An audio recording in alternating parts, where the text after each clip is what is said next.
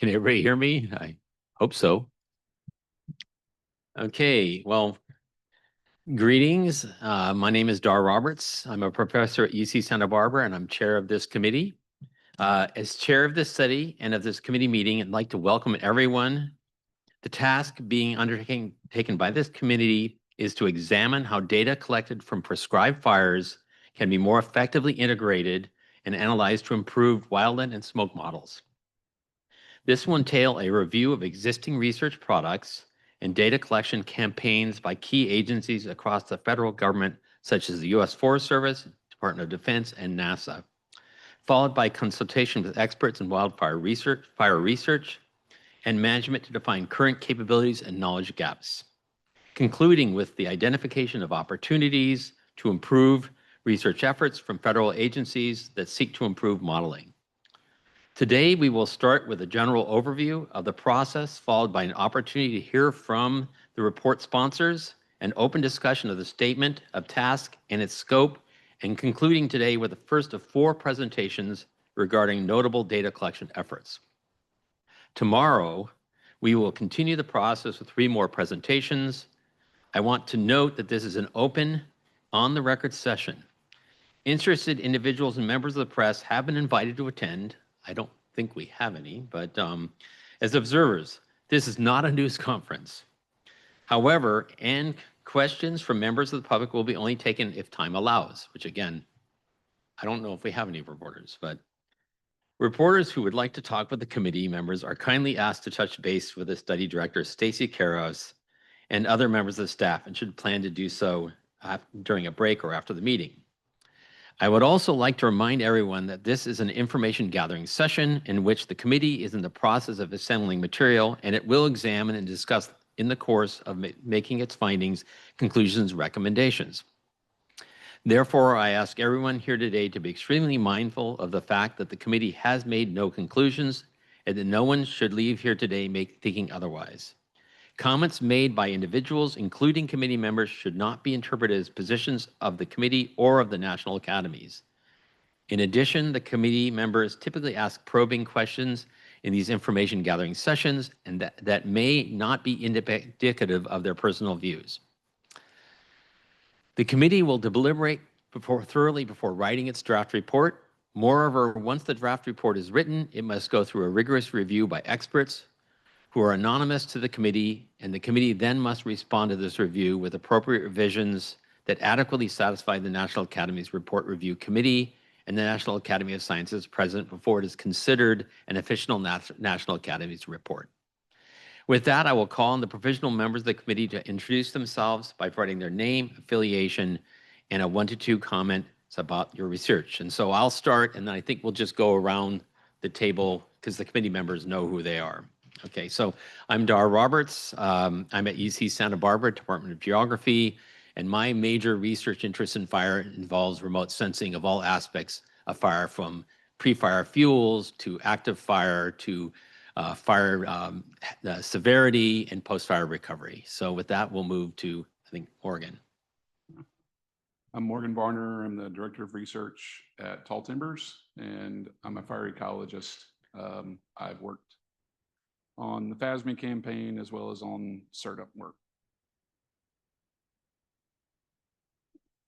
I'm Kelly Barsanti. I'm a scientist at the National Center for Atmospheric Research. My expertise is in trace gas emissions and chemistry from fires. And I've been part of FireX-AQ, I guess, is relevant to the study, and a few other projects. Good morning, I'm Phil Rigdon. I oversee Department of Natural Resources for Yakima Nation, and our interest is tied to, all the actions happening, the things important, especially with fire and prescribed fire and smoke and management.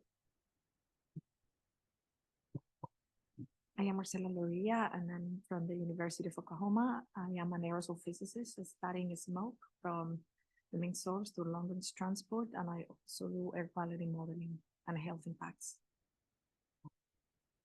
Good morning, Ilka Eltentush from UC San Diego. My background is in data and computing, and as it relates to fire, I work on making fire models and data more actionable in the context of land and fire management.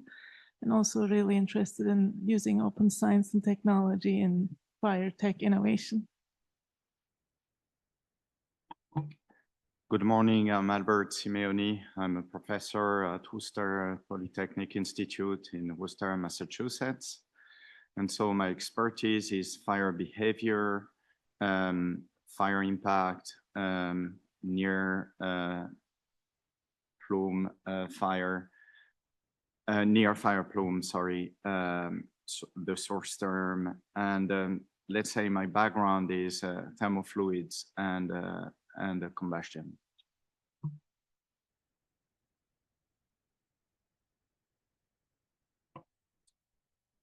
Hi, my name is Talat Otman. I'm a reagents researcher at Georgia Tech. And my research is on modeling the air quality impacts of prescribed fires. Hi, I'm Derek Tesser. I'm a research scientist at the Remote Sensing Lab at St. Louis University in the Department of Earth, Environmental, and Geospatial Sciences. My background is in imaging radar, looking at land cover change, specifically in forestry and agriculture.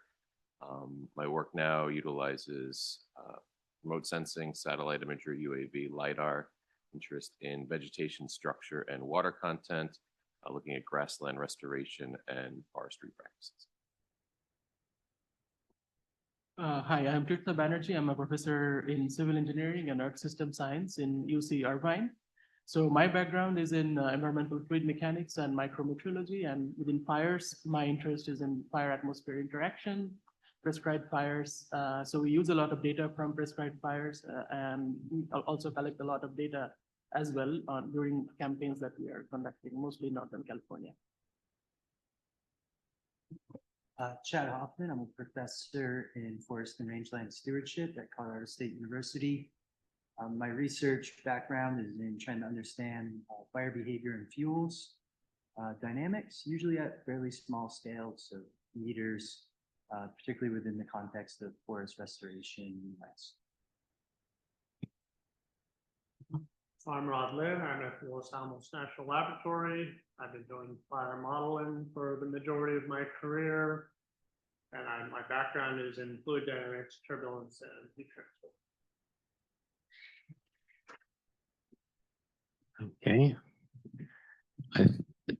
I think I'm on. Okay, we're missing two. Are they going to introduce themselves online, or are we just going to move forward? So we're going to move forward, but we also have Adam Koczynski and Amanda Rao, and they will join us at some point in time. Now I'm going to turn to the staff. So if the staff would introduce themselves, that'd be great. And we'll start with Stacy. Thank you. Stacy Karras. I'm a senior program officer. My home base within our division is most typically in the Ocean Studies Board, but I'm pitch hitting for the Board on Agriculture and Natural Resources for the purposes of this study. And I'll be serving as the primary study director for this project. And if folks have any questions that they'd like to raise, I invite you to reach out to me at any point. I'm going to bring Robin up next to introduce herself. Morning, I'm Robin Shane. I'm the director of the Board on Agriculture and Natural Resources here at the National Academies, and I'm kind of the interface between the leadership and the study. Albarat Sarsour. I'm a program officer for the Board on Agriculture and Natural Resources, and I'll be assisting Stacy on this study. We also have Mitch Hubner. He's not with us at the moment, but he'll be joining us throughout the day today as well. He's a research associate with the Board on Agriculture and Natural Resources as well. And I would be completely remiss if I didn't ask Safa to introduce herself. Also, she is the administrative guru behind everything that happens programmatically. So Safa, please introduce yourself as well.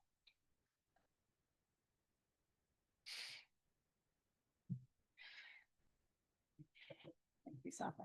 I will turn it back. Okay, so with that, I'm pleased to hand this meeting over to Stacy, who will discuss more of the background and other things about the study. So You're on. Thank you. So I will be giving an orientation momentarily, but before we delve into that, I wanted to start with a few housekeeping items for the meeting. And the first is we like to take a moment at the beginning of each of our meetings to just talk about safety protocols, primarily in this building. It's a beautiful building, old, rich building, but it's not necessarily the most intuitive building. I think we mentioned to everybody that our Constitution Avenue entrance would be closed today, so we asked you all to come in through the C Street entrance. But if in the case of an emergency, we did have to evacuate, you'd go back out through these doors, make a left until you reached the big open room, and you'd make another left to go out the Constitution Avenue exit. We can use that as an exit, just not as an entrance today. Couple of items in terms of just coordinating the discussion today. Those on Zoom that would like to speak, we will ask you to use the raised hand feature, and we'll be moderating the conversation using that. If you are in the room and you would like to speak, we ask that you turn your tent card up so that we can use that as an indicator of your interest to speak as well. I'd like to reiterate that we will give priority to those in the room and to the committee members for questions throughout our discussion opportunities today. And we will take questions and comments from those on the line if and as time allows. We will have a break today at, let's see here. I think the next one is the lunch, which is at noon. But if you need to excuse yourself before that time, we just ask that you do so as quietly and courteously as possible. And I do also want to reiterate that this is the first substantive meeting of this committee. We look forward to a very iterative discussion in the months ahead. And we encourage folks to continue to join our open public sessions as we look forward to engaging with you going forward. So with that, I'm going to go ahead and share my orientation slides and apologize in advance to the committee members because this is going to largely be a refresher for them, but it may be new to others in the rooms. Just a moment.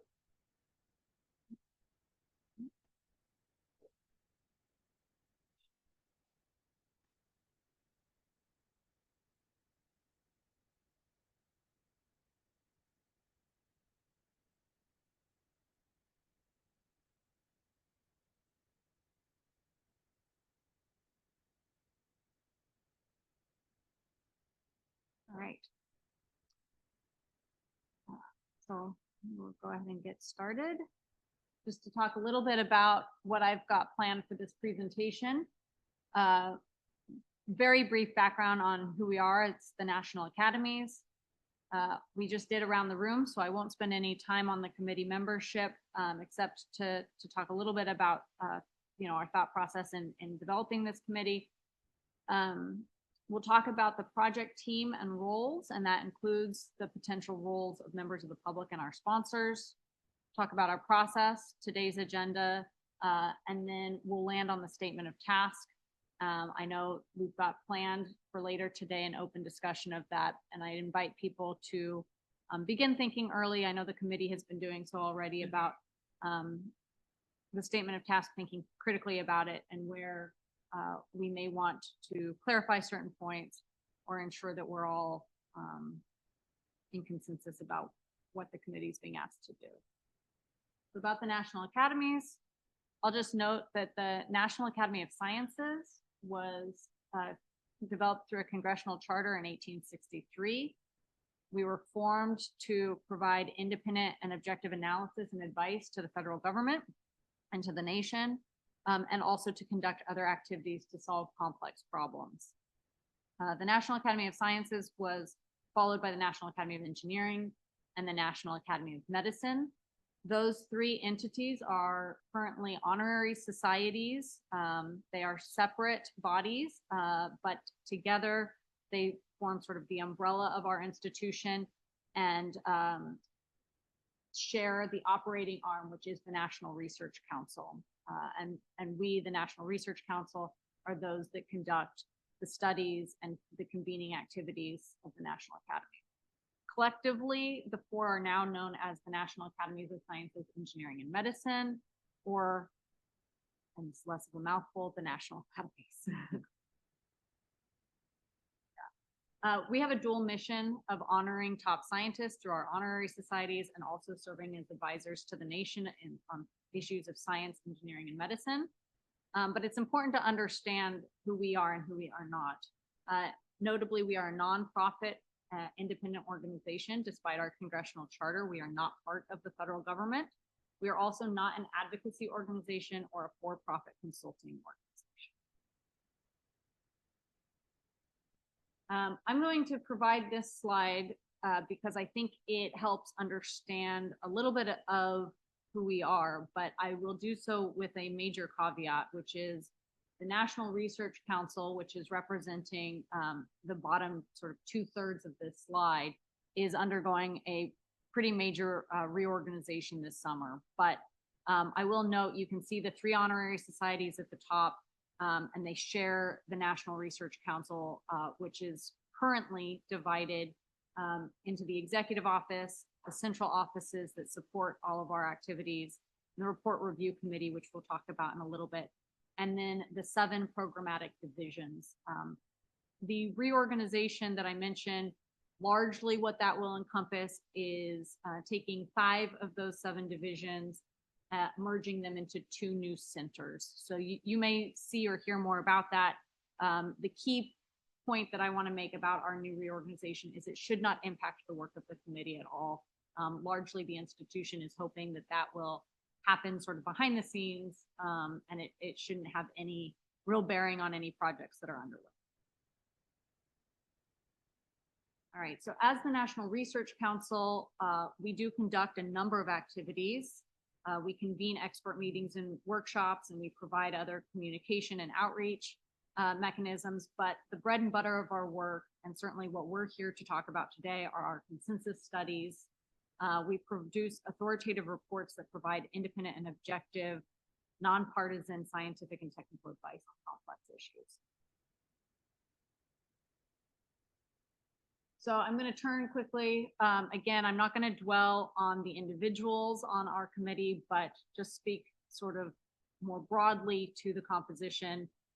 Just to say that we received, I believe the number in total was close to 150 nominations for this committee. The staff took a fair bit of time, probably longer than many of us would have hoped, to go through and try to develop what we believe to be a very well-balanced committee. This committee is still provisional. Committees are not considered final until they have completed a conflict of interest, bias, and balance discussion, and the staff has submitted to the institution's leadership a memo conveying the outcomes of those discussions. I will note the committee has had at least most of that discussion already, but we will be continuing that conversation tomorrow in our closed session as well. Hopefully, at quick glance, and as you heard in the round the room introductions, we have invited to join this committee a number of people with diverse expertise, geographic representation, and other forms of representation. So we're very proud of the group we put together. We look forward to continuing to think about the committee's composition. And one other thing that I will note is as we progress through this process, we will be continuously asking the committee members to think about if there are gaps in our collective wisdom that we need to fill and how we might fill that. And one of the primary ways that we do that is through inviting speakers to our open public sessions. And we are always open to hearing recommendations for folks that this committee should hear from. So I'll talk a little bit about the project roles. I'm going to start with the sponsor. That's typically the one role we get the most questions about, is what is the role of the sponsor through all of this. And the primary, I'll say, privilege that our sponsors enjoy is the ability to negotiate the statement of task with the National Academy staff prior to and during the contracting process.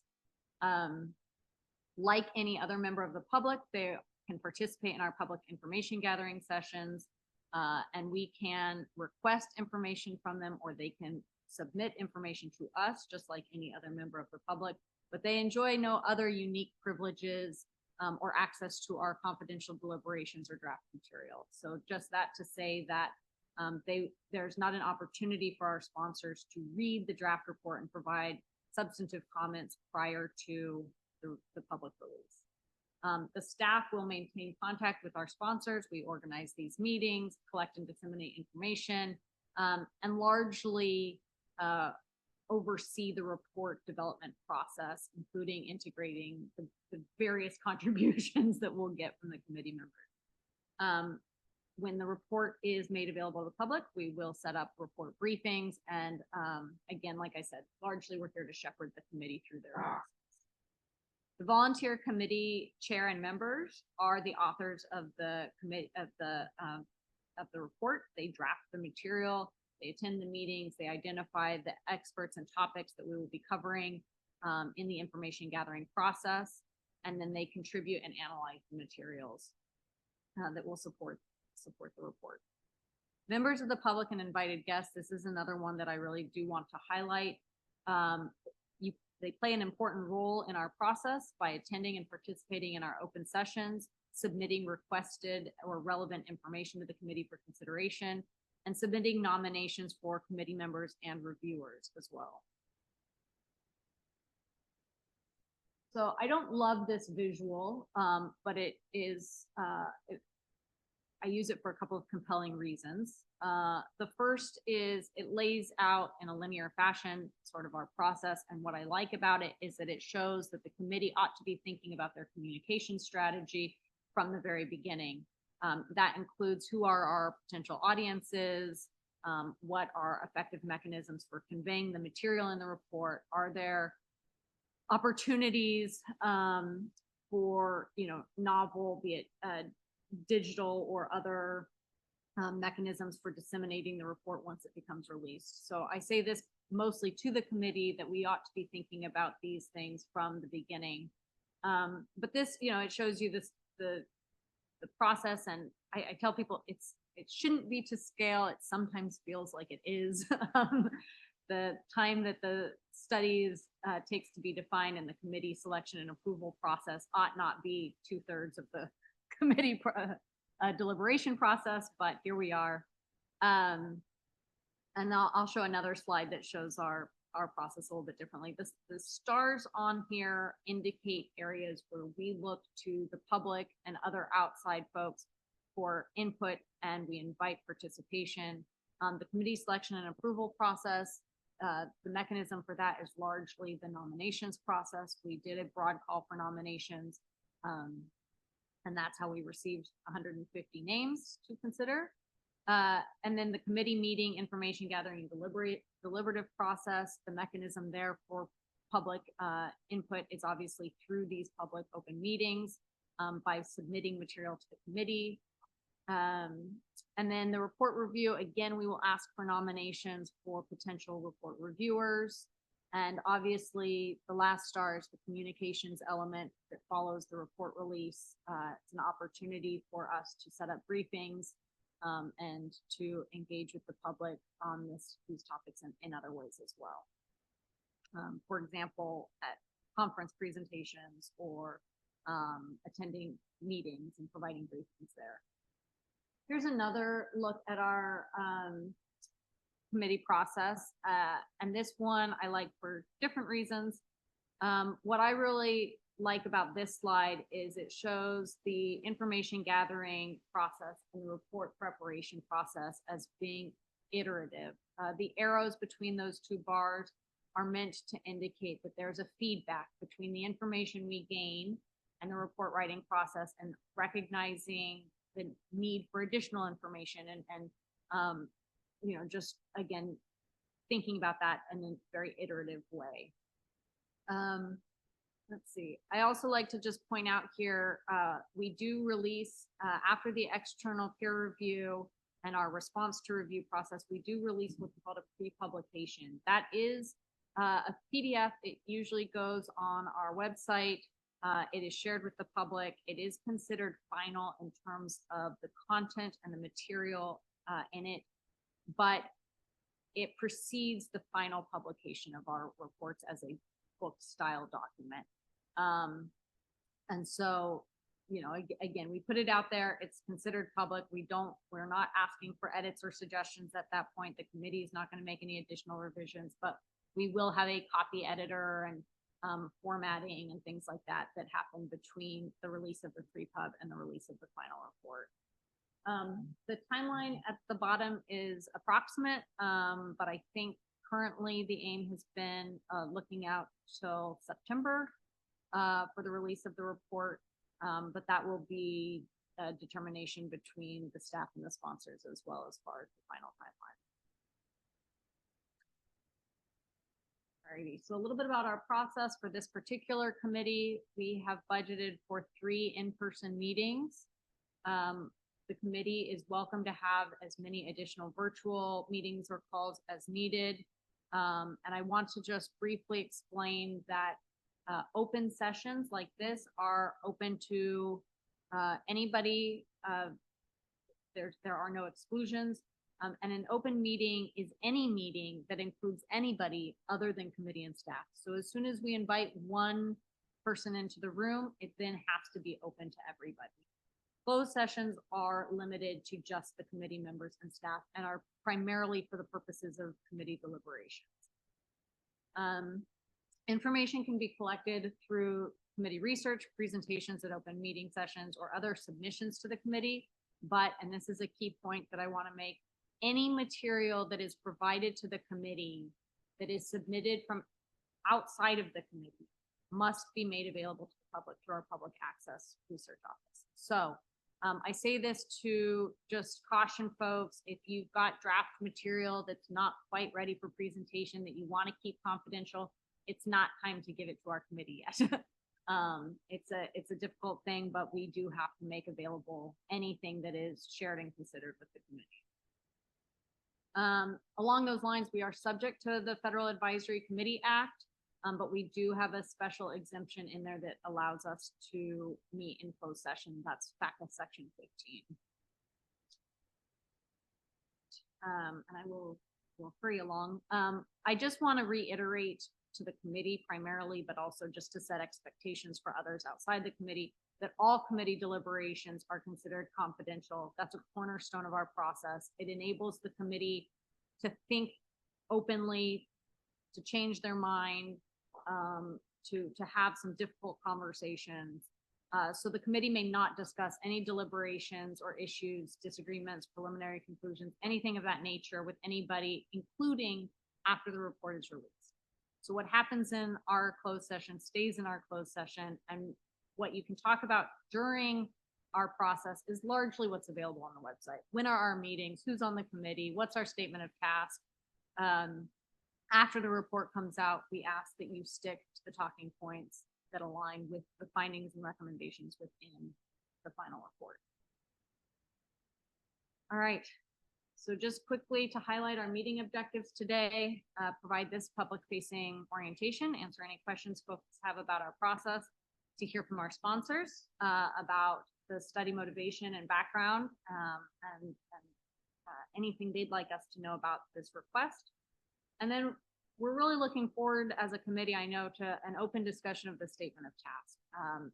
It's, I think, critical for this committee, especially with the 3 in-person meetings, to use this meeting to ensure we are all on the same page about what we are being asked to do and the breadth and scope of that request. And then the committee will also spend some time today preparing for future meetings, identifying additional information needs, and strategizing for the report. I'm sorry, I did also miss that we have 4 presentations on candidate campaigns and models for consideration by this committee as well. It will not be the last time this committee has the opportunity to hear from either the sponsors or any of those speakers that will be joining us today, nor is this an exhaustive list of the campaigns we think the committee needs to consider. It is just an early set of those that were identified as ones that we should probably start with at our first meeting. So we've done the welcome and introductions. We've done the orientation, and momentarily I'll be turning it over to our sponsors for their presentation as well. And then after lunch today, we'll have the discussion of the scope and task and our first presentation on FAS. I think tomorrow I will highlight the agenda for tomorrow, so I'll skip that now. And we'll be putting this statement of task up again for the open discussion. So for the moment, I will go ahead and skip this. And we can keep moving. Oops.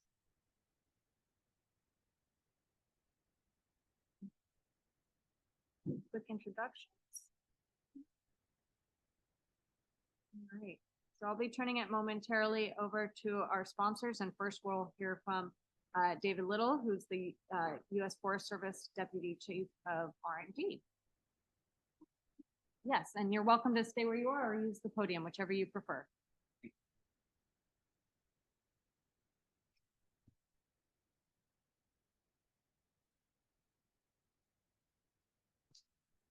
All right, good morning, everybody. It is a pleasure to be here with you all today, and welcome to those folks joining us online as well. I'm Dave Lytle. I am the Deputy Chief for Research and Development for the Forest Service and one of the sponsors for the work of the committee. And I want to thank you all for your engagement in this really important effort. I also want to thank Kevin and Mike and Aaron for helping shepherd this work to this point. I know that there's been a lot that's been going on to get us to the point where we're actually meeting face to face and talking about the work that this committee will be engaging in over the next year plus. So thank you for your investment of time and your expertise in helping us understand the world of prescribed fire and all of the research that has been done up to this point and where the opportunities and efficiencies are for us moving forward. What else do we need to know as we think about the work that is in front of us? And this is really important work. So I'm part of the Forest Service. We manage 193 million acres of public lands. And through our state, private, and tribal programs, our research and development programs, we touch many, many more acres than that. All of the work, all of the forest lands in the United States, we help inform their management. That's 800 some million acres. And the work that we do collectively influences work that's done around the world.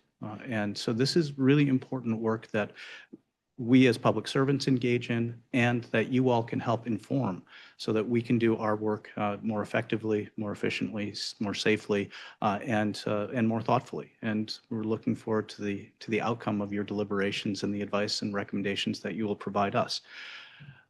Right now, just to underscore the importance of the work that you all are doing, just yesterday, I think, the Elk Fire in Colorado became the 5th largest fire in Colorado history. We've got another fire, the Gifford Fire in California, that is threatening something on the order of 2,900 homes and the livelihoods and lives of people who live there. And of course, the economic productivity and the ecological conditions that are essential in supporting our society and the way we recreate, the way that we use, the way that we depend on our natural resources. And so I just say that to underscore how important it is that we continue with this kind of work, because we all know that prescribed fire is one of those tools that we can use to more effectively mitigate the risks to our natural landscapes, to our forests, to our grasslands, to our shrublands, our woodlands, to our communities, to the lives and livelihoods of the people who depend on these resources. And so we are very much in a mode of learning more about how we can effectively use prescribed fire and to make sure that we are addressing the number of questions and concerns that come up when we intentionally put fire on the ground. The public health risks, the risks to our forest landscapes, our grasslands, the outcomes that come from using that work. We want to make sure that we are managing our public lands as well as we possibly can, as efficiently and effectively as we can, but also providing that information to other public land managers, other private land managers, our communities, so that they understand the risks and the benefits that are associated with being embedded in and around our landscapes. And so, again, this is really critical work. And it builds the work that you're going to be engaging in, builds on, of course, work of the last many decades. And we want to take this moment to understand what that work tells us and where it is that we can go from this point forward, bringing together your expertise with the expertise that has been accumulated over over the years and decades and help us shape our work and our collaborations going forward. And we know in the Forest Service, or with DoD and NASA, we're not the only ones who have responsibilities here. There is a huge number of entities, both in the public sector and the private sector, who can bring expertise to bear. Our academic partners, our other partners across the federal government, non-governmental organizations, tribes, and the private sector all have roles and responsibilities in this space. And we look forward to your recommendations about how we can better integrate in that space as well, so that we can collaborate effectively, so that we don't appear either in practice or in reality that we're competing with one another. We want to make sure that we are leveraging the resources that we can all bring to bear to the best way that we possibly can.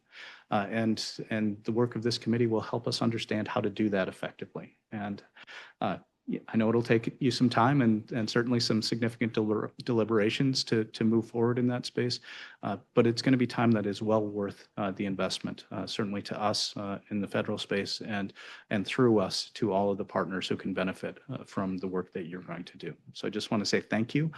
Really appreciate your time and attention and investment of effort and investment of your expertise here. And we'll look forward to working with you over the next months and to the final product that you end up producing, a year or so from now. So thank you all.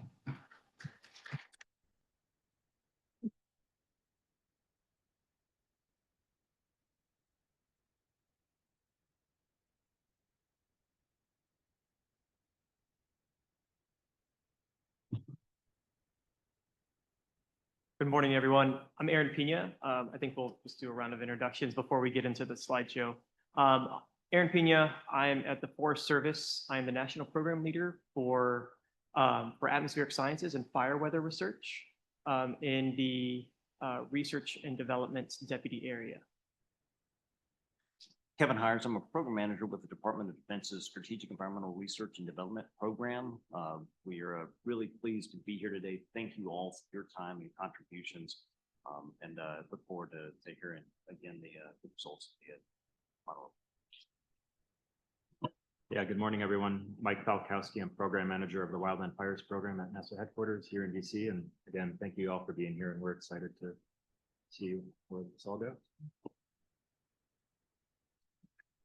Great. So I'm just going to give, as we talked about, give a little bit of a background, motivation, and hopefully we'll be able to take some questions later. But just giving a bit of an overview of some of our programs. Obviously, I think many of you in this room have worked with at least one of our agencies, if not agencies that aren't even listed up here.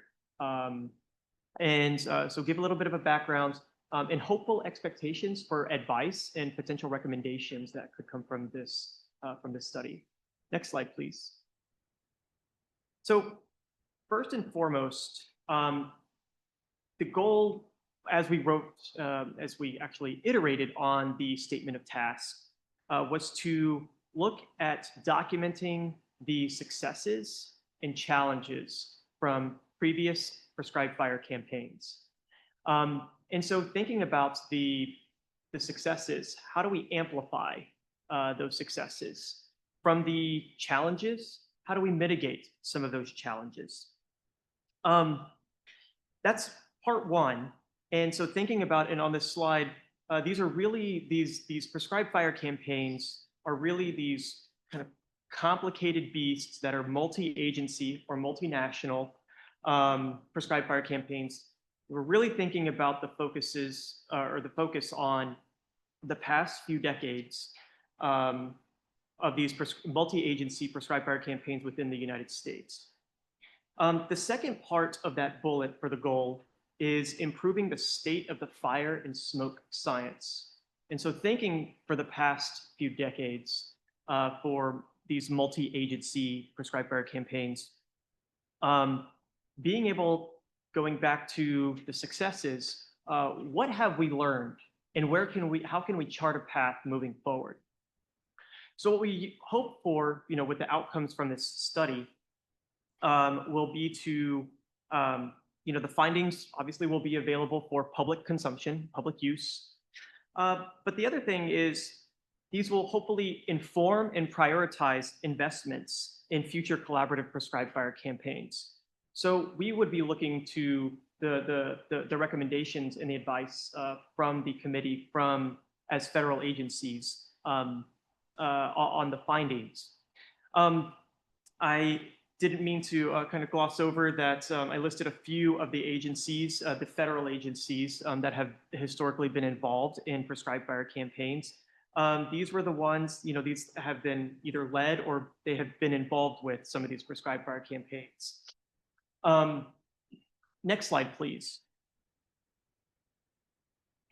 So this list of anticipated of advice and or recommendations is not an exhaustive list, but these are just a few things that we might be looking for from the committee. And some of these up here might be looking at the governance structure of research teams. There are examples that are out there that have been employed, but I think that, and I'm trying not to bias the committee right now, but what might the governance structure, what might be recommendations, and for the governance structure. Now, the next piece is, thinking about research focuses and themes within a prescribed fire campaign. Maybe as a smoke scientist myself, maybe not every campaign has to have a smoke focus. And so thinking about some of those constraints, especially getting to that next bullet point of shared funding from really just the shared funding side, the funding side. There may not be available resources to study everything under the sun on a prescribed fire campaign. And so thinking about also from that third bullet point, what does it look like for multiple federal agencies and from other sectors to draw on the expertise and whether the support is financial, whether the support is boots on the ground with people doing field work for salaries and expenses. And so with that shared funding for research, thinking about research campaigns, thinking about, is it better to focus on longitudinal studies over time where you have the sequencing? Or is there only enough, if there's a limited amount of funding, is it enough to just support or focus on piloting the high-risk technologies? Of course, that's going to depend on that landscape of where you're working. There may be some high-risk technologies that are not able to be in certain parts of the US, thinking about certain military installations. Going down to that, the next few bullet points, you're going to see a lot of integrating. So thinking about integrating and sequencing knowledge across campaigns. So this kind of going back to that longitudinal study. What are we learning across time, and are we improving the fire behavior and smoke models? And so how can we, integrate the data, learn over time to ensure that we're improving these tools for future campaigns, but also for wildfire fighting, for instance, or informing land managers, informing habitat restoration. The next part of that integration is thinking about integrating the fire, fuels, and smoke research with land management. So multiple land management, this is across not just the federal land managers, but state, private, and tribal folks as well. Another thing of integrating here is integrating domain scientists, so smoke scientists, fire and fuel scientists, with data scientists. And so thinking about right now, there's a big topic, and I know that there was an Academy study a little less than a year ago on artificial intelligence, machine learning with wildfire response. But that data has to be curated in a way and to be able to be used, but also be done in concert with the domain scientists. And lastly, on this list that I mentioned wasn't totally exhaustive. Just one of these would be thinking about transitioning wildland fire research and technology for use in operations. And I think that there's a loop here, going back from operations back to what is needed in research. What do the operational folks and land managers need here? So those are a bit of hopeful anticipated recommendations here. I'm going to go into a little bit of specific pieces of our agencies, a background of our from our agencies, just so that we're all on the same baseline. Some of you are already going to know, some of the information on these slides, but I'd rather just get everybody on the same baseline. So next slide, please. And you can just, click through. So whenever we're talking about the Forest Service, so Dave talked about, the 193 million acres of public land from the National Forest System. That's when you're driving across the US. You see national forests, insert fill in the blank national forest. That's within the National Forest System deputy area. Folks may have heard about Forest Service firefighting and fire and aviation management. That would fall under the state, private, and tribal forestry. And there's also Forest Service or fire and smoke research that happens under the research and development arm of the Forest Service. So we all work collectively. But there are different pieces where if you're talking about the Forest Service and the uses, it may fall in one of those pillars, but may not be all of those. And so just so we're all in kind of the same baseline, that there are three primary deputy areas that we all integrate with. But for instance, I sit in research and development, as does Dave, as does Ann and Brian. I'm also in the room, and what we integrate across the Forest Service. From the Forest Service Research and Development Wildland Fire, Fuels, and Smoke Research Program. Oh, next slide, please. Sorry, I went next on my own, what I'm looking at here. So there are over 120 scientists nationally, and you can please click through. Sorry that there are animations here. So there are over 120 scientists across the US, currently in 5 research stations across the US. And so we have a number, I won't go through these exhaustively, but we have our own specific goals. A lot of that is integrating across within the agency, but across, we collaborate with federal, state, tribal, academic, private partners to accomplish our mission. Our major themes are physical fire and behavior, in fire behavior science, fire ecology and fire effects, fuels characterization and fuels management, which this is a lot where the prescribed fire comes in, smoke, and then also community safety and operations. So these are our focuses of our research program. And from that, the next slide, please. The last slide from the Forest Service is, so folks are familiar with the fire and smoke model evaluation experiments. This is one of the multi-agency, but also multi-sector experiments that we believe would be a candidate as part of this study.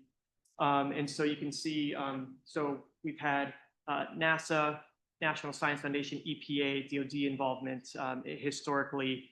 And so thinking about this multi-agency, multi-sector type campaign would be that example. I think also that's not, oh yeah, they're up there, the geostationary polar orbiting satellites. So they're, at multiple heights in the atmosphere as well. So happy after we get through all of our kind of baseline introductions to answer any questions. See if I can move this over. So next slide, please. The Department of Defense isn't the first organization or agency that you think of typically when we talk about prescribed fire science, but our program and its sister program, the Environmental Security Technology Certification Program, ESTCP, it's a mouthful, have been invested in fire science for almost 15 years. About 10 years ago, we initiated a strategic fire science plan, and we're coming to the end of that investment period. And over that time, because DoD's mission is a fire starting mission and one that is mitigated through prescribed fire, we focused on developing tools, an understanding of vegetation and fuel dynamics, predicting fire behavior, forecasting smoke plumes, and understanding the effects on fire dependent and fire vulnerable species in ways that support directly the DoD mission and the 28 million acres that we own and manage, operate on. And so this fire science investment has been, kind of aggregated into what we call the Wildland Fire Science Initiative for the Department of Defense.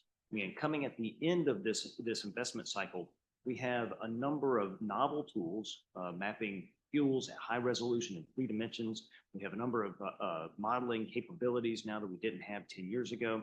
And we've been investing in, with partner agencies in developing advanced smoke modeling capabilities.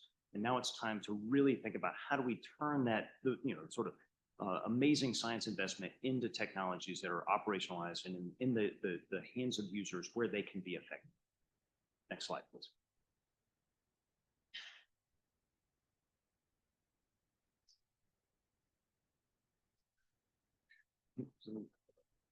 All right.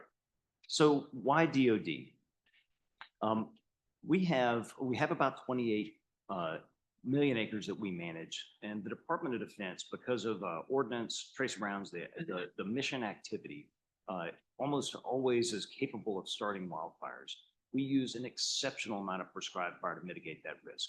So per acre owned, we burn more than any other federal land management agency by almost more order of magnitude, because we're a relatively small land owner, but we have over 1 million acres of fire on DoD lands a year. Vast majority of that is prescribed fire or wildfires that are burning under conditions, particularly in areas of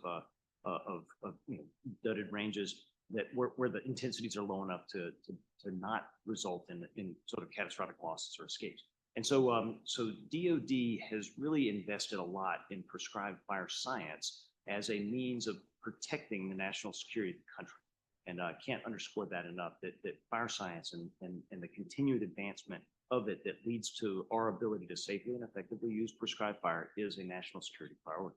Next slide. So some of the next generation tools that we've developed, you'll be, like many of you in the room that have worked on sort of grants or ESTCP, projects in the past, have helped to develop this advancement, whether it's, again, high resolution. We'll go ahead and forward the next slide if you can. Yeah. Whether it's some of the next generation fuels mapping tools like FastFuel, Russ Parsons of the U.S. Forest Service, or QuickFire, physics-based and couple fire atmospheric behavior modeling tools to sort of couple the ignition patterns that we use as managers to control fire outcomes and perform prescribed fire safely. Those tools and the advancement of them, has come through this 10-year investment period and has involved a number of campaigns as a means of testing and evaluating and validating this tool suite. But we've also learned that delivering this integrated tool suite has come with a number of challenges. We hope that this committee can help address as we move forward together in this collaborative fire science future. Next slide. So over the last 2 years, we have been working with our interagency funding partners, including NASA, U.S. Forest Service, the National Science Foundation, and others to really imagine a collaborative fire science future. And so this is one effort that has come out of that partnership that really does look not as a go it alone for the next 10 years opportunity, but a collaborative and a collective opportunity to rapidly advance and field these next generation modeling tools, capabilities, and applications. That this will come with additional technologies beyond fire and smoke modeling tools. But we're really excited to have this as part of that portfolio.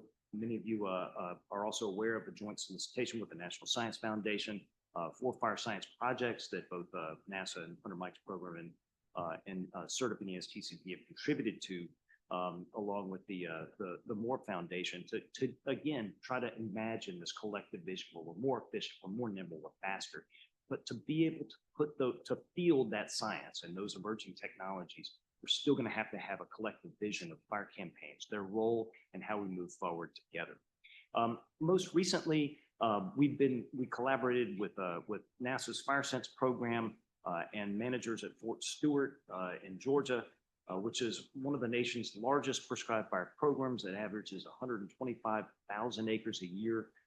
That's vastly more than most states burn every year in one single installation. And they hosted a collaborative effort to both ground truth a constellation of satellite assets, as well as airborne sensors on 3 different NASA missions with our Wildland Fire Science Initiative observations in situ on the ground. So to be able to have a stack within a campaign to go from meter to space, understanding of fire radiative power and sort of the impact of 3-dimensional vegetation and ignition pattern on fire and smoke. It was so powerful to see that come together, and it was almost just like clockwork, because we've learned as a community how to continuously improve these campaigns. Next slide. Now, just before I turn it over to Mike Falkowski, I just want to really talk about how we learn and how we can improve and continue to sort of frame the opportunity space with collaborative fire science campaigns is absolutely essential. In this case, we were able to really focus on a couple of these, or 3 NASA sensors, airborne aircraft sensors, that really provided the Overwatch capability to both validate our in situ measurements, but then connect those as an intermediate step to some of the orbital assets. They're going to be increasingly important, to managing the nation's fire risks, but also because we were there together, provided an opportunity to really evaluate some of these couple fire atmospheric behavior modeling tools, and very excited again to see where this group can go in sort of imagining this future. We're getting good at working together, but how do we chart this future? Where do campaigns make sense? Where are we going to make incremental progress, either in the lab or in individual prescribed fires? And then how does that aggregate up over time to something that's transformational as we address the nation's wildfire challenges and reduce risk through the use of safe and effective prescribed fire? Over to you, Mike. All right, thanks, Kevin. Thanks, Aaron. So we can go to the next slide, give you a quick overview of what we're doing at NASA, really highlighting some of the field campaigns we've done in recent years in collaboration with our partners in agencies such as the US Forest Service and the Department of Defense. And Kevin just covered the big one that we just accomplished at Fort Stewart this past spring. But really broadly speaking, so yeah, I manage the Wildland Fires program at NASA, and we're really focused on Earth observation and modeling and using those data to support fire science, but also operational fire management across the fire life. That's not only active fire, but understanding pre-fire conditions, as well as post-fire impacts to communities and ecosystems. The goal is really designed to be cross-cutting and span the continuum from basic technology development all the way through basic science, applied science, and transition of technologies into operations. In terms of foundational technology, it's really twofold. It's maintaining the technology in space that we've had for decades, including sensors like MODIS and VIIRS, for example, for active fire detection and tracking, as well as new satellite sensors like NISAR that just launched, which will be transformational for some of the pre-fire and post-fire monitoring as well. But then also de-risking early stage technologies, so it becomes more attractive for other agencies and/or the private industry to invest in for supporting both science, but also importantly, active fire management. So we do that foundational tech development and maintenance and deliver the data through data systems like FIRMS, the Fire Information Management System, which is a collaboration with the US Forest Service. We also support through active solicitations, basic science that leverages those technologies to understand the role that fire plays in the air system. We have an active applied sciences portfolio where we're investing in opportunities to support decision support activities with the Earth observation modeling data. And then more recently, we're getting into this idea of how do we more effectively transition technologies to operations. So you heard Kevin mention the FireSense program and project, and that is the project that we have that's really focused on co-definition and co-development of focused on getting Earth observation and modeling technologies into operational management, which is incredibly challenging, especially when you're considering doing it in support of wildland fire. You can go to the next slide, please. FireSense was specifically, we started designing the project maybe 3 years ago now. It could even be 4. It feels like it was just yesterday, but it's been a while. And we did that by directly working with our stakeholder partners in federal, state, and tribal agencies right off the bat. We held a workshop back in 2022 where we think we had 800 people participating online. This was during COVID, so we couldn't do an in-person meeting, but it was really focused on listening to the folks in the management agencies about the barriers that they face integrating science and technology into operation. We took what we heard and huddled as a NASA team in collaboration with some of our federal partners and designed FireSense to tackle different questions or technologies within 4 different use cases. You can read some of that here. So it's pre-fire, post-fire, active fire, air quality applications. And field campaigns, such as the one that Kevin talked about at Fort Stewart, is really critical to what we're doing in FireSense. And we use this for not only conducting some of the basic science that we can learn on both active fires and prescribed fires, but also demonstrating technologies to operational end users. So we have a higher probability of transitioning them into operations. So I want to emphasize that it's science as a driver, but also this working with our partners, including industry and other agencies, to really demonstrate how technologies work, get some hands-on experience working in operational settings. Next slide.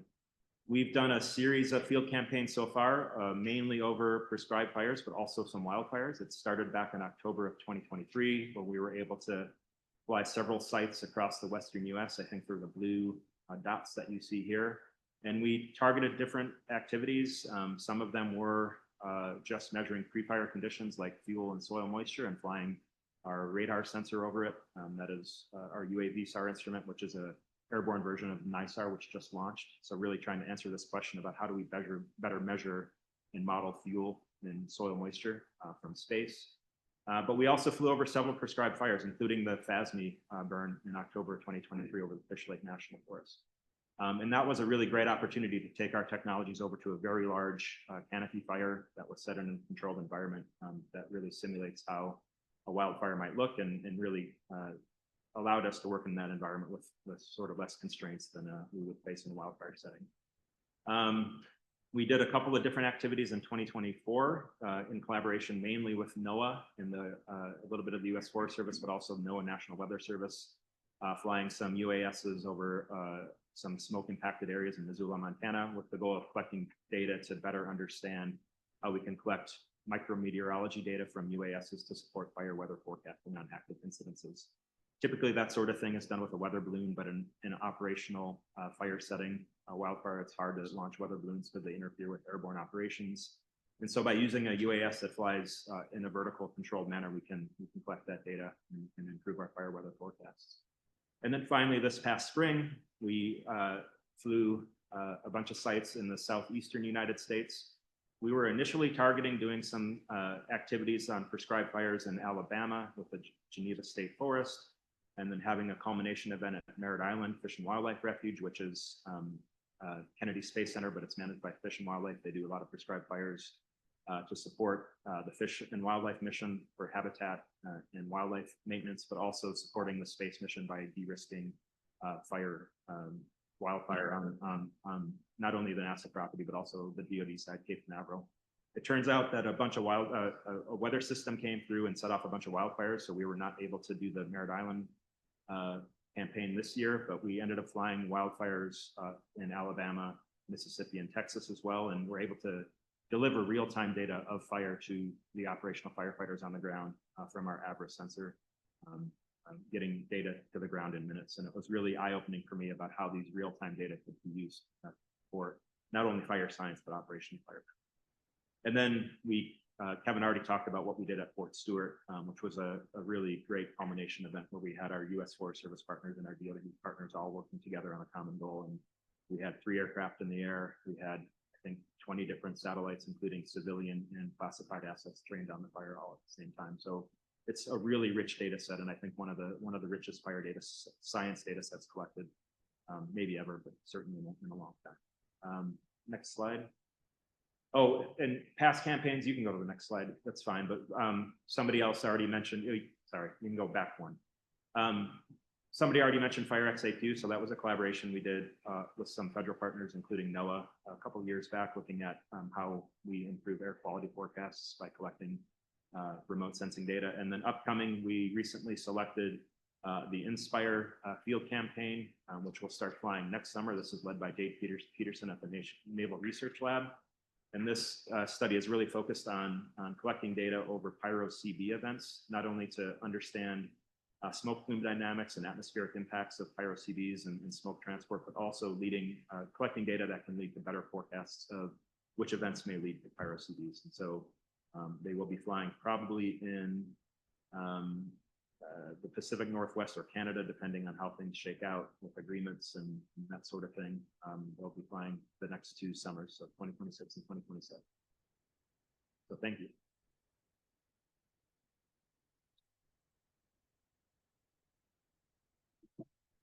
Thank you. We'll take a moment now to open the room for some questions and discussions. And I'll just note as a sort of a short apology, I thought I was running quite a bit behind. I was a little early, so hopefully folks didn't miss part of the presentation that they were hoping to, but it's a good opportunity for me to remind folks that these open public sessions will be recorded and may be posted, certainly could be requested if they have not been posted. And if there are any questions for me on the orientation slides as well, I'm happy to take those in the mix too. But I'd like to first just open it for the committee, particularly if they have questions of our sponsors. And we'll use the. Okay. And just as a reminder for the committee, if you have a question, please flip your little things vertically so that I can have you ask questions. Okay, so let's start. Any questions? I'll try to moderate.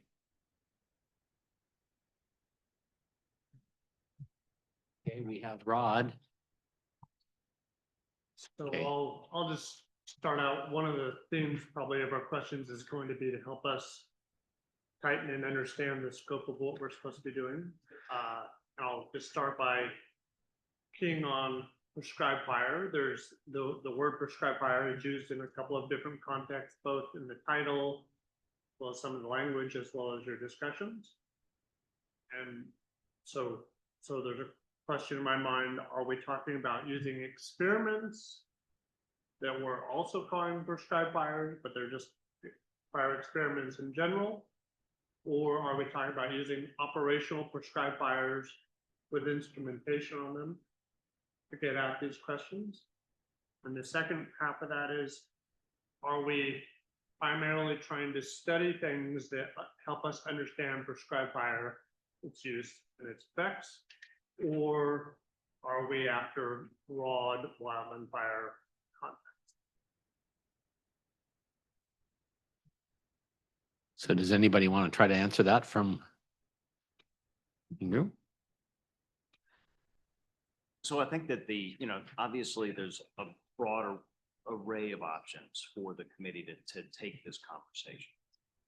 From my perspective, and I, won't speak for my colleagues, the ability to distinguish a coherent research agenda for the support of prescribed fire capabilities. The outcome is safe and effective prescribed fire. One mechanism is the use of collaborative fire campaigns to advance that outcome. And then to be able to separate out where, those investments don't require large campaigns. There may be some incremental progress, down one thread, one line of research or technology that simply can be advanced without the investment and the collaboration connection that it takes, an investment it takes to safely pull off a campaign. There may be campaigns that as I think Aaron, laid out his introductory remarks, that are incremental, that might not be big, bring it, come on, come all type events, but that build incrementally over time into something longitudinal. And so I think it's up to I'm hopeful that this committee can both provide the framework for how we might, divide and, this very large puzzle into chunks that we can then, place together and make, some progress. It really is up to the committee, but the goal is, from the Department of Defense perspective investment, is the outcome is that safe and effective prescribed fire. How can we continue to leverage prescribed fire from campaigns to get to that outcome? And then whether ancillary benefits do they come with that then continue to advance sort of the nation's response to wildfire challenges.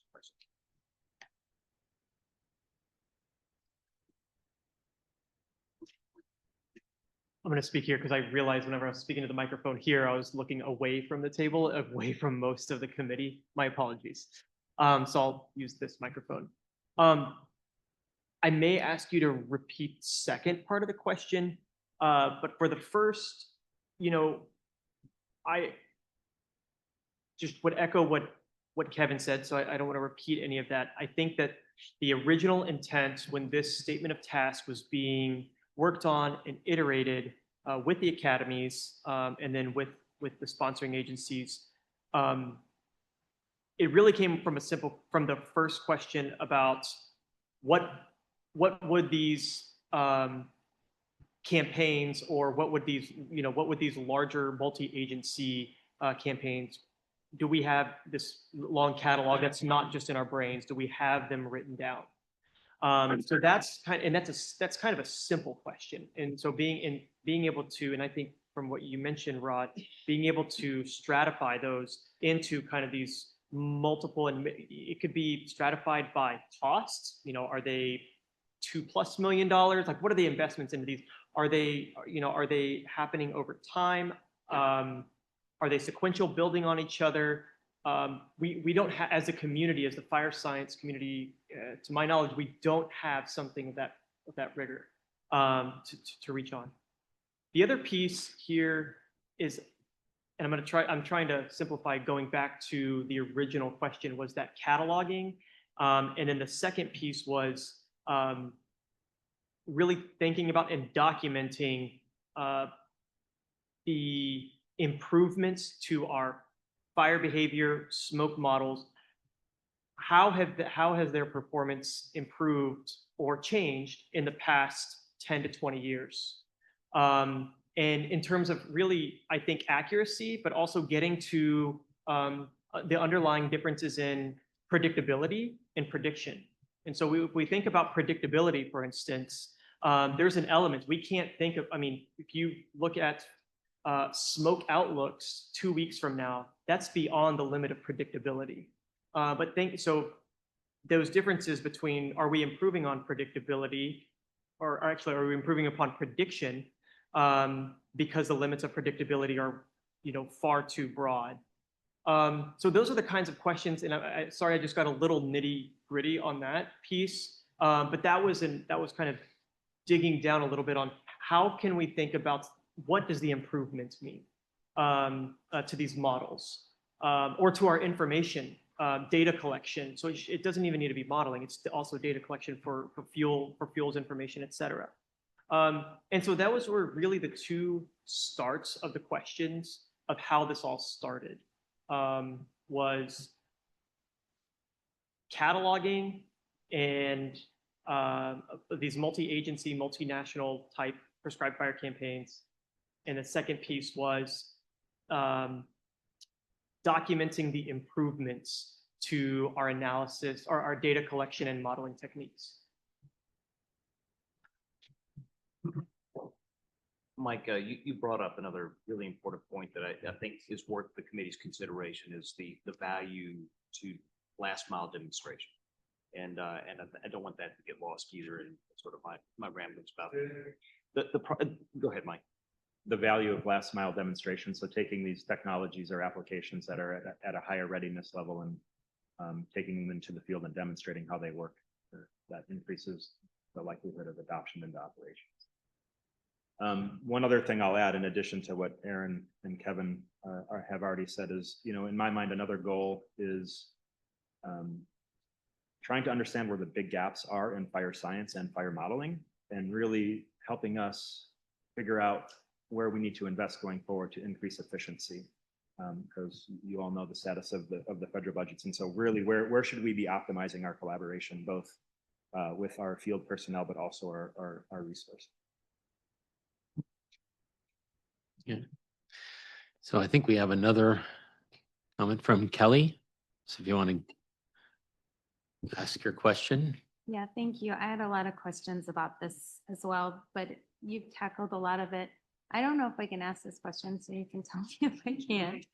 But I'm really curious about who you all think that we should hear from. And one of the things that, especially in the research community, we publish a lot about the positive findings. And when we write proposals, right, it's all about how we're doing great. But I'm really interested in where existing tools are really failing, right? So when we talk about an operational sense and, especially, these DoD fires, where, when your smoke models or your escape models are, you have failure points. And so I think that that could be really interesting. And really, I think that helps us understand where more work is needed.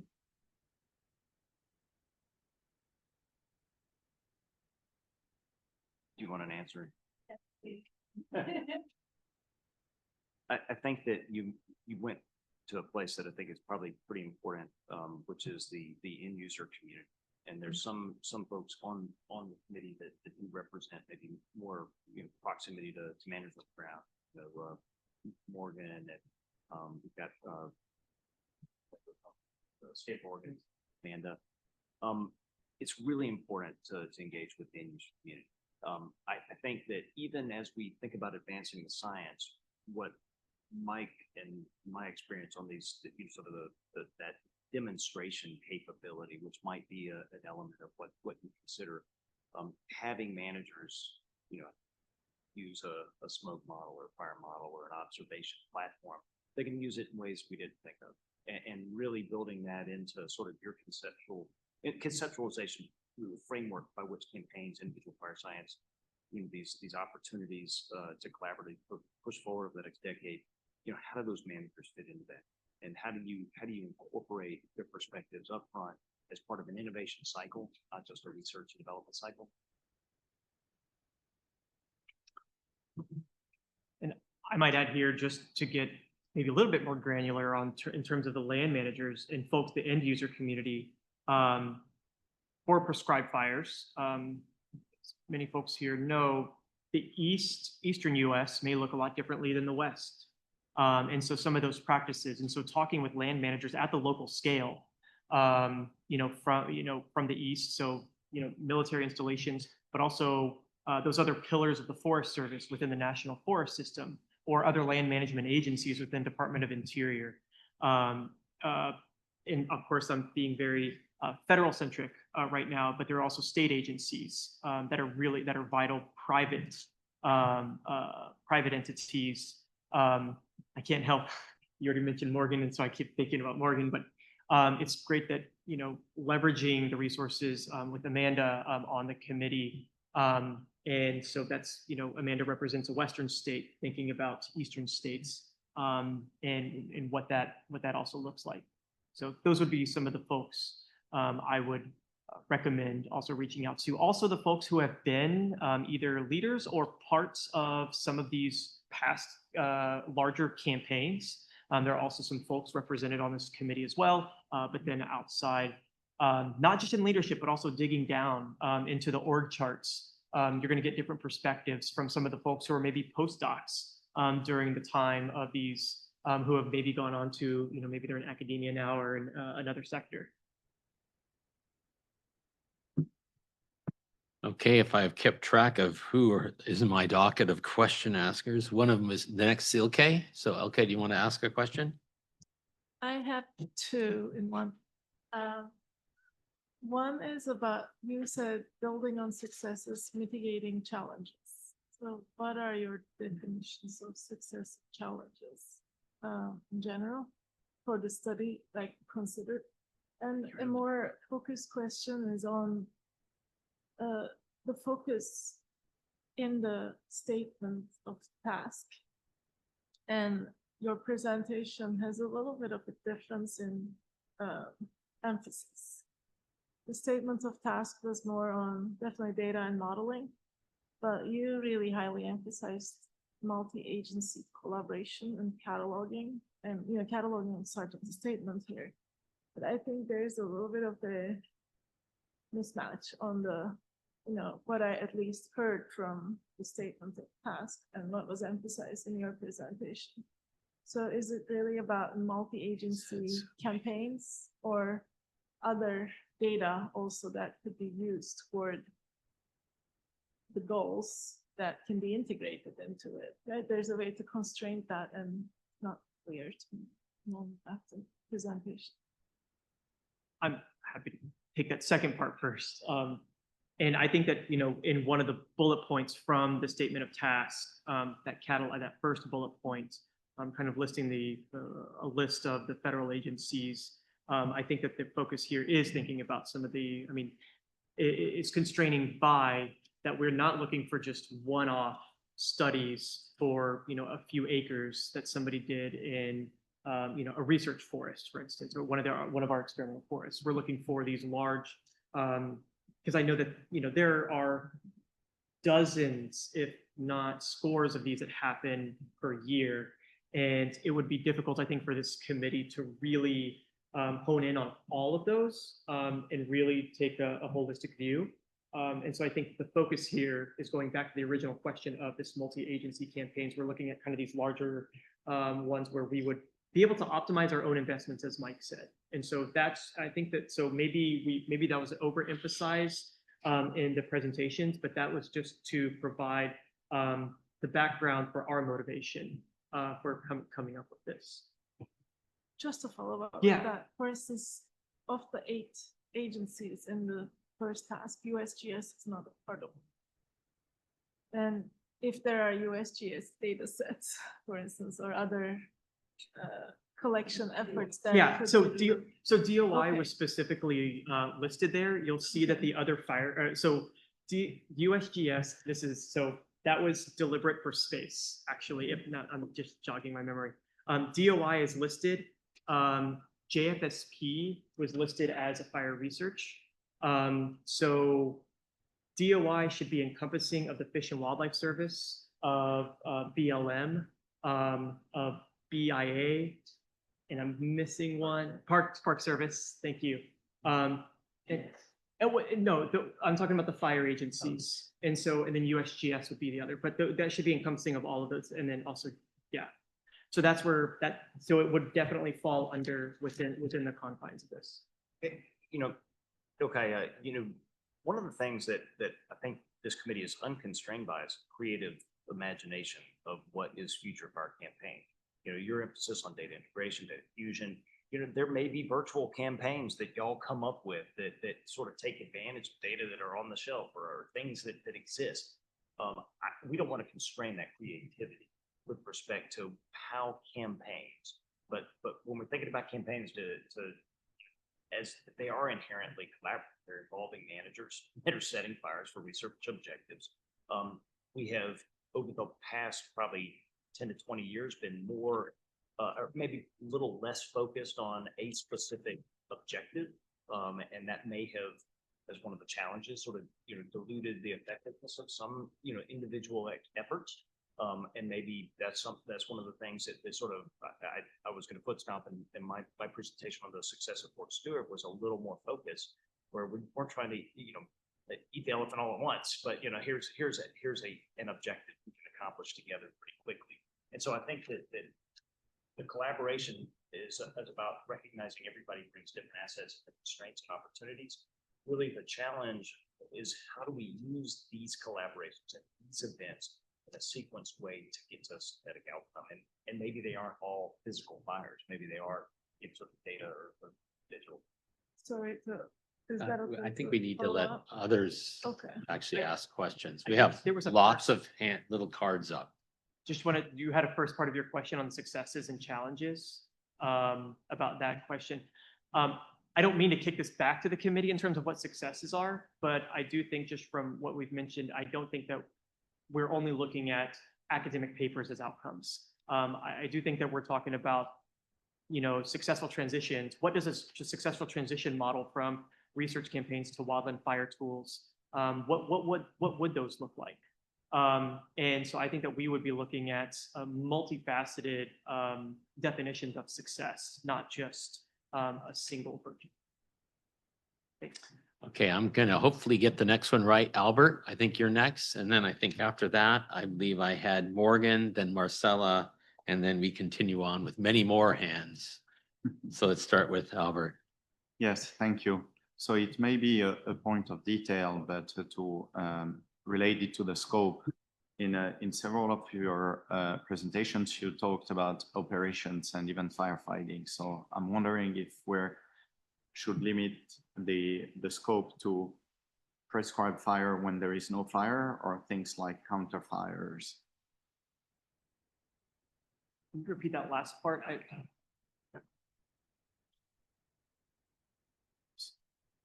So for firefighting purposes.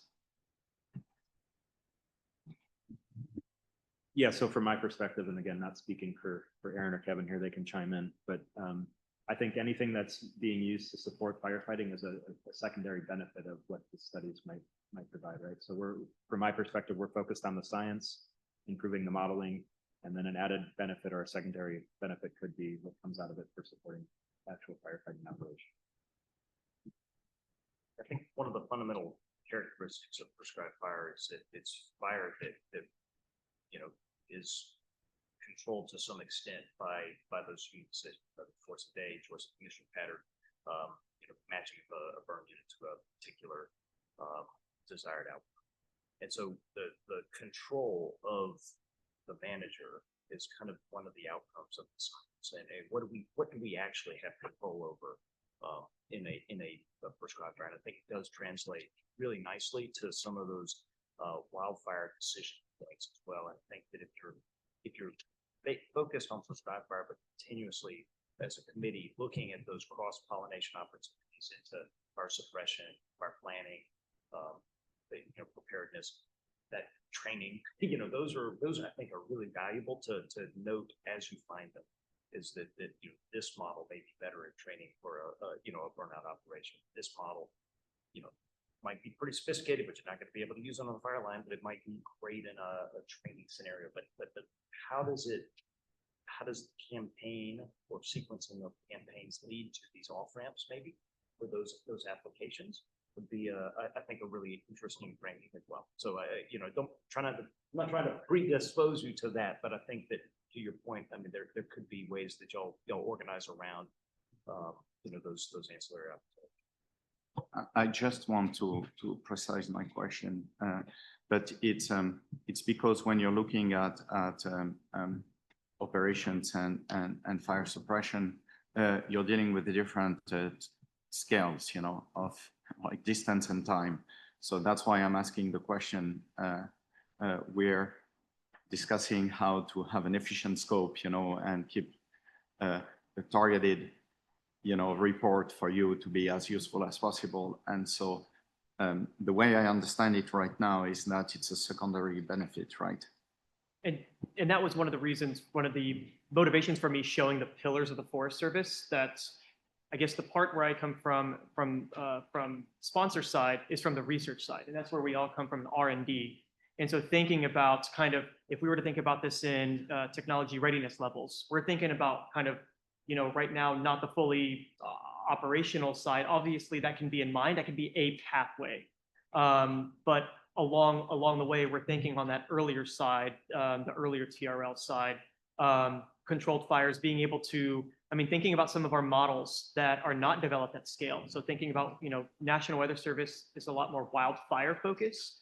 And so we really need to think about weather modeling, for instance, at scale to be able to get down to prescribed fire scale on smaller fires. So thinking about the technologies that are required and needed, not just developed, but then also improved now and then in time. Okay, but then we also need to get to Morgan eventually, so.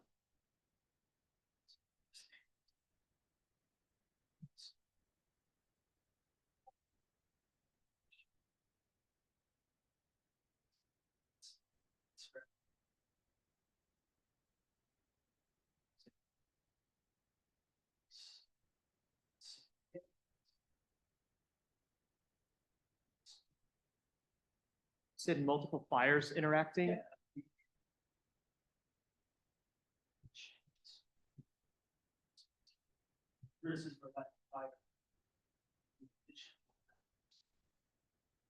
I'm just trying to get very specific.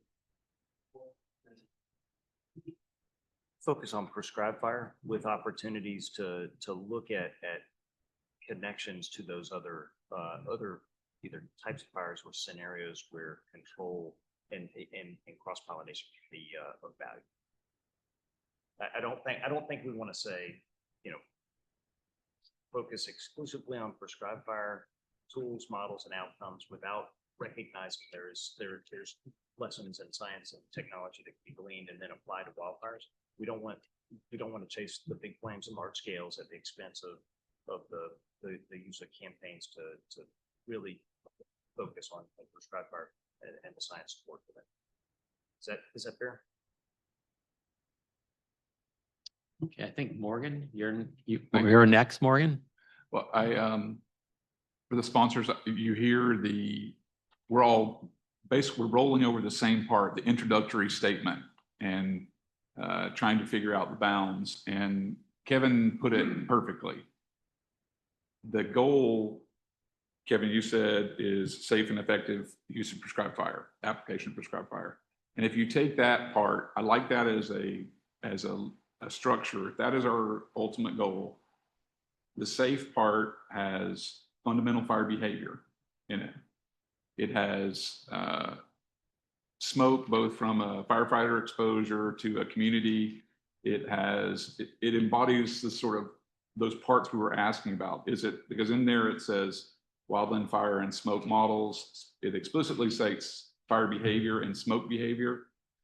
So that part takes care of the safe. And one of the other questions that came up in our pre-session was effective, and Kevin hit effective in there too. And so effective gets at probably a change in potential fire behavior or hazard. So it has a fuels component. It also suggests effects, and that part was a question. Are fire effects within scope in this? And this seems like it's sort of simple, but I think it helps put some bounds on it. And I think if the goal is, as Kevin said, safe and effective, it really starts to, and as y'all were arguing about the gray area there between managed wildfire and prescribed fire, that's also really helpful, as it's putting up some boundaries for us. But if it is safe and effective, and if those things are all fair game, I think it gives us a much clearer path. So I see you all nodding, but maybe if you could just chime in a little bit on that so we feel like we have a green light on something, that would be helpful. If Kevin was right, just say if Kevin was right. Kevin, yeah. Usually he tells me he's right, so yeah, he's right. Yeah,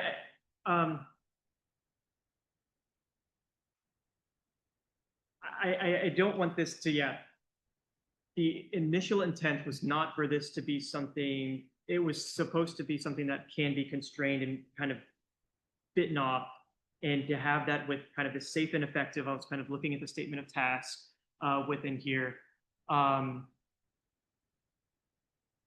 It was not the original intention for this to be super far reaching. This is not something that we would be thinking about all wildfires or wildfire complexes. It's thinking about, are they instrumented, well instrumented, was it planned, kind of, and documented along the way. And I think on multiple scales, we were talking about multiple levels: surface-based, airborne, and satellite. It doesn't have to be all of those, but that's definitely, those would be the best candidates to study across these campaigns.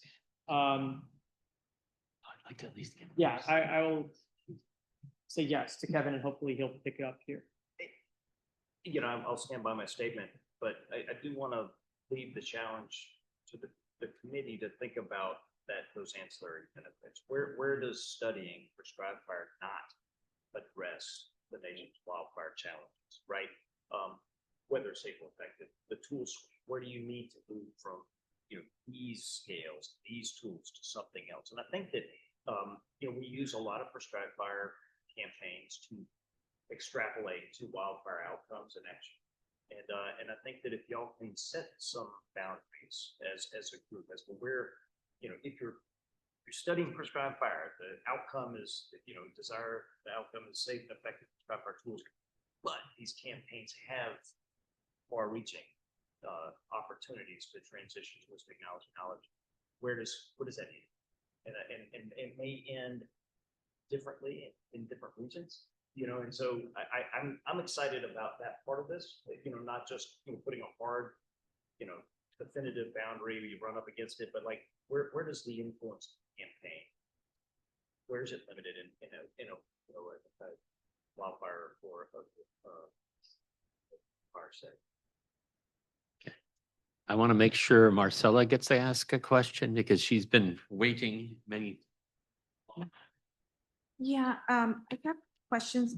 Try to define models, and then, for example, we can have operational models, and then ask what is a success and what are the challenges maybe to the National Weather Service agents, and how these prescribed fires have helped them building the models for example, from NOAA. But then on the other side, I also think about models and what is a success.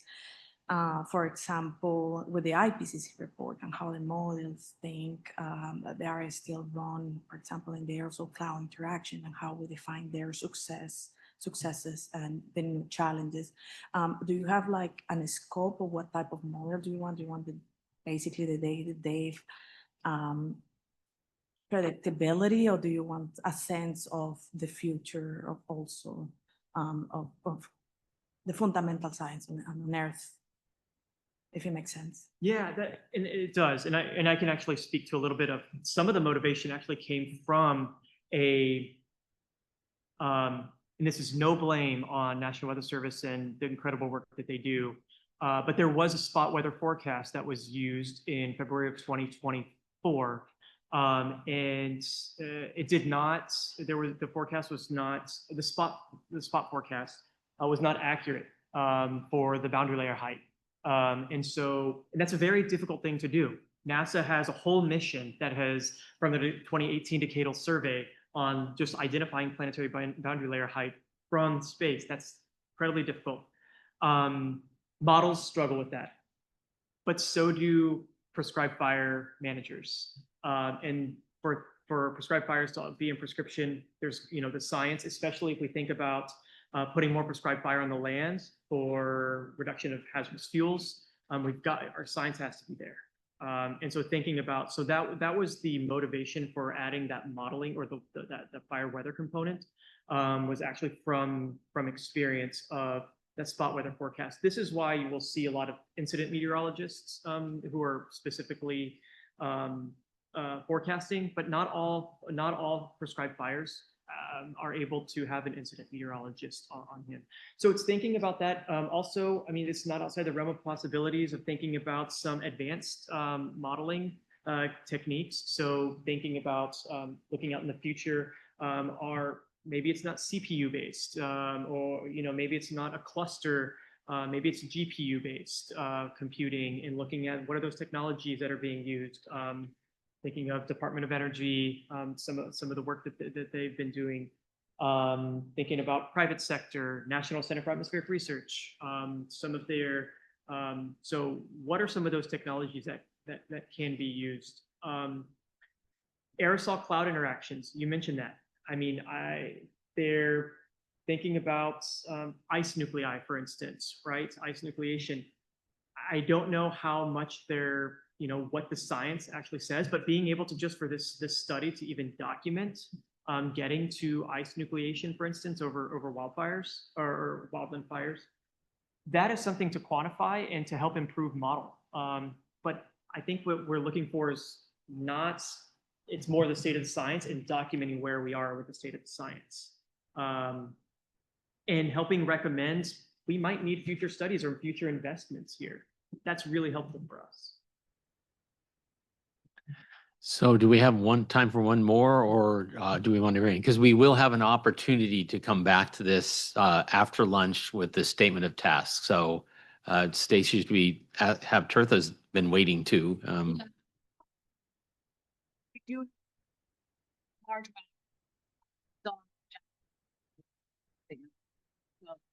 appreciate the questions. Did not want to abbreviate or hinder any of the discussions that are being had, but if I could just maybe pivot a line of questioning slightly. Kevin, I was really interested in, you talked about sort of the 10-year plan that had been developed, and seeing this as maybe sort of a next step. I'm wondering if there are any similar documents or decision horizons approaching that you anticipate using the results of this study for, things that we should be keeping in mind as far as, again, the utility of the report, or things that, again, on the decision horizon that we need to be aware of. I don't know that there's any hard and fast decision, points coming up, but I think that the real opportunity is that, because and this developed out of a series of efforts, but one that was led by Science for Disaster Production Committee, as well as the Wildfire Leadership Council last summer. This collaborative fire is really important. And the only way it works is having a shared vision. When we can come together at a small scale and accomplish a single task, it's easy to share that vision.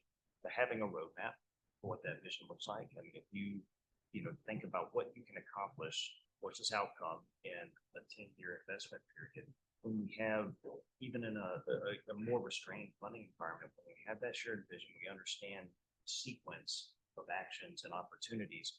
I think that really does allow for an efficiency in achieving a shared outcome, not just the vision. And so I think that's where, and I don't want to speak for Kendra McLaughlin at NSF, but she's been in part of these conversations, just really the power of this conversation, having it out in open together, as opposed to each funding agency. And Kelly, I just wanted to lean over to Stacy and said one of the other real critical potential partners or to reach out to is also the philanthropy sector. A tremendous amount of investment going into that, as well as private equity. But philanthropy, especially in the California, Bay Area and LA, there's a lot of interest and there's a lot of capability there to fund. And they're part of those partnerships with the Moore Foundation contributing to that NSF call. Okay, I think we still have time then. Tirtha, you've been waiting patiently, so let's make sure you get in. And then I see Rod has been up there almost as long. Thanks, Dar. Multi-agency campaigns were mentioned. So I was wondering about there are a lot of campaigns going on outside the typical agency space. So for example, a lot of universities are doing this campaign. So for example, we did campaign last month in Shasta Trinity, where a lot of universities came, about 25, 30 participants. It was funded by NSF, but at the end, we ended up almost like a FASME type campaign from the soils to fuels to atmosphere, pre-fire, post-fire. So, but we also did, not all of these campaigns were this big. Some of these were really small campaigns where maybe 2-3 different groups joined together to make it. So what makes the cut here? So are you looking for these type of campaigns to be also included in the cataloging of as described in the task? So that's question one. Second would be in terms of the data collection. So, and I keep thinking about other fields, for example, land atmosphere interaction, and they have come up with FluxNet. So, and that's a good example for standardization, right? So if you are collecting data with a flux tower, let's say carbon flux, water flux, you would have, they have, this community has, or I'm part of that community as well, come up with these protocols so that whatever data you collect, you have some standardization, and then you contribute to the database. So are you guys, as different agencies, interested in prescribed fires? Are we thinking about developing that kind of protocols and database or standardization so that different data collected on prescribed fires can be converted into some format and then be uploaded somewhere? That's fun. So how much do you want to think about us in the scope of this study? And that's question two. And the third one is also specifically is on predictability. So, and also just wondering how much would you deliberate on that is barn window planning. So again, giving a example of a barn that we did last month, we were trying to understand where to place our sensors to get the best data on the smoke and plume. Depending on who you talk to, you get 4 different answers. So at the end, turned out all of them were wrong. So, so it's really difficult in especially cases in California, especially in mountainous landscapes, and we were in a valley. So how to place your sensors? And that requires, I mean, it's now the spot forecast for none of the weather station data. So and turns out they really go by intuition and past experience. And depending on who you ask, they have different experiences. So essentially, we don't know anything about that. That's the end point. So and that's an important bottleneck, I think, in collecting this kind of data. So what can we think about that instead? That's a lot of questions. So the first one, I just want to repeat. So the first one was about cataloging. The second one was about data. And the last was about sensor placement as an example. I'll take just the first one in terms of cataloging. I don't think that it's up to us to prescribe, pardon the word here, what campaigns kind of fit that bill. You clearly gave an example of, supported by NSF. I don't know, I thought CAL FIRE or somebody, I thought there was a state agency also involved in that. I was following it a little bit. That very well may be. I think what we would be wanting though is, from our perspectives, from 3 different federal agencies, from R&D sides, arms of our agencies, is how does that help? How would that help inform, our future investments? What was learned? Thinking about the state of the science, that's going to be something that helps. The last, sensor placement. This has been going on at least since, before the 50s, but I'm thinking back to the prairie grass sensor placement, the prairie grass field experiment. I think it was in Kansas, right? And so thinking about, they set up arcs at multiple distances, right? And so optimizing those and thinking, speaking to the state of the science, that's helpful to us. Thinking about where these gaps are and documenting where these gaps are, those are really going to help us prioritize and look at our investments to help fill some of these gaps. But having those documented, it's really helpful for the committee to document. I'll kick the data one. Yeah, I can take a stab at it. Yeah, so in terms of data, of course, from my perspective, making sure that the data are usable, accessible, open are extremely important things. And if you look at historic campaigns, it's not always been the case, right? And so I think from my perspective, some of the lessons learned and what are some of the best practices for ensuring data usability to support science going into the future is pretty important. Yeah, Mike, NASA's got an amazing kind of data management, data archive protocol that I think is worth a look. And we have, as a program, tried to develop a wildfire science initiative portal for all our startup investments that's run out of Lawrence Berkeley National Labs, but also looking to improve upon. So I think that the data standards, data opportunities, data longevity storage, I think that's amazing and really definitely in scope. With respect to sensor placement, I think that I'll channel Ruddy Mel, the opportunities to use models ahead of time to plan experiments is underutilized, right? And so how you go about doing campaigns, are you validating models or are you using models to validate observations or to establish observations that allow you to address questions? And I think that often that's been a lesson learned since, probably 2011, and we don't capture that enough. And just like the wind fields. And so this group, I think, can capture some of those lessons learned, but then it also foot-stomps the need to do this, in a much more transparent, sequenced way, because we don't want to repeat the mistakes of the past. If you're not going to be able to collect the data because of the complexity of the terrain, for instance, it's time to go simplify the terrain. It's good to choose some other place. And I really, really want to understand those shortcomings, not to indict an effort, but to really just document. Don't do this. There's lessons to learn here. And as we chart that more structured future of campaigns, we definitely want to make sure that we're building on past. Yeah, these guys are gonna cringe because I'm gonna jump in and maybe try to put a little structure around this. So listening to this conversation, when you're thinking about this in the context of the campaign, I think there's several pieces of important information that have been touched on here, but maybe I can try to make it a little bit more succinct and direct. So was there anything in particular about a campaign that the way it was organized, the way it was planned, the way it was executed, the way the data was collected, the variety of science that was brought together, was there anything particular about a campaign that either led to advances in our understanding scientifically, operationally, any other context that you might choose to look at? Or were there, on the other hand, were there pieces of the way a campaign was organized that got in the way of our learning, of our taking that information and trying to move it forward? You know, differences in the way data was collected and differences, data that wasn't available and made available to the larger community to look at.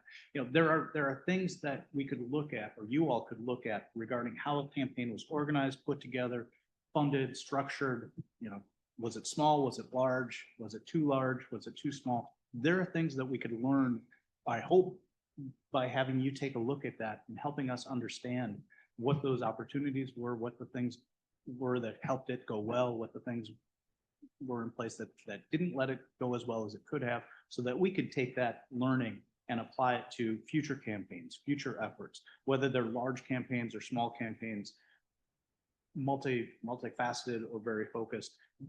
What could we learn from what's already been done that would help us move?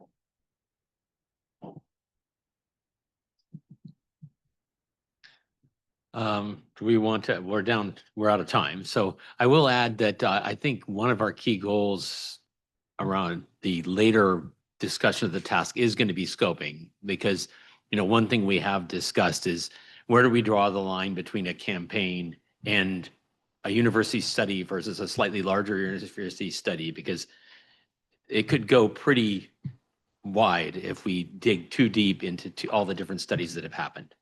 Okay, so I think we're at 12 now, which I think means we move on to eating. My stomach tells me that, at least.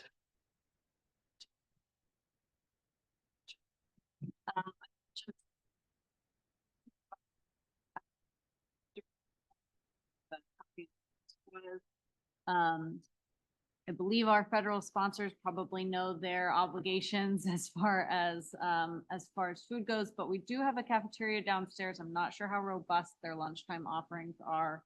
I would just note that, you know, use your discretion. If there's leftover food, maybe committee members might want to share.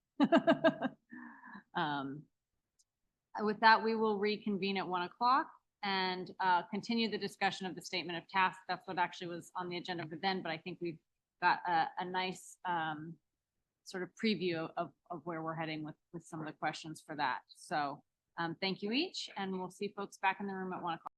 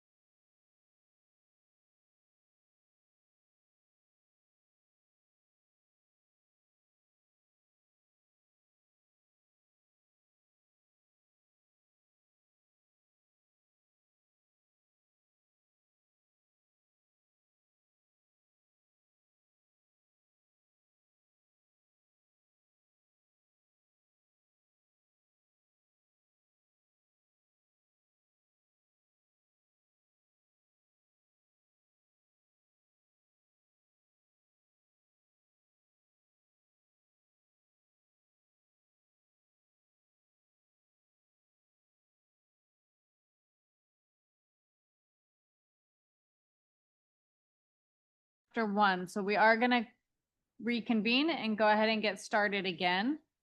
For those on the line, thank you for your patience as we get back underway.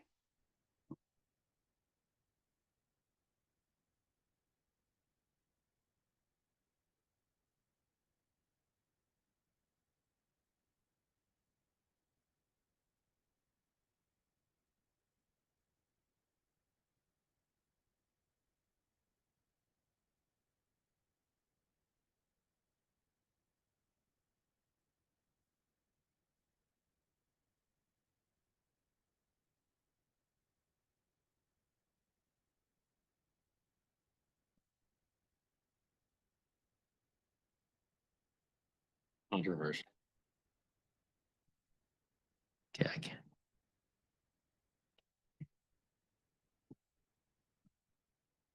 Are we all back? I see some empty seats, so I don't know if we're all back.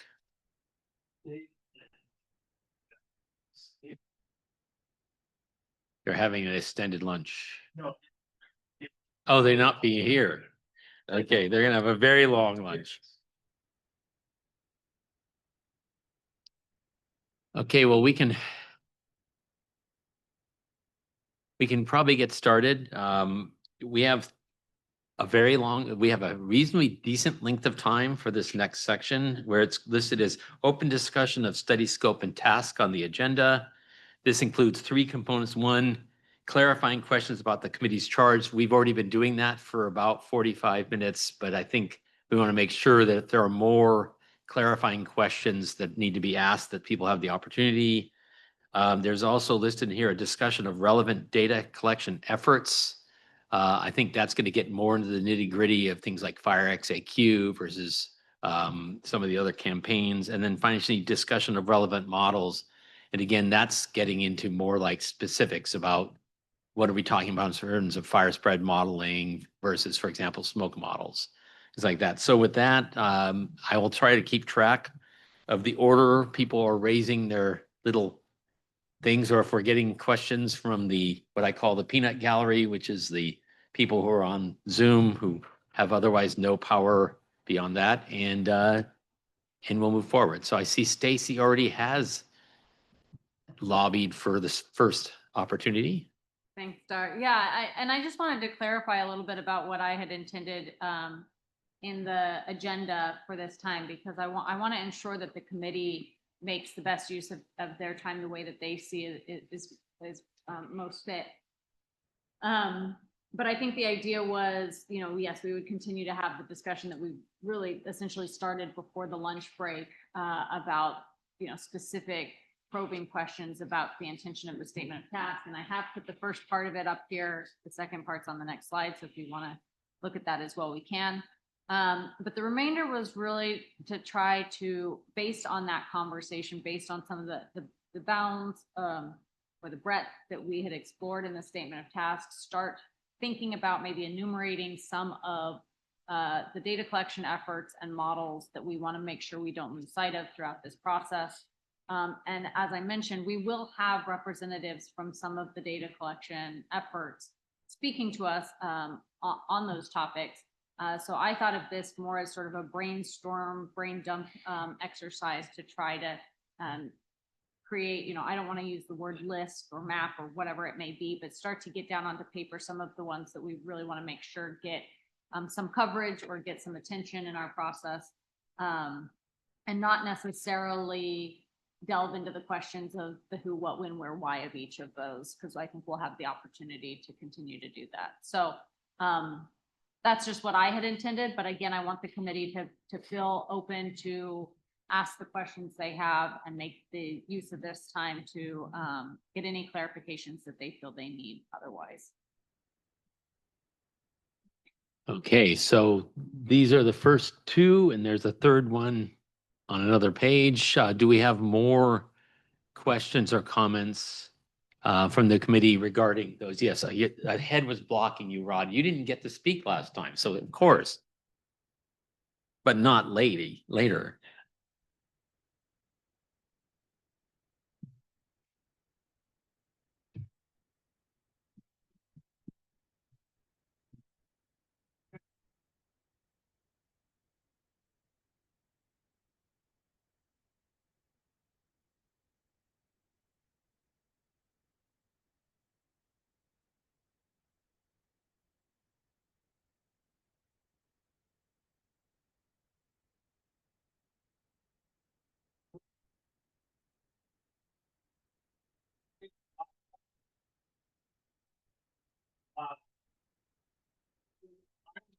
And saying this so to make it correct.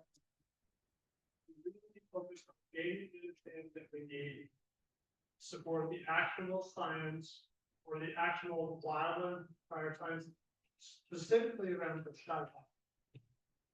and the decisions, the planning that we need for the science that supports prescribed fire. Is that correct? And whatever we can gain as ancillary secondary benefit to fire management, wildfire behavior, et cetera, that's great.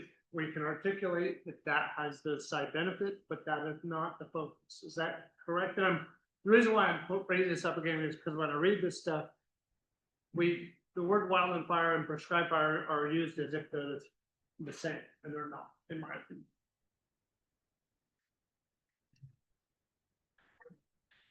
You're the last two standing, so you get to answer those questions. Oh, you. Yeah. Chad Hoffman wants to put Kevin and me on one side and have the committee on the other side of the table. So Rod, this is, so there was something that Stacy asked earlier about documents that would be able to be shared.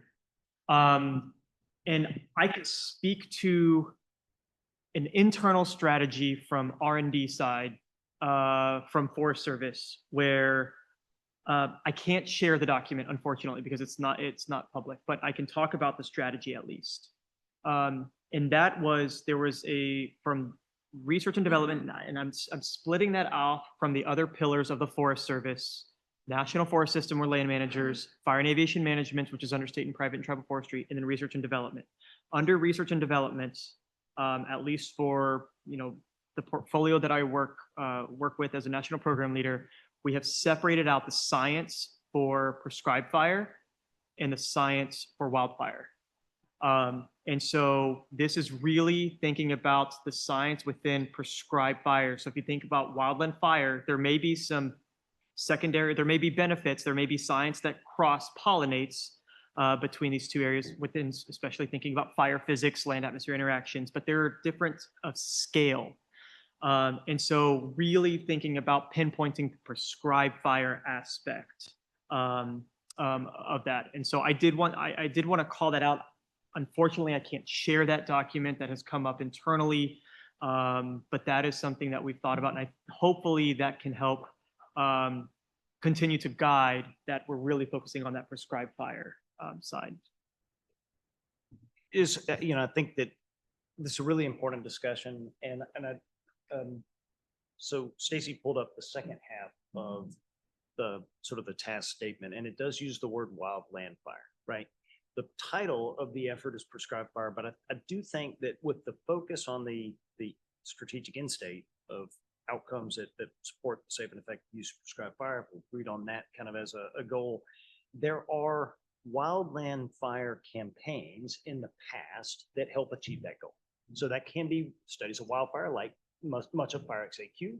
It could be, maybe rates of spread experiments, and I guess we're restricted to the United States, but I think that it's up to y'all to figure out how those on ramps and then off ramps from prescribed fire science, for the tools, technology, and data requirements that sort of feed back and forth. And I think that as long as we don't have a hard and fast, division, let's use wildland fire in the context of this third bullet as an opportunity to see, where the limits of past campaigns on wildfires can inform prescribed fire, and where current campaigns on prescribed fire or future ones could inform wildfire. But think of it as the handoff between your campaigns.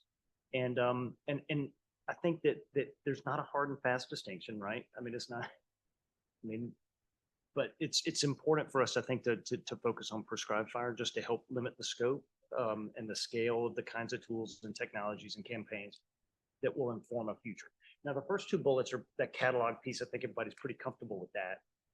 And then the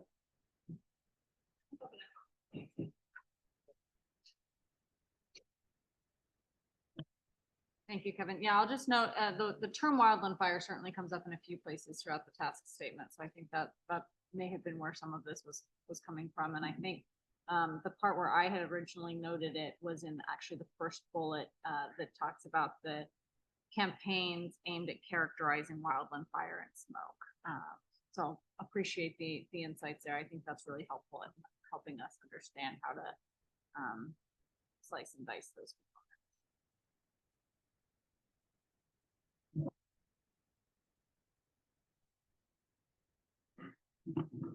Okay, that's helpful. And if we can continue to beat on this, the way my brain was thinking about it was that the campaigns were the means to this end of safe and effective.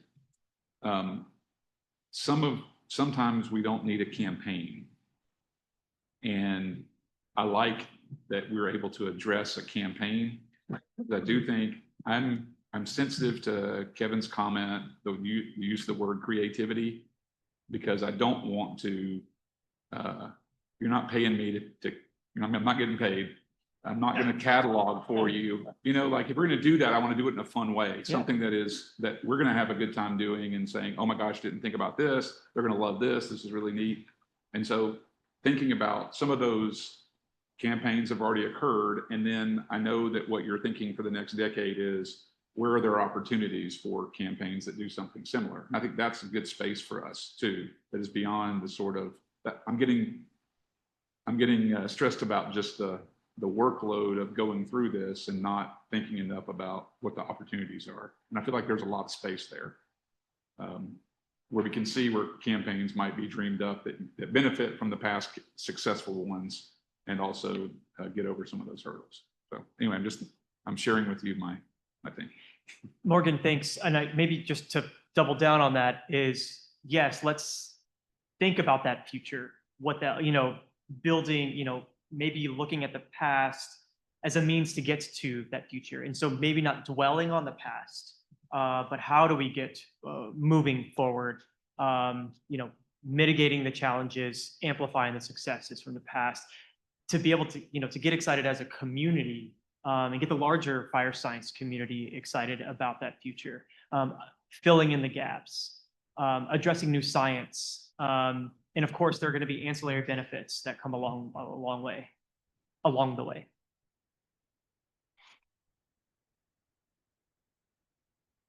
of the ways that a couple of folks have started thinking about catalog, though, and why I think it is an important task, is really defining what campaigns are. There's like this whole range of things that people have brought up, and I mean, we were talking about like a dichotomous key or cluster analysis kinds of experiences, whether they were tech transfer, science focused questions, series of campaigns of campaigns.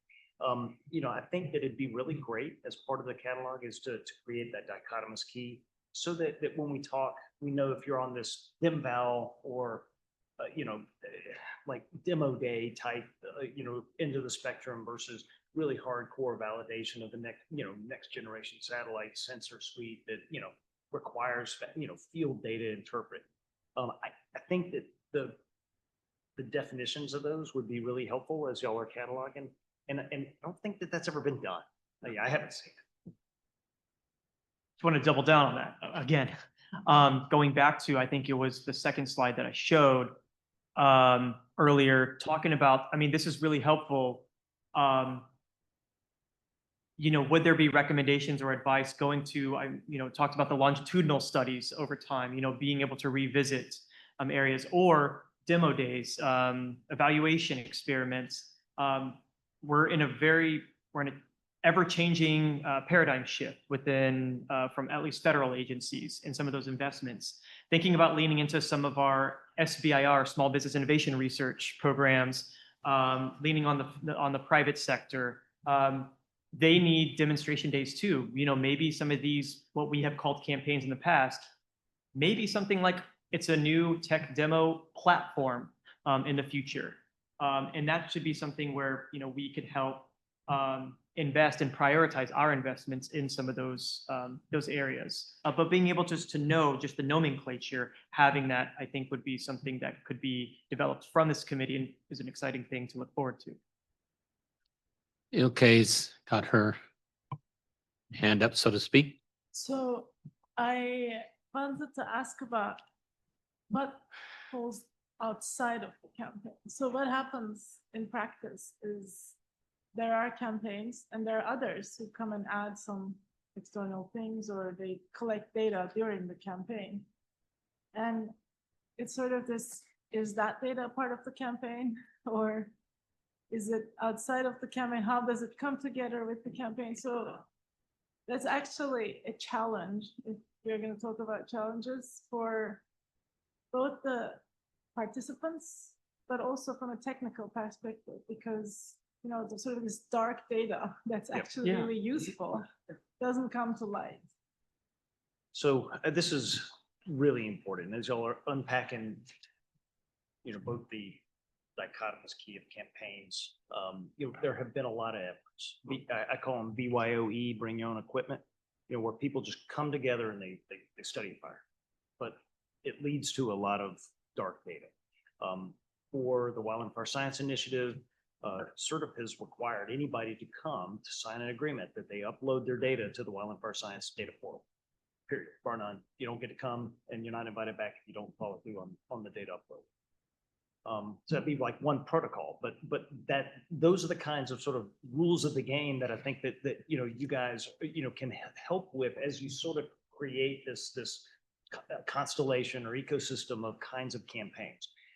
Those are not, I mean, so speaking from sort of my agency perspective, those were not the kinds of campaigns I see moving the needle per se, but that doesn't mean they're not unimportant.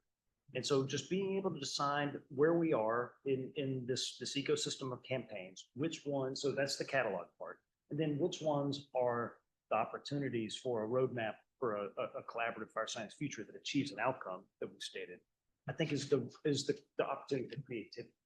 And already I'm hearing, like, you know, I come back to this term longitudinal, like planning a campaign of campaigns to achieve incremental progress towards, you know, some outcome.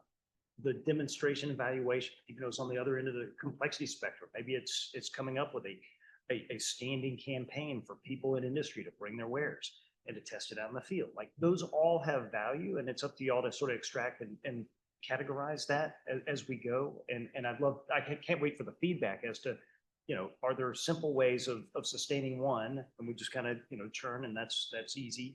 And then, you know, spend a lot of time sort of thinking about transformative campaigns over time. But the data piece, you know, your dark data, I think the data piece underlies everything we do, as do lessons learned. And you cannot, if we do the random acts of science, you know, in fire, we're not going to get it. Derek has card up. No, I think Derek gets it next. Unless you don't want it. Yeah, I mean, we're still in this early phase, little dance a little bit, trying to understand the scope. It's making us not uncomfortable, but I think determining still how to constrain this effort, which also is leading to a lot of things getting added to the plate here. And it's a helpful exercise, but I'm also curious in constraining maybe from the other perspective. It would be helpful for me to hear from you guys a little bit in terms of what you would want us to avoid, perhaps. Whether this is something that you think is not helpful because it might be an example of something that's overly granular, something that's been focused on too much in the past, so it's duplicative and we don't want to duplicate that effort now, or just other general concerns that you might have as this effort evolves.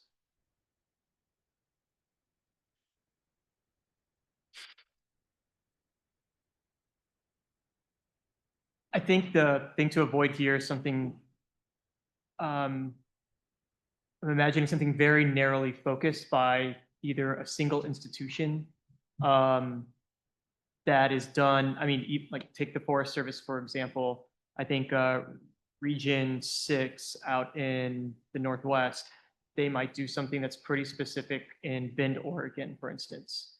Might be instrumented, but we're really looking at these more multifaceted, more complicated type interagency campaigns, as we've mentioned. So I think something where it's more limited in scope I hesitate, I'm not going to say limited in geographic area because place-based is very important to maintain.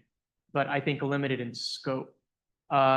We really, I mean, in thinking about this from the beginning, it was more kind of the higher cost, thinking about the governance structures when you get to complicated beasts. I'm thinking of like the FASMEs of the world. You know, there are things over time that was, you know, starting with Joint Fire Science Program, dealing with the different parts of the bureaucracy within the Forest Service, dealing with multiple agencies outside. That got complicated. And I think that there were a lot of successes that came from the study as an example. And there were challenges along the way. And I think, I mean, it could be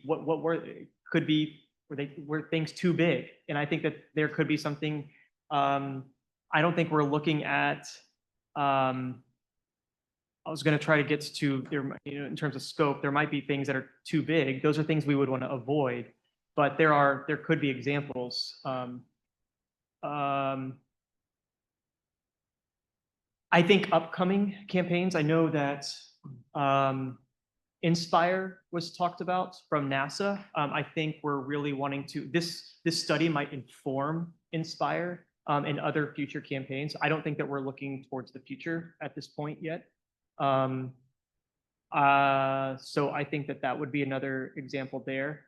Yeah, I was thinking of maybe one-off institutions, you know, what they might be doing, burning in an experimental forest that's, or just setting up a salometer. You know, I know Colorado State University, it's valuable, it's incremental, but Colorado State University, the atmospheric science program, I know historically when there was a wildfire, I think the Highland Park fire in 2012, they went to go, you know, they released some balloons. That's not really kind of that complex, you know, that larger scale. And I shouldn't say complex because they're complex wildfires. So sorry for using that word, but something like that where it's a single institution, CSU, Colorado State University, that's not really what we're looking for. Is that enough maybe examples or? Yeah. Yeah. Okay.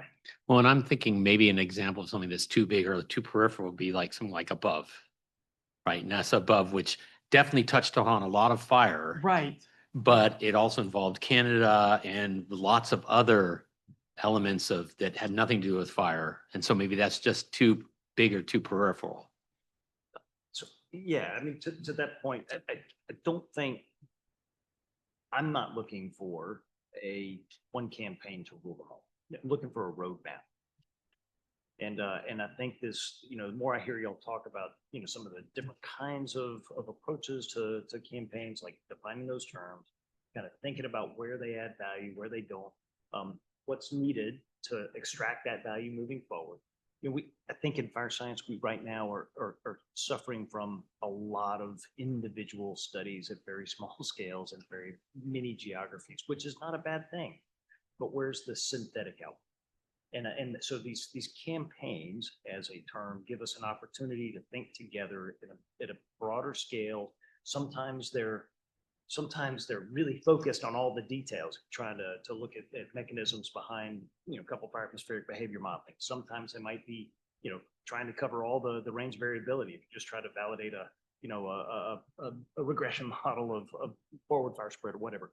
But like, how do we achieve outcomes? And so we start with outcomes. Maybe we can step back and say, what I don't want is an unprioritized list, right? I mean, where do we need to go now? You know, be at a much better place in 10 years.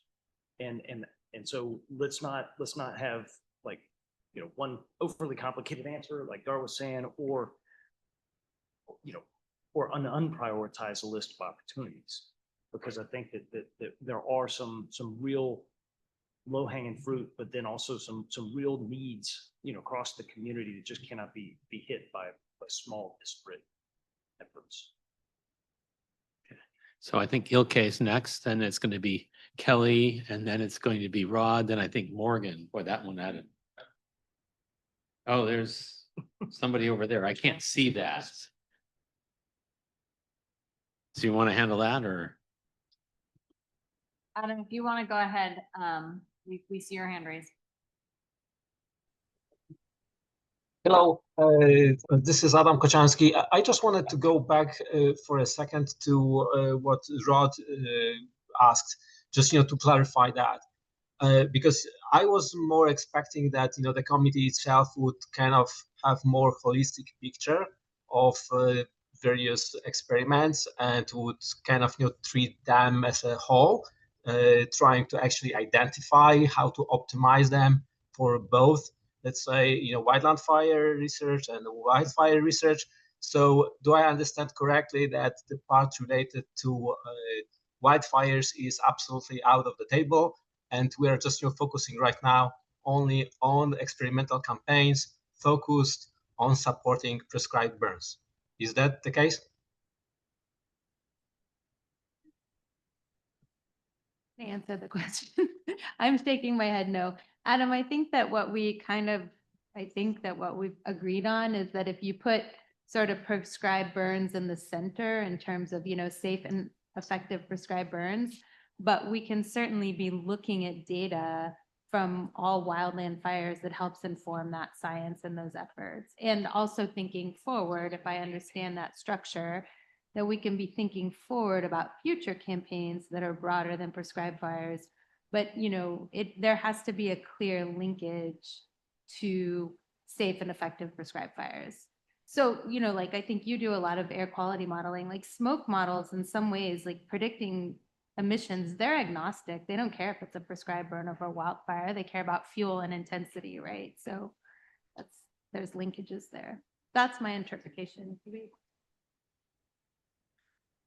Okay, well, but isn't that we normally would need to, at least somehow come up with a, let's say, set of, tasks or our priorities, because, those priorities for, prescribed burns and for, wildfire research are gonna be fundamentally different. We'll be talking about different scales. We'll be talking about fundamentally different, campaigns, or even the lack of.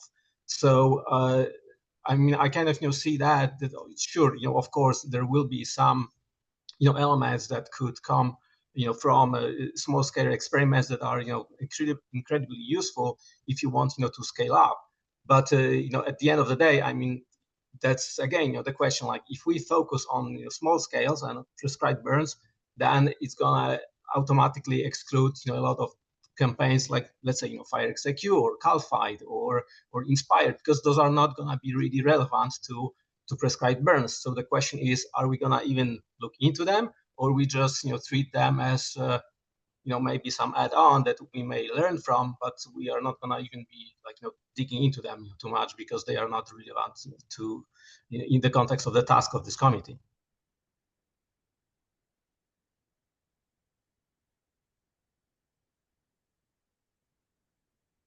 So, Adam, sorry, I'm going to ask you to, I guess, can you restate your question, I guess, in a pointed manner? So the question is, are we gonna be looking also into larger scale campaigns, focus on more on wildfires than prescribed fires, or it is, outside of the scope, of the, this work, because we will be focusing just on prescribed burns, and then if there is something to add on top of that, sure, but without the actual investigation or analysis of those larger scale campaigns, focused more on the large scale processes and wildfires. Okay, yeah. So I will. So going back to what Kelly mentioned, that the campaigns that had wildfires as part of them are not outside the scope here. I think what we're kind of maybe I'll go back to a lunchtime conversation that's these campaigns should be used. They're more of a means to an end, right? They're really thinking about along the way using them as building kind of a campaign of campaigns. And so what you would draw on in terms of the campaigns, what was the governance structure? What were the themes? What were the discipline themes that were measured? think about what those were. What are the gaps in the science?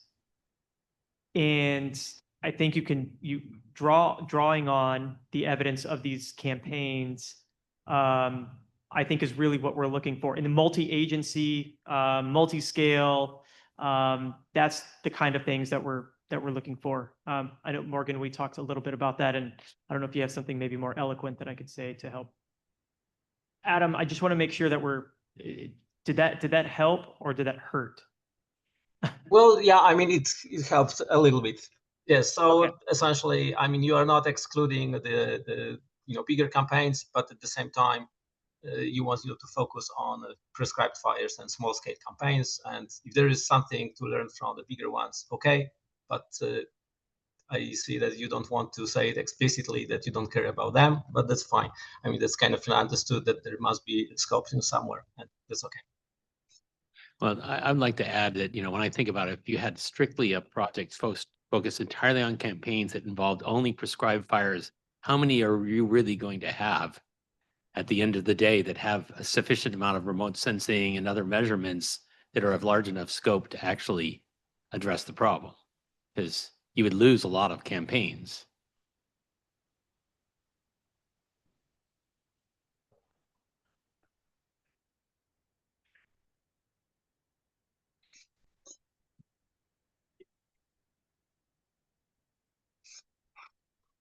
Rod, could you turn on your mic? I mean, we cannot hear you online. Oh, thank you. So my interpretation is that it's fine if you've got no opinions, as long as you can tease out the data that is relevant to prescribed fire, safe and effective planning or application.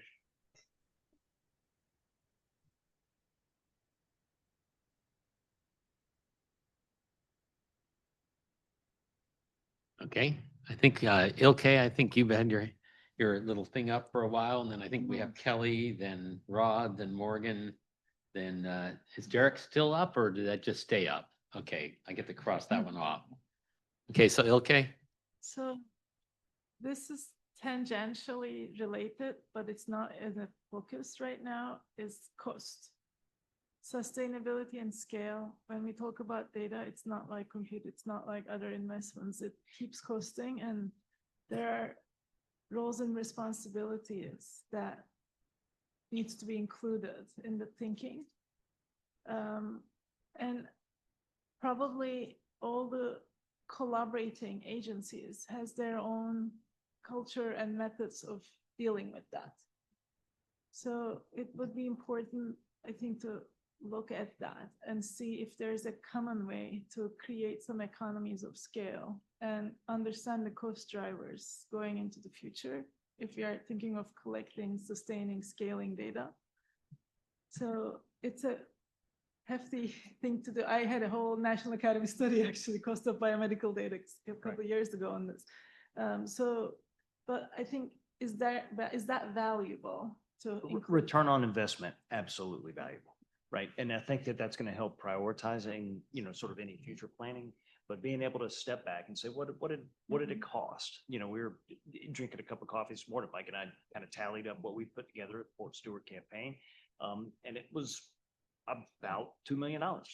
That's all inclusive, everybody's salary, travel, time, instruments. And, we felt legitimately proud that we had enough, value, for that input. But how do you quantify value? Do you quantify it cost per publication? Do you have it, cost per objective that was met? I don't know. And that's a really interesting thing for the committee to struggle with, because, again, if it's really expensive and we don't get tangible outputs, I think that those are becoming less of a budgetary priority, in this environment.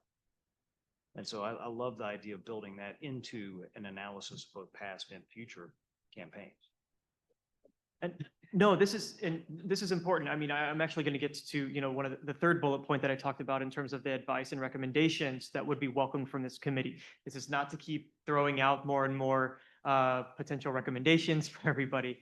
But that is shared funding. I mean, we are in a space where Forest Service research and development couldn't do this all by ourselves. Some of these at scale. The discretionary budget's just not there for research and development. Partnering with other folks is, for us, absolutely necessary. So we partner where where it's smart, where we can. Talking about return on investments, I mean, being able to, I think that I don't know if being able to quantify those returns is going to be within the scope of the study, but at least thinking about those returns gets back to your success question earlier. What are those returns? And those returns are measured in the successes.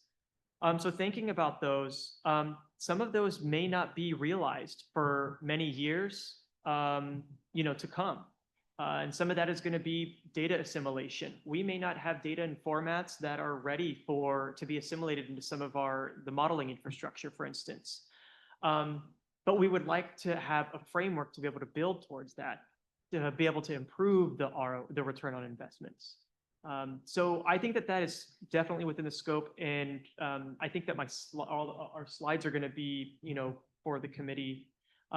It's the third bullet point, the shared funding from multiple federal agencies and other sectors. What does that look like? These types of campaigns. And it doesn't just have to be, I mean, obviously, because as sponsors, we're federal agencies, but this could come from any entity. It's not just limited. And so we'd be looking for the committee for advice and recommendations on that in the future. Yeah, I think we can move to Kelly finally.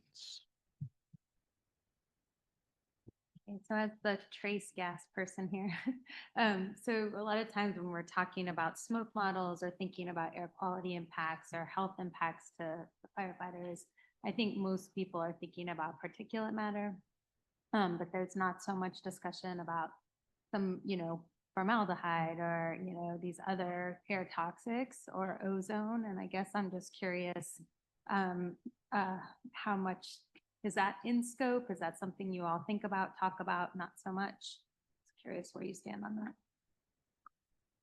So again, not to bias your future direction, but what we're seeing is more and more intersecting hazards. We're part of the group that came in and burned Tyndall Air Force Base post Hurricane Michael. Most of Mexico Beach obliterated and scattered. And so as we see, the deposition or combustion of even structures and the way we, understanding some of these trace gases and other pieces could be exceptionally valuable, especially when we, at least in the Southeast, where you've got hurricane damage that intersects large areas that are of, prescribed fire interest. And so I can imagine a future understanding of these intersecting natural hazards, wildfire reduction or hurricane, tornadoes, and that debris as a big important part of some of the areas that may be of interest. Some conservation lands, Forest Service properties, certainly military installations on the coast. This is something and I'm going to be a little bit Forest Service centric right now, just because from working across from R&D, research and development, over to fire and aviation management, where I work very closely with their smoke manager. And Pete Lom, who is the smoke manager in fire and aviation management, runs an air resource advisor group on wildfires. And one of the things is going beyond just particulate matter. So we do care about this. And I think that going back to, the goal of this study that was outlined in the slide, that first bullet point is improving the state of fire and smoke science. And you'll see me as an atmospheric scientist. I will always, throw out the fire and smoke science. They are in the same communities, but their approaches, especially atmospheric chemists and pollution folks, may know that they're just different approaches, and things can get complicated pretty quickly. I think that the smoke science, we've been thinking about retrievals from space, from tempo. thinking about carbon monoxide exposure, for instance, and getting down to that surface level. Being able to look at that. We worked with the burns from Fort Stewart last year with Tempo.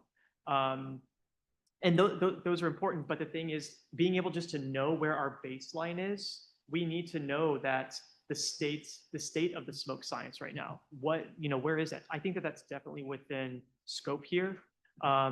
And so being able to document the state of the fire, where we are with fire physics, fuels mapping, fire behavior modeling, smoke science, those are all within the improving the state of fire and smoke science. I think Rod, you were next, and we'll get to Morgan. So I feel like earlier today, we talked about the range of science space here, ranging from very fundamental science out to very close to applications. And my personal perception is that prescribed fire science has a lot of nuances that are understudied at this point. And so there's a lot more fundamental stuff than maybe on the other side of wildland fire that needs to be solved before we can move forward.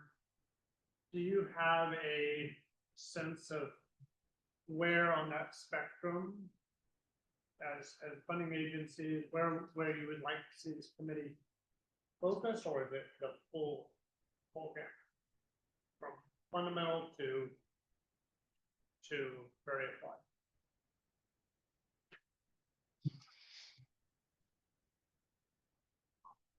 From this committee, I would be looking at the full gamut. I mean, thinking about that. I mean, but there are going to be limitations along the way. I think for certain smaller scale prescribed fires, you may find that the limits of detection for formaldehyde at the surface may not be achievable in some of these campaigns. I think that that's going to be an example where that should be documented. That's, and I'm sorry to focus on more of the atmospheric science smoke piece here, but that's an example, right? That there are, limits of detection for, and I know Mike's not here to defend himself in. So, but there's no, I think that's, again, the focus here with the prescribed fire science. There will be ancillary benefits, secondary benefits that go to more of the wildfire science. But I think it's within the scope here, we can just constrain it, please, within, the prescribed fire science. Morgan, I think in our last vertically oriented thing will be done. I have an awkward question. So in the list, number 2, and based on the conversations we had earlier, number 2 starts with conduct consultations and facilitate discussions with experts in wildland fire research, which I think we've been talking a lot about, and management was the second portion of that. And then the trailing 3 lines of that are ... capability of current models to capture relevant variables and interactions, other strengths and weaknesses of the models, and the extent to which knowledge gaps or other impediments to producing more robust models are understood. If we're asking Rod what the limitations are of models, we get a different answer than if we're inquiring with managers that are across tribal, private, federal, state. And it seems like, given that as Kevin framed it, that end state is here, this is what our goal is, that we do some of that we inquire, and we're supposed to conduct consultations. What are y'all's thoughts on that and how we weight that, Rod and managers? Not meant to be too open-ended, but. No.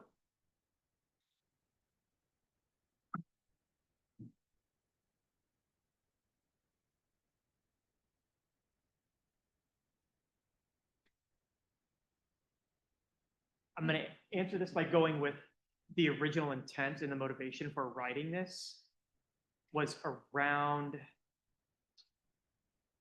identifying kind of over time what we have learned within the models. The Canadian Crown Fire experiment was back in the late 90s. What have we learned in the past 3 decades from larger type integrated field campaigns? And that's where the motivation from this bullet came from in terms of thinking about gap analysis, what are our limitations and capabilities of these models.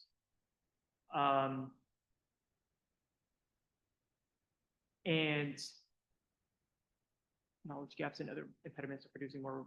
So it's really trying to characterize what we have learned in the past few decades and where we are in terms of, I mean, I've seen a lot of webinars in the past couple of years, the state of the science, state of smoke science, state of the fire science. I really would like for this committee to think about what the state of that science from evidence, as evidenced from these, from various campaigns, what that is.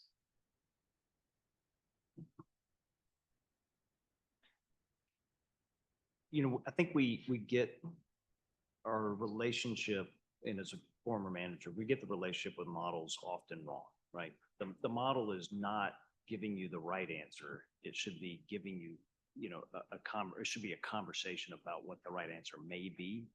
And I think it is really interesting as we think about, you know, opportunity for co-production that comes with these big campaigns where they're integrally involving managers in the design, the implementation, the execution of research, to really reimagine what the relationship of a model is to the problem at hand, safe and effective prescribed fire. You know, does it give you a glimpse of what you're on the edge? If you are burning with some mountain meat around, can this tool capture some, you know, maybe crazy, you know, wind shifts or opportunities to think about sudden changes in fuel moisture as you get insulation, you know, throughout the day. I'm interested in you know, ensuring that managers know what the capabilities are, but then there's also the models themselves. It's going to be a constant process of improvement. Just because one model may emerge today that's better than, you know, sort of what we have at hand, doesn't mean it's going to be perfect and not refined or replaced by some AI-driven emulator. I mean, you know, and I think that being open and constantly looking for that improvement rather than being sort of stuck that this is the way, this is the end state. And we're going to, you know, continuously modify this one answer. I do believe that there's an opportunity here to both promote better tools for the problem suite at hand and continuously improve them and open doors for new ones, you know, along the way. And that's an exciting piece of what I figure y'all are going to do with this. And I'm anxious to see what the community, you know, sort of writes on that. Whether it's air quality, fire behavior, linkages. Rod? So if I waited for Kevin to answer that, I probably wouldn't have even put my finger up. But I was going to go back to Aaron's point. If you go back to the International Crown Fire modeling experiments, they were probably well aligned with the questions they were asking that were very model specific at the time. But 15 years later, the models were overreaching and asking questions that were not supported by those particular experiments because they were very focused on the models at the time. So I think thinking ahead, not just how do we address the questions of today's models, which is a big spectrum, but addressing the questions and answers that we want models to achieve down the road is another way to frame it. So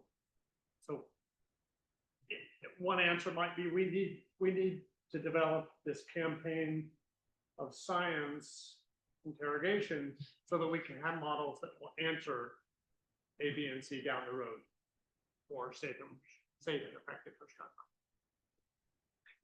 You know, and as these tools continuously improve, you know, being able to have an evaluation framework through organized sort of longitudinal sequence of campaigns allows investments at NSF level or, CERT level to come in and have confidence that that incremental improvement will cascade through, the community to, some desired outcome for it to pass muster. And I think that, looking at the amazing, capabilities of, Warfest Fire or, FireTech, Quickfire, WFDS, these, and then how many other models are out there, Chad? You put me on the spot. We've documented 300 fire spread or perimeter growth models in the literature. There's a lot of tools in the toolbox, and are they evaluated the same way for, fit for purpose? And I think that like it's a wide open opportunity to kind of help define the future of modeling tools and their continuous improvement by having this sort of pathway or roadmap for how campaigns can validate or evaluate or incrementally improve test the tools current.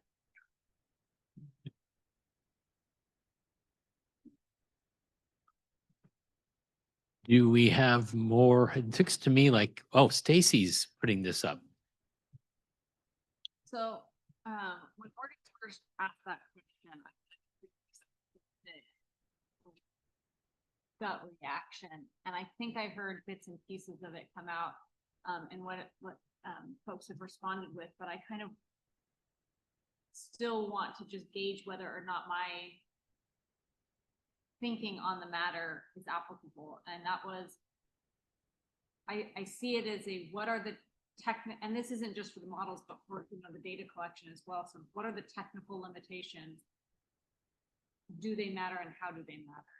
And it's that translation, I think, from the very technical limitations to the thinking about why do those limitations matter to managers or to other people that are ultimately going to be using whatever the outcomes of those models or those data campaigns might be. And so I just wanted to kind of throw that out there to see if that train of thinking, and again, it's kind of more of a gut reaction than a really thought through response, but if that sort of aligns a bit with what you all are thinking as well.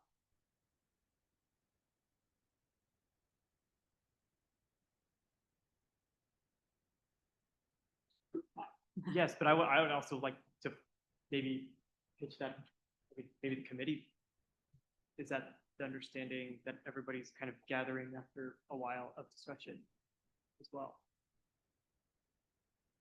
Not how we frame some of that translation reports. So I think actionability of fire models, it comes in the context of use. So a good way to constrain here for me would be actually the campaigns are for prescribed fire. What kind of possible use for the models in the context of those campaigns we are talking about? And can we actually reduce these 300 models to 10? So we could actually make it useful in the context of campaign. Like, what's the scaffolding for what kind of resolution behavior or other types of products needed from the fire models? And is there a way to evaluate that in the context of campaigns?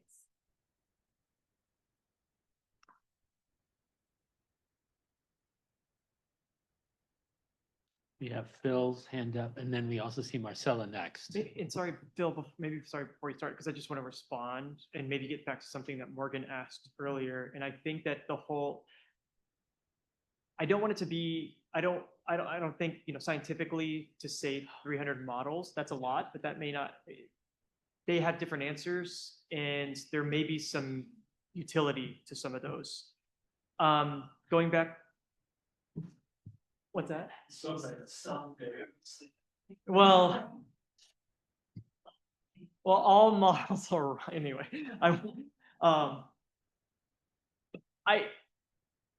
I guess I just wouldn't say just distilling to 10 just like as magic numbers. I don't know. I mean, if there may be some place-based, and this is what I wanted to get back to with the question from the conduct consultations.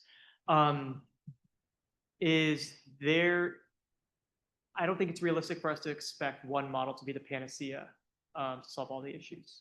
And understanding, there may be some limitations and approaches that will differ. And I brought it up earlier, but the consultations facilitate discussions. There's going to be a difference in approach, thinking with land managers in the West versus the East, and ensuring that those are captured are going to be very helpful with this study, and not be certain geographically focused in this. I would say maybe if we would recommend maybe staying away from a specific geography, but having something more west and east.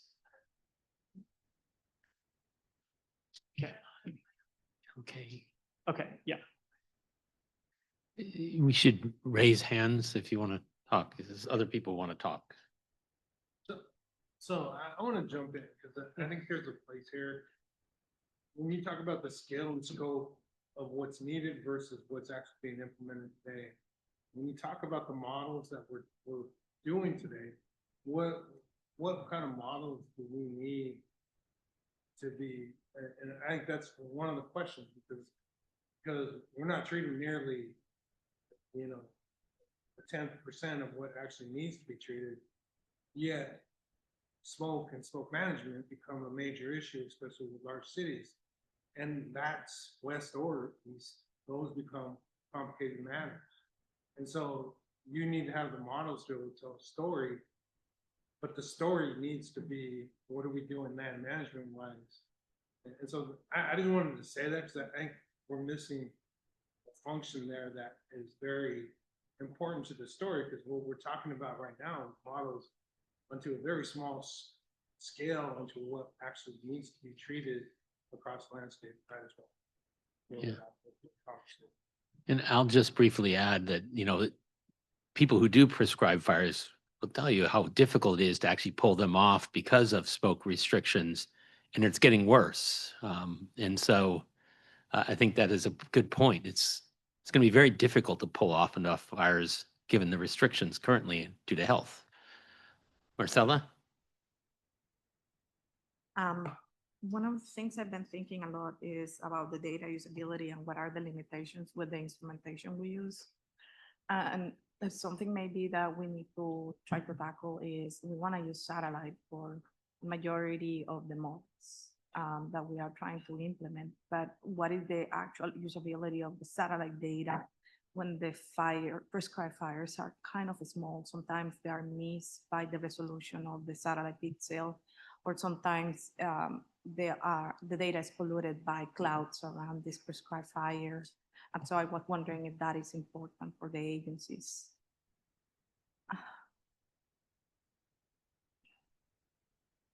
Is it, sorry, maybe I didn't get the entire, the point. If it's something that the agencies care, like trying to assimilate satellite data when the satellite data is actually incapable to see the prescribed fires, or by be polluted the information by the presence of clouds around the prescribed fires. I think getting to, correction algorithms or anything that's going to be in data assimilation, those are going to be, I think those are going to fall into that, the state of the science for correction. I mean, we all know with atmospheric retrievals, unless, often unless it's clear sky, you're going to have a lot of trouble with clouds in the way, high clouds, mid-level clouds, low clouds. So I think that those are going to be all within that state science, and especially looking, for some of the issues that you brought about. But data assimilation, absolutely, it's not just modeling. Data assimilation, I mean, that's a whole subfield in and of itself. That's very tough. And thinking about our fire spread models, our smoke models, even are they built to ingest a lot of those data? And so that's something that would be very useful for us, I know for NASA with their Global Modeling Assimilation Office, So those are going to be our, do we have the infrastructure to even, the capabilities to assimilate some of those data? So that, that question sort of triggered another opportunity in my mind, which is, sort of the ever-growing, chance to both map and sort of use AI ML computation techniques to estimate fuels at pretty fine scale. So if you're going to manage a, prescribed fire or fuels within a prescribed fire, treatment plus prescribed fire, you're going to be managing three dimensions. You're going to be pulling objects out, like trees. Andy Hudax joined the conversation, and thinking about how the various methods for estimating the accurate three-dimensional representation up to date on a particular plot of ground is not something that we've done independently of setting fires, but Luis was able to collect some of the three-dimensional fuel characteristics on the ground for us, and then fly in the Avarice ahead of time, gave hyperspectral signatures that property that we're burning at Fort Stewart. But I wonder if you're sequencing campaigns, you're not really, there's an opportunity to start with the imputation, the various methods or pathways to get three-dimensionality, high resolution, testing those. Can we get better than 30-meter resolution?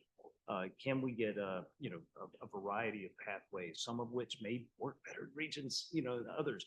How do we get to sagebrush or shrub and grassland ecosystems that are just really difficult to estimate remotely? But I could see there being almost like a fuels component, but you were thinking about satellite overwatch from a smoke perspective, but it also is going to be just this exceptionally rapidly growing and expanding data source for fuel and vegetation as well. So Talat would like to speak. I've been trying to formulate my question as others were holding theirs. But I guess if we're going to talk about the next 10 years, the models may change quite a bit with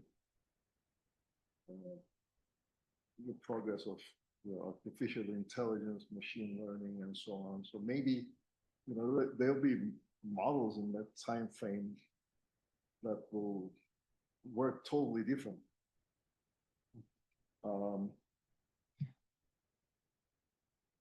So if we don't want to limit ourselves to current models and just look ahead for the possibility of other modeling concepts being developed in the future, I guess it's important to maybe try to prioritize some applications that would be most useful to you. And it's also a question that comes up with current models, because as some of these campaigns were designed for a specific purpose, so were the models, but today maybe they're being applied outside their original application areas. So I'm hearing things like, okay, so exposure of the firefighters or personnel on the ground conducting the prescribed fires, their exposure, and perhaps we can look at the immediate downwind, the wildland urban interface and the effects there.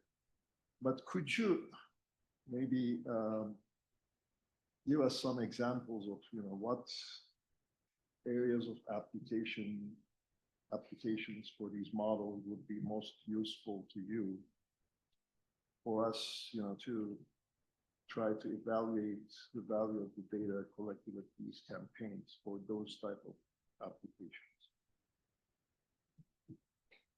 There's a couple of responses to that. Thank you for that. One is it does kind of maybe footstop a part of the conversation we had earlier, which is there may, if we have really good data sets that are, collected, archived and available, we don't want to go broke sampling the same fires over and over again, right? And so that may open up opportunity for digital campaigns later as especially AI driven, models kind of, really take over the field. So I mean, I'm wondering, do we have a similar opportunity for smoke and some of the fire behavior archival data as we anticipate the advancement in models? But the applications, I think, are relatively simple.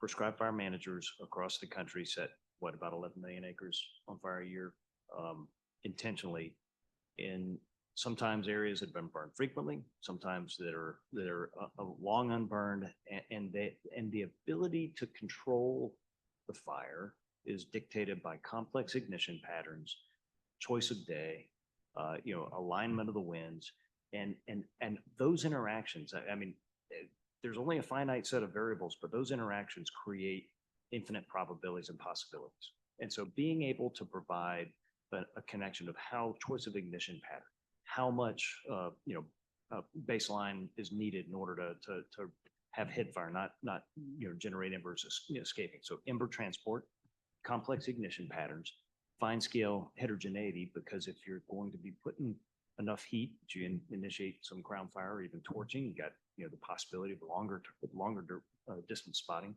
Like those are the kinds of phenomena that we don't have in the hands of the average burn manager. And so, Morgan's heard me say this a lot, but I think that the modeling tools we have coming online can easily be a flight simulator for burn bosses, right? I mean, they are good enough to represent the phenomena that you can prepare you for what could be. It's not saying this is perfect because, there's just an infinite amount of variability, but I'm really excited about complex ignitions, couple fire atmospheric processes that inject, emissions into the air, and how does that, some of the work that you've studied, how does that fall out down there? How does canopy, affect the ability of emissions to get into the atmosphere? And all of those couple fire atmospheric processes, every single burn boss has to do with every single burn. And we do not have the tool suite in their hands in an operational setting yet to do that in a way that is satisfying. I don't know. I don't want to overstate that, but definitely get some reaction. And I just want to add on to that, the atmospheric science side of that, understand, being able operationally having boundary layer characteristics, for instance. I mean, maybe I shouldn't have biased folks, but what are the minimum amounts, the minimum data that a burn boss on a prescribed fire needs to know and need to have in their hands to make sure that they're not smoking out a community, to make sure that there are other, safety or hazards that they should be aware of in terms of either it's, the relative humidities or, winds. Obviously, winds have to be in prescription. Canopy changes that. And so thinking about, where they have multiple levels vertically and horizontally, where those measurements are. What do those look like? So just wanted to add on the meteorological side of that. Okay. So I heard Kevin say computational campaign, I think. I did. I made it up. Computational campaign? Yeah. Oh. Yeah. So that's from where I said, it's a very important point. And until that moment, I didn't think of the campaign that we were focusing on as the computation. I thought field deployments, and that was the examples used. I think that's a whole set of things, right? To make the computational products authoritative for using that in different downstream components, like training AI emulators being one of the very current things. But there's definitely a trend toward needing those simulation products to drive different things. And is that included in the definition of campaign? the way I think about these are, I mean, I've been thinking about this for a little while, are like digital twins, for instance. I mean, we need, what is the minimum you need for a nature run for digital twins? And so just for baseline, having a background Earth or background geography. And you make perturbations to that. And you can run a digital simulation, and so you have a digital twin, one that is going to be looking at pre-active, post-fire environments, and you can compare with your nature run. What are those? I think we would want that to be the setup. This is not for I don't think the committee, that's beyond the scope for them to do, but thinking about, do we have the data even available for that? And if we don't, what are those gaps? That would be something that would be very, very helpful. I know there are basic science agencies or NSF is not in the room, but I'm sure, if I can extend, they would probably be very interested in something like that.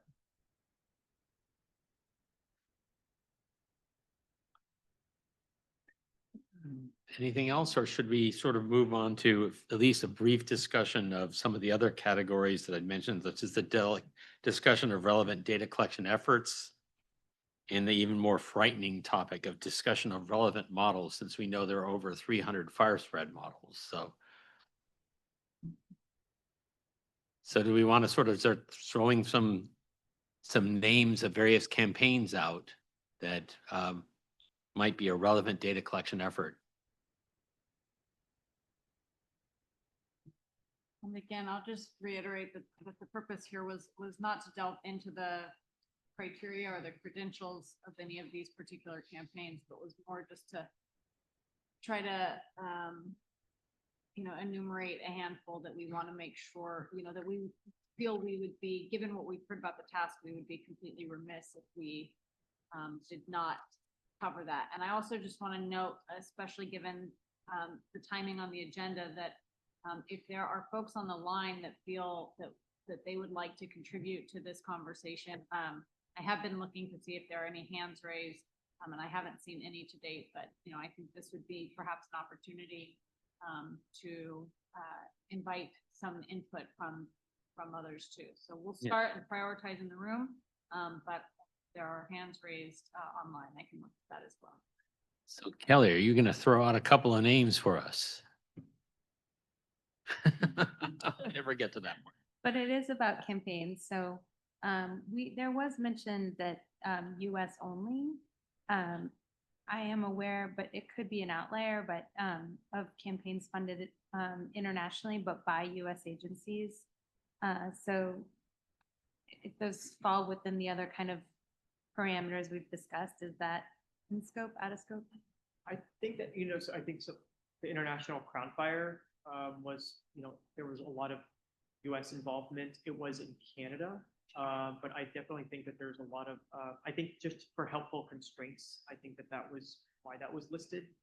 But yeah, I guess depending on, that's an example that happened internationally where there were US agencies involved. I guess so to follow up on that, does that mean we're avoiding those, or does that mean they're possible? That would be. That's possible. So, especially if there's, so things like Safari might be an option. Safari, I think. Africa. Yeah. It involved the US. NASA was pretty heavily involved, I think. Or actually, I can't remember if it was NASA or NSF, but. NASA org. And see, we're starting, I guess it depends on was the focus on fire like above, for instance, the Arctic Boreal Vulnerability Experiment, I think, from NASA, that had elements of fire in the boreal regions, but I don't think that would extend to be that was a fire-focused campaign where there were multiple, that there were agencies involved in the preparing and, within that governance structure. So I'm interpreting that as a yes, that a fire-focused international campaign with US support is open season. Yeah. to answer Kelly's question. Okay, Morgan, and then I see that Albert is up there too. Just a very brief, am I right that we have like 25 minutes left with these? Yes. So we should feel really good about where we are. This is a comment to all of us. We have 25 minutes left with them. So if there's anything else that is unclear, we need to go at them quickly before they escape. Yes, I will say, after this meeting, they are not off limits to Sure. us. So if additional clarification is needed at any point. But yes, we have 25 minutes with them in the room planning to talk about these issues, including task statement. Okay, so, well, first Albert. Thank you. Yes. In terms of experiment, there is also the Canadian mass fire experiment in 1989 that involved NIST and the Forest Service.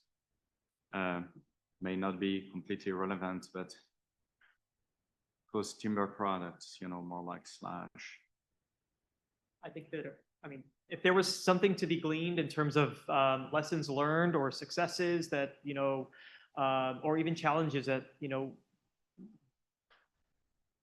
hosting or, having an experiment in another area outside the US, I think that would be something that would be very useful to this committee, or could be very useful. So I think I would leave that up to the committee, but that would be something that would be an example that would be within scope.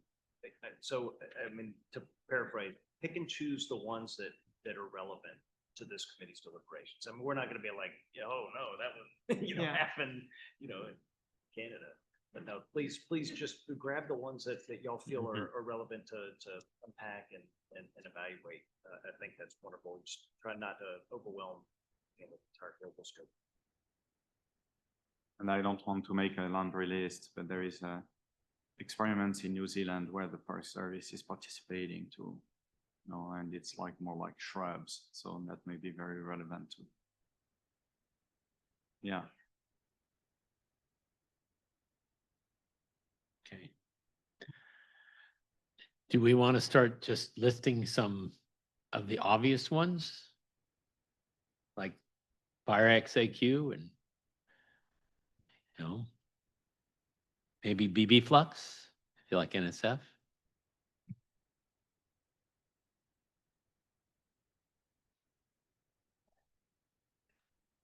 A question to the committee. I mean, is that helpful? Or do we feel like we have a pretty good grasp on this with our collective wisdom, or are we concerned that there may be some that will be overlooked if we don't have a more thorough discussion? I feel like that's something we could do offline for you. Yep. Chad, does your paper go through these? Like here's a laundry list of large coordinated campaign sorts of experiments? The cruise at all? The cruise paper does not, but I have the data set. And it has, the data set structure has every measurement. So like if there was a campaign that had 12 sensors, pseudo-replicated sensors on one prescribed fire would have 12 listings, but it has all the citations. So I think we could pull that to start and just toss out, ones that we don't think are worthwhile. Okay. Just to add to that, no air quality studies on that. Sorry, I saw Kelsey picking up, but it's only fire behavior, and it's unclear how much that would be at all useful for our topic of informing prescribed fire. So that might take a little filtering. Kelly? Yeah, so since Morgan reminded us that Aaron and Kevin are only going to be here for a little bit longer, I did have a question about models and scopes. So we're oftentimes talking about one modeling objective, right? Like smoke production or fire spread rates or something like that. But Kevin, you've mentioned like all the reasons that you do prescribe burning on DOD lands, and there's lots of reasons to do it on US forests. And I think this really goes back to Phil's point, which is that, right, there are multiple end objectives. And so I'm a little bit curious about thinking about, coupled models and how we optimize, for multiple endpoints at once, because we always have the problem of smoke. And right now, our smoke models, I don't think are good enough to even answer like smoke trade-offs. But one of the things like I feel like I'm often faced with is that we're unfair to these other objectives, right? If we don't think about the health of a certain landscape or cultural objectives, that we're just, it just sometimes feels like unfair. So I'm just curious how you feel about sort of trying to couple or optimization of multiple endpoints. That sounds wonderful. Morgan was making the point earlier about effectiveness, including effects, and why do we burn? Burn for cultural reasons, we burn for ecological reasons, risk reduction reasons, as wildlife habitat. I think that being able to test and evaluate a group or a suite of modeling tools, these coupled tools that actually can consume vegetation in 3 dimensions, helps us with our problem of near field plume injection heights. It helps us with understanding what controls over ignition pattern, managers have in lofting emissions. Then it cascades back into objectives. Did I intend to burn the entire unit or leave some action unburned? Is the mosaic good for wildlife or not what was intended if you're managing for Mexican spotted owl? I think that the opportunity is endless when we think about sort of the finer scale, coupled bioatmospheric interactions that managers are managing anyway. I mean, they're just doing it without the physics to help in many cases. But I think it does help us hit this whole suite of objectives that cover the run the gamut of why we burn. And frankly, it opens up opportunities to evaluate alternatives to the way that we do it. If it's very structured, does it open up windows that we thought were closed because we were unnecessarily misunderstanding, say, the physics or the transport. I'm still fascinated by planetary boundary layer, because so often prescribed fires are occurring, mid to late morning, while you're getting, this mixing height dynamic and drying dynamics. There's so many things that are leading to a threshold of combustion that are occurring at multiple scales. And even the tools that we have available to us to model at that scale may not be able to capture the entire dynamic of the 2,000 or 3,000 hectare prescribed fire. So, I think that the future may end up being not just the tools we have, but that evaluating how we can predict and how well we predict some of these finer scale processes that aggregate up to larger scale pattern is really important. I mean, for all objectives, right? But how the models do that, I don't know. I mean, y'all are the experts. I mean, and that's something that I think, that was a really big piece here of looking to the committee to help state where, looking at coupled modeling, for instance. You can't get the emissions without understanding fuels, but you've got to start somewhere. From the emissions, getting to transport and dispersion modeling. Knowing whether it's going to be, long-range transport or going to affect a nearby community. I mean, the smoke here in DC last week was actually coming off the East Coast. It was going around the high pressure system and coming back from offshore back to on land. I don't know if a lot of people really paid attention. They just said, oh, it's smoke from the Canadian wildfires. But it took a lot longer time to get here because of those atmospheric pathways. Being able to understand is, that may not be super important for land managers or for folks on the ground, but that aged smoke may be something that's helpful for health scientists. And so understanding, getting to this coupling, I think, is vital. And helping, we're really looking for this committee to help assess the state of the science and push the science by understanding these gaps. Where do we need to put more investments into? And really think about these recommendations of what we could do over the next decade, 5 years, decade and beyond. Okay, Rod was the next, then I don't know who is ahead, Tirtha or Derek.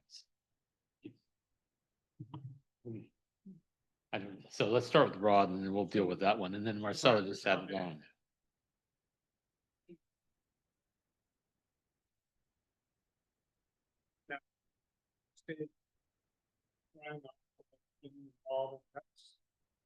Very dynamic.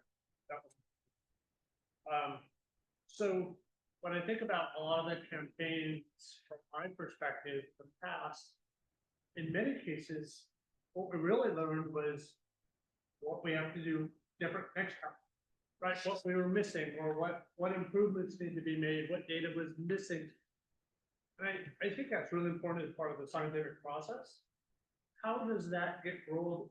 It's an expensive part when we're doing these multi-million-dollar campaigns, but how would you like us to roll that into the way we frame this? Because I mean, even the last Fort Stewart,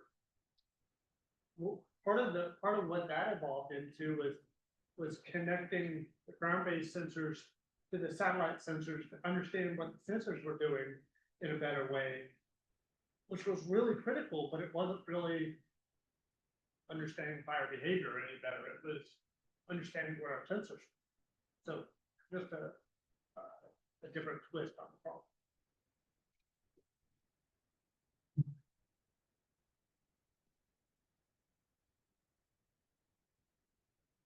You stunned them into silence. Maybe should we move on, or? It's supposed.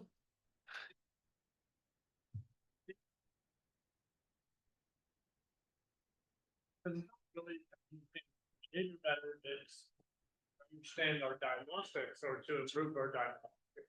Yeah, so I think that challenges, lessons learned, we have to get those out there because we keep repeating the same mistakes, whether it's upwind, boundary layer winds, boundary layer for the, for the modeling, not planetary, but like those key challenges related, I think is essential. I mean, even some of the conversation that we were having earlier about to use the model to establish the, sampling protocol. If you're not, if you need to think about sensor placement, Buddy Mel's got an amazing paper on the Camp Swift experience, on how you might validate a couple fire atmospheric behavior modeling. The suite of objectives, though, I mean, I think where we hit it, where we often hit is when we've got an objective about how we measure fire. Now we've got a tool, it's a validated tool, let's go use the tool for the next one. But like that sequencing, this longitudinal sequencing, well, now we've got some tools in the toolbox to get overwhelmed. Can we get it at scales that matter to your model or to Adam's model? And then, do they produce the fire effects that or combustion patterns that inject heights or inject the smoke in the right in the right way through a canopy or into the lower atmosphere? I don't know what the sequence is, but it seems like where we get it right, it's a very discrete suite of questions, and we don't bite off too much. But yeah, I don't know that we get it right with respect to the modeling very often, if at all. And that is one of the motivations for this particular Academy report, is that if we're going to keep doing this, let's figure out how to get it right and move together quicker, faster, better. Okay, well, I'm going to use geography to choose the next question. Tirtha, you're closer to me. Sounds good. Literally as well in terms of where we are. So I want to bring up a topic which I haven't discussed much, but is a result of a lot of interaction with escape. So the risk of escape, and escape can happen from either, let's say fire behavior is one of the causes, of course, but it could be firebrand, it could be also poor planning under certain situations. So as a task for this committee, how do you want to think about escape? Is it like a should we think about it as from specific model perspective, or because in some cases, we could think about escape risk using statistical models, using long-term records and geographical data. So how do you want to think about that problem? Safety, it's one of our outcomes, desired outcomes, and I don't know.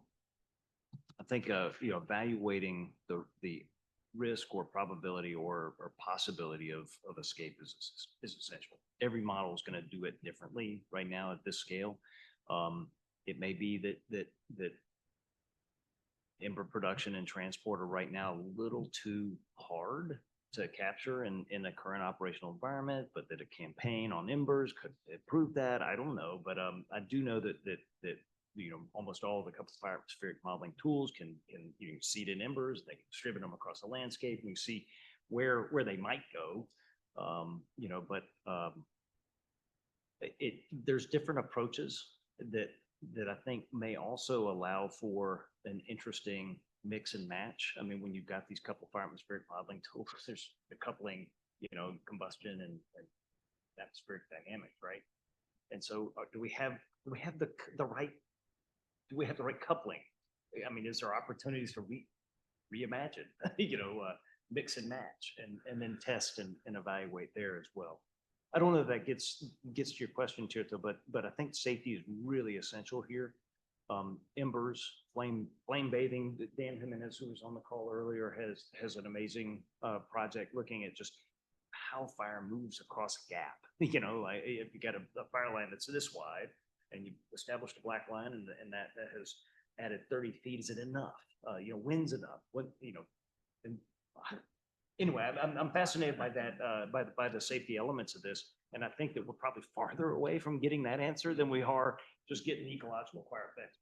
And I think that just adding, I'll pick up right where you just left off, is thinking about where are we in terms of, I mean, where are we? Where have we come from when it comes to escapes?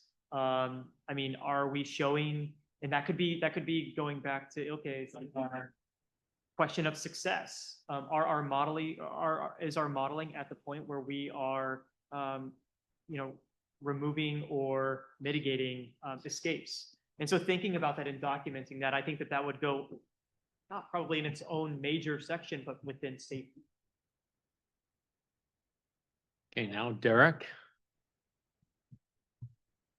So a lot of what Rod said, I think, overlaps what I was thinking, but I'll just put it on the record. We're on this data collection efforts bullet point, and I think a lot of that has been campaign focused, but a lot of these campaigns are also leveraging things like operational satellite missions. So since we haven't explicitly mentioned it, I'm just wondering if reviewing current or planned missions perhaps is too granular for this effort, or if we consider the capabilities of some of these upcoming and planned missions, is that helpful for guiding future priorities or potentially couching that within like interagency frameworks? And some of these have been mentioned before. UAV SAR was mentioned as a precursor for like NISAR, which is launched but is not actively, we don't have calibrated data for that, but we expect that we might and could be useful for feeding into a modeling framework.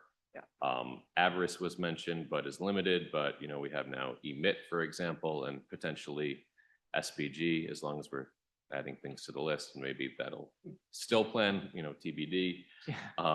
EcoStress is out there, but then that makes me think of commercial missions also, and we haven't really thought about or talked explicitly about commercial opportunities. I'm thinking like Muon Space, et cetera. And there's a whole list of these now because wildfire is a big topic. And everyone claims that they have a satellite that's going to do everything, but we know there's limitations also. So again, rather than just opening this up too much while you guys are here, getting a sense of your perspective on that. Yeah, Derek, this is a great question in terms of yes, pointedly. To expand, we were, UAV SAR, for instance, was flying before as like for proof of concept. Over the Western US, over incidents of opportunity. I would say as long as they are kind of parts of these larger information or data campaigns. These one-offs where these flights of just the proof of concept itself probably wouldn't fit within the scope here. But as long as it's when like a larger, I think Master or Everest were part of FASME, for instance. I think at least one of those were. UAV SAR, I believe, was as well, and NISAR was launched a week and a half ago. So thinking about,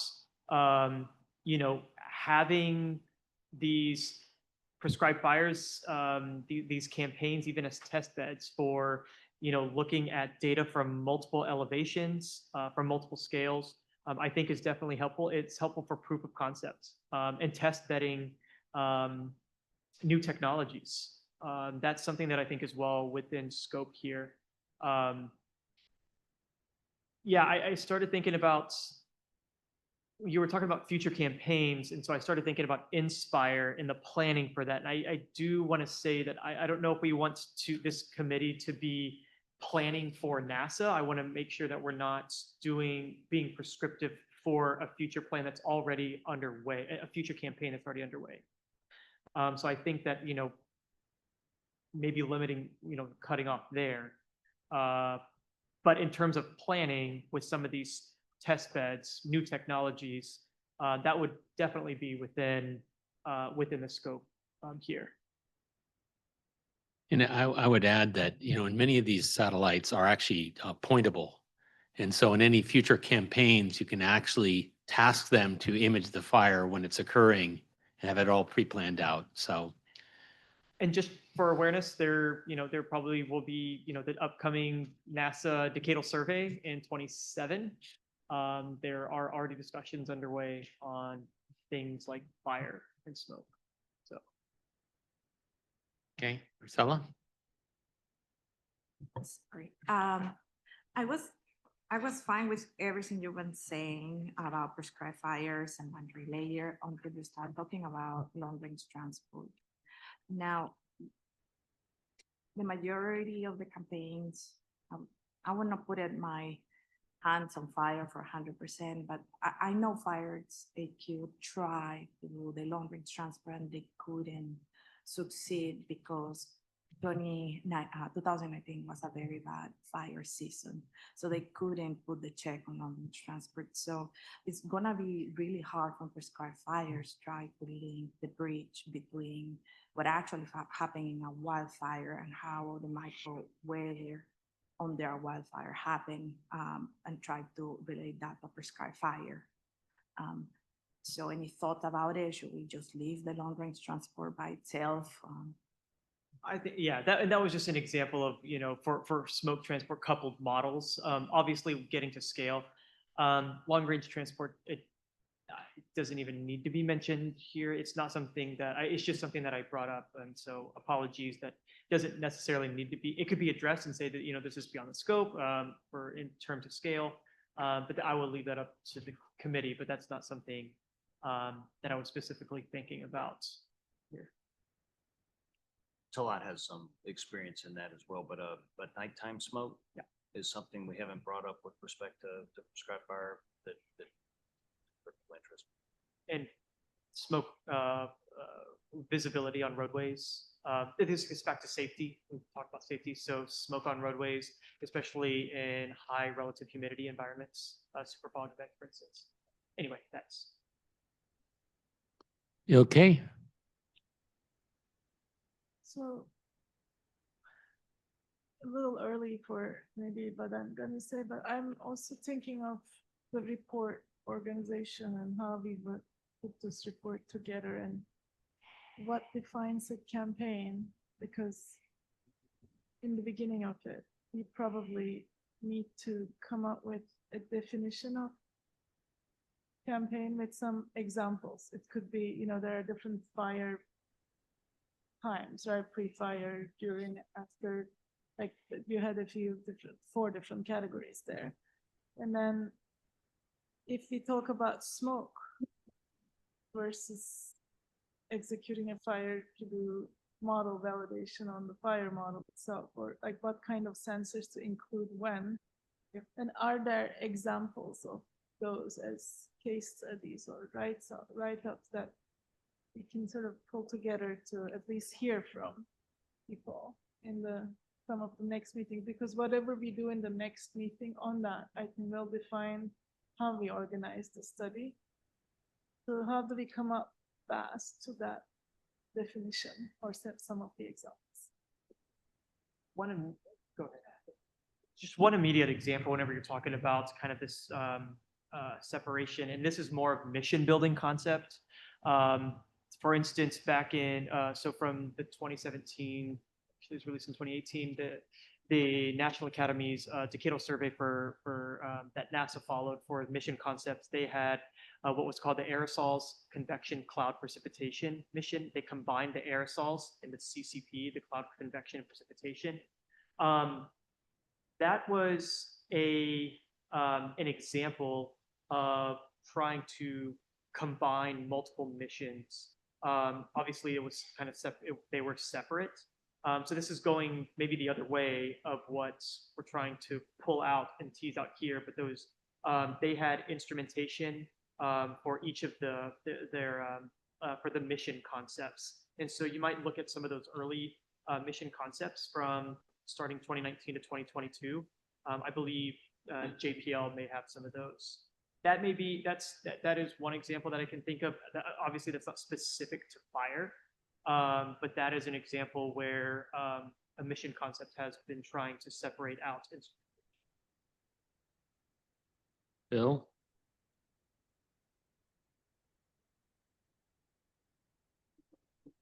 Okay, I'm trying to think how to ask this question. Because I come from a very rural community, not the most savvy on the technical side, and we're expected, with the increase in technology. How do you see this being implemented in some of our communities that need these tools but may not have the resources to utilize? How does that fit in this picture that we're talking? I don't know that we're going to get to prescribed kind of end user outcomes, but one of the things that I know that ILCAI has been working on are just web enabled, tools. And I mean, oddly, it's exactly what we've been pushing through our program to get back to our DoD end user community. Getting tools that are standalone code to load up on your machine. Nah, that ain't happening. And so, really being able to think about how to serve data tools and information to, all end users. I think web enabled, linked APIs, the way that BurnPro 3D and others have done, kind of approached it, I think is the future. And having the accessibility as the end goal in mind is interesting, as a challenge to that effective outcome. I do know that as impressive as having that NAVRS 3 data, in the hands of managers as you're watching that prescribed fire was, it's an expensive experience that it won't be replicated everywhere. But being able to think about how you might display that or others, again, on the web, and even if it's in a retrospective way, might again make this accessible to a broader community that I mean, I'm not tech savvy. If I can use it, that's pretty much anybody can, but it is a really important point, I think, as we look at expanding the safe, effective use of prescribed fire. It's got the tools, if they're going to help that, have to hit a variety of end users, and they're not all going to be computer scientists. Just having your perspective here, though, I think is going to help a lot with this understanding either the outcomes or the end users, at scale. Obviously, I wish Mike was here to talk about, there are incidents of opportunity, for instance, for prescribed fires, understanding there are sensitivities and even limitations coming from a federal agency working with, cultural burning, for instance, with data sovereignty. But how do we approach that? How do we consider the data management approach where we are learning, from each other nation to nation? That would be something that I think, that could be helped here to learn. And the reason I was, kind of pointing at Mike is, they do these overflights, for instance, where if you're looking at ignition pattern, you're able to, help, look from the sky versus, just from your eye, how things are burning and being able to understand from a different perspective. So that would be something that, NASA does and has, deploys their assets for that. Oh, yeah, that's, yeah. Oh, no. So then automate. Yeah. Yeah. So, yeah, and so the automation stuff and getting some of that software and being able to, ingest that and use that. So I think Stacy's hand is up, and I'm hoping her comment will be that we need to take a brief break and that we are supposed to having our speaker at 3. Was that it?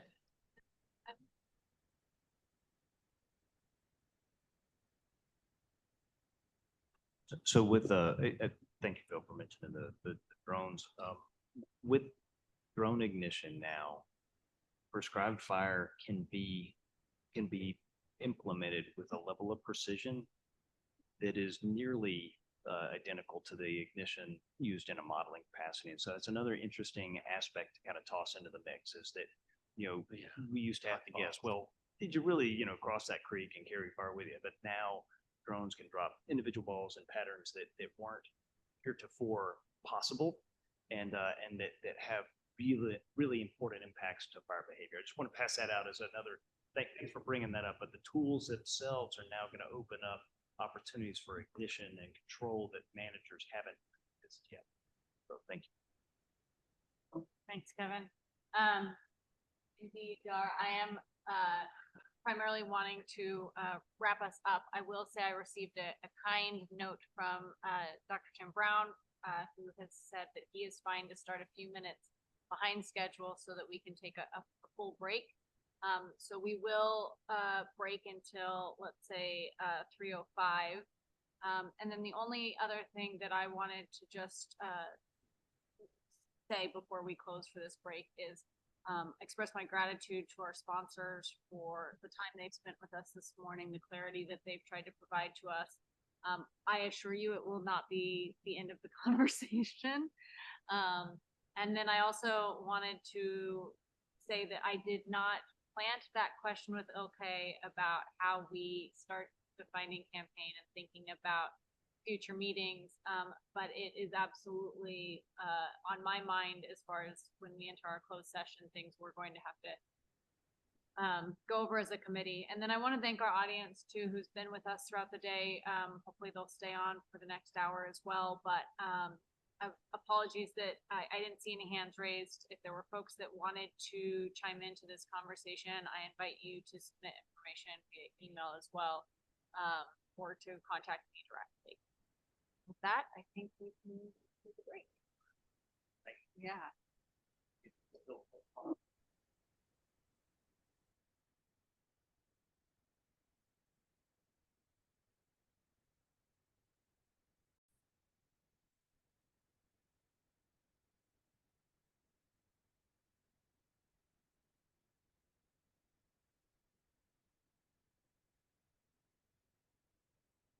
To Tim Brown. Thank you. From the Desert Research Institute. Tim, if you'd like, go ahead and feel free to introduce yourself, and you can go ahead and get started. All right, thank you. Good afternoon, everyone. What a fine looking group you are. That's a great camera angle, looking at that table. And I think I know several of you in the room. But yes, I'm Tim Brown, research professor at the Desert Research Institute in sunny Reno, Nevada. I've been part of FASME since its beginning, which is well over 10 years now, I think, when all this started. So what I'm going to do today, this was actually a modified version of an Adam Watts presentation. So Adam is U.S. Forest Service. He's the PI of FASME for the Forest Service. And so I tuned it up a little bit for this audience, and it's rated PG, so you won't have to worry about that. And what I want to do is go through a little bit of the background and some of the things that's been done and where we're at the moment with it. And this group of pictures down here at the bottom, I mean, these are we've had lots of collaboration with groups over the years, and this is probably the latest iteration of folks, but wouldn't necessarily represent everyone through all time. When all this started, it was recognized that there were some gaps, significant gaps related to observations and the modeling. One of those is plume dynamics, as shown here. So the thought was, well, maybe we could heavily instrument plumes at a burn site with radar and LiDAR and satellite observations, whatever it took to begin to get a really good grasp on what's going on with the plumes. But to do that, of course, you need to know also things about the burned area and the fuel loading and the consumption and the emissions, ultimately production, dispersion, concentration. And I think folks would generally agree that in terms of airs that might propagate through a system, that fuel loading maybe is the first largest, but the second largest consumption itself. So again, this is really just highlighting gaps, needed measurements, observations to help with this. And then, of course, the fuels is complex and such as the loading and the size, the arrangement, continuity, fuel moisture, those sorts of things. So all this, by the way, is described in NWCG's RX 410 courses on smoke management techniques. We also recognize that there were many modeling systems out there. This list does not represent all, and it sounds like you have a very large list, if I heard that number correctly, like 300 from earlier. But we were focused on, I guess, well, several aspects of models. They could have been statistical, they could have been dynamical models, or could be those things. Some of them are more research oriented, and some of them are more operational aimed. Some of these, with time, will become more operational with computing resources and improvements in data ingestion and so forth. So ultimately, the goal here is to be able to collect observations and have that be used in modeling systems to improve those modeling systems, not only from the research perspective, but also from the operational perspective, where appropriate to do that. And of course, when you think of models, there's also systems, not strictly just models, but systems such as this Blue Sky system, which you can see over here on the left has lots of different potential inputs that can go into it. 3 different ways to think about fuel characteristics, 3 different ways to think about consumption, emission factors, and then you have the temporal allocation of the emissions, maybe through these methods. You got the vertical allocation through these methods. All this is modeled so that you get an atmospheric component, And it's ground observations, it's upper air, upper atmosphere observations, satellite observations. So really a complete system here is needed to really begin to get to the profile of, say, smoke emissions that you might be after. And in a system like this, like Sarah here, the smoke emissions reference application, there are these other gases and aerosols, that are included in this. And of course, something like WRF-Chem can get into more details about things other than just the PM 2.5. Okay, so you already know this, but back then, 10 or more years ago, when we started thinking about this, it was things like the Smoke and Emissions Model Intercomparison Project that highlighted some gaps and some needs for improvement. There was lots of conversation about the need for data sets for development, evaluation, and improvement. And also attempts, so a field program to collect data from common fire events, such as RX Cadre, for example.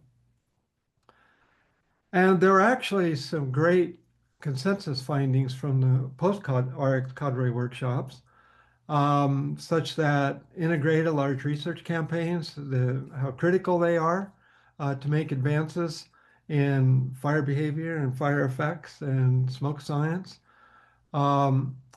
That an investment in coordinated sampling, what that would bring in terms of benefits to the science community and to the managers who rely on these things from the operational perspectives.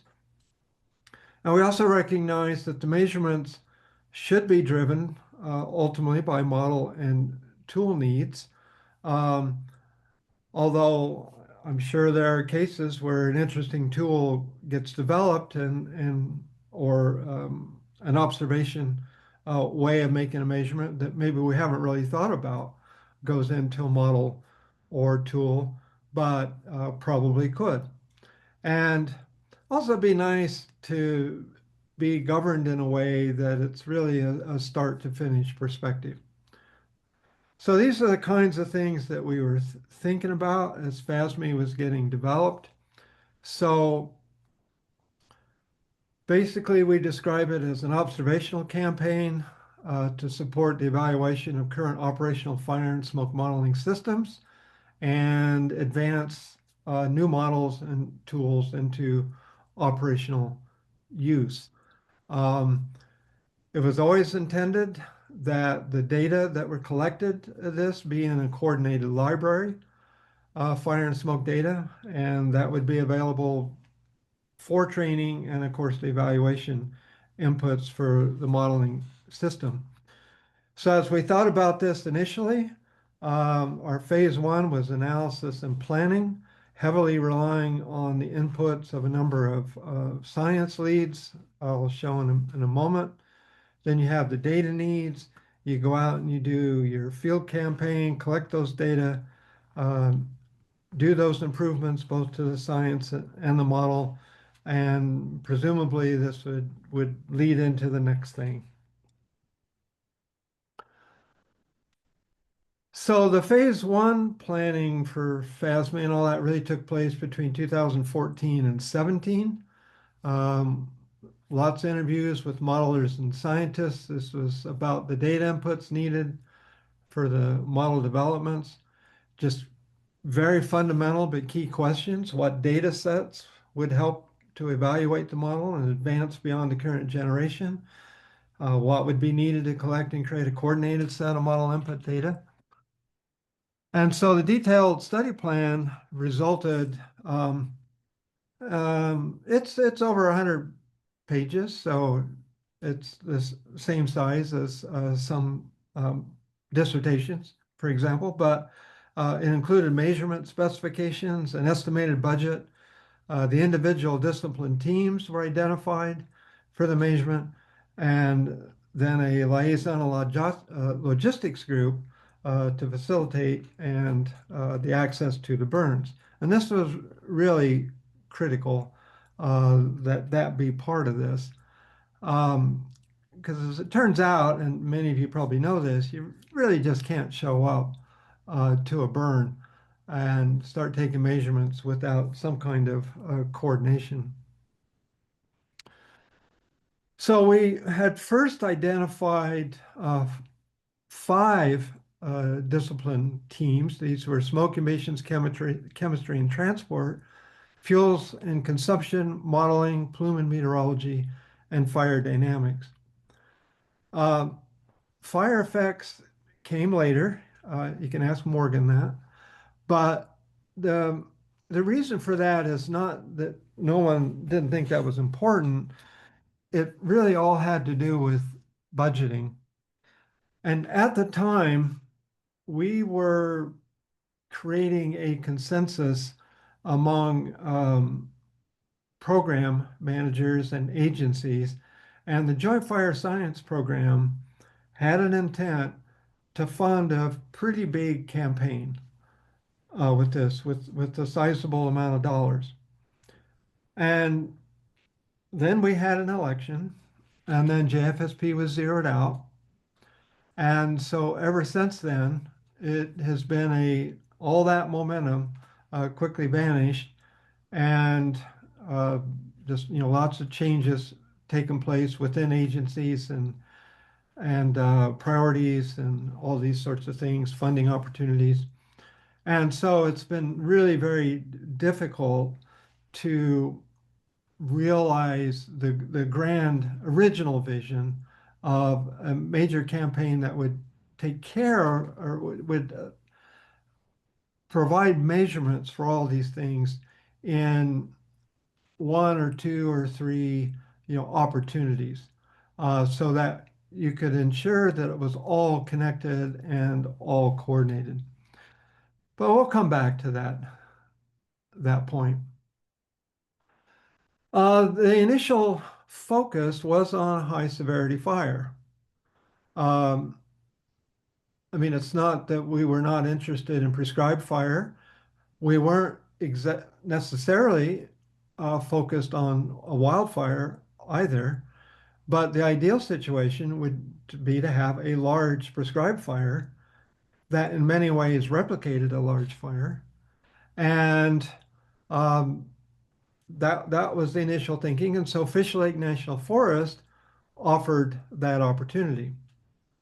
But at the same time, we knew things like some modeling requires like simpler terrain, for example. Was starting to be this renewed emphasis on prescribed fire. And other complexities like, well, the need for reduced uncertainty related to smoldering, say in organic soils and the PM 2.5 production related to that. So all these things were being thought about, but the initial focus was on these high intensity wildfire surrogate burns and at Fish Lake. And I think many of you have seen this, but maybe not all. So here's one of the camera systems that was set up inside. By the way, you get a really good sense here of what the fuel was like on the ground there. I think there's a way to turn the audio on for you. But if you have that closed captioned out in the bottom, it would say roaring fire. I'll just let this play here for a moment.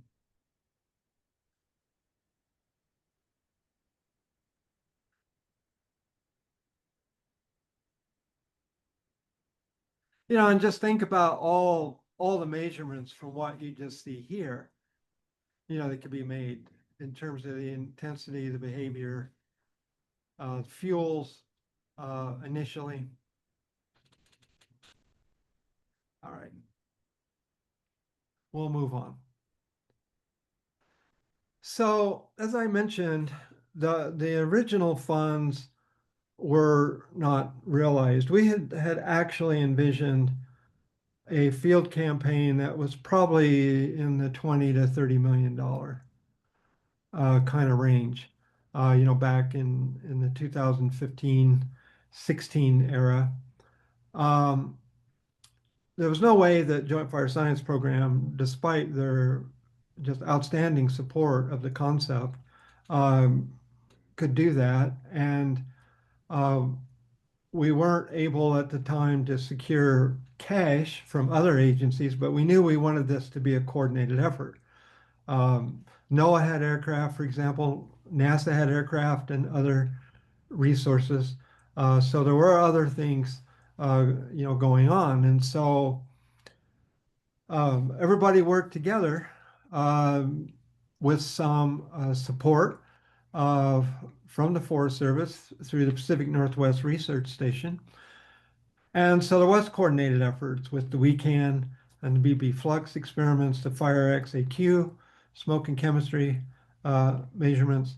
And so that was great. And so there were outputs from that, publications and the data sets. And there's still things coming from that.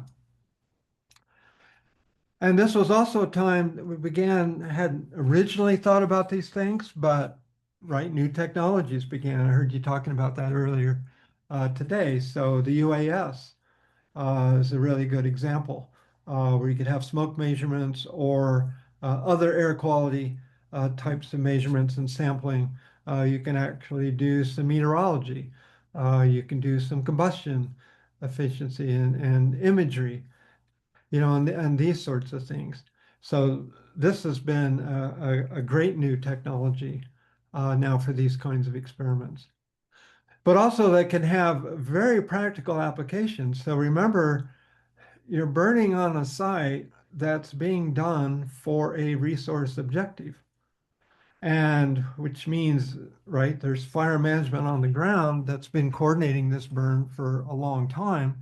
And so things that the experiment can assist with them is also going to be highly beneficial, such as, the potential for firefighter smoke exposure, or some kind of assistance, in directing the holding of a line or the, mop up by air, locating spots, following prescribed burns. It can be very simple things, but yet highly beneficial.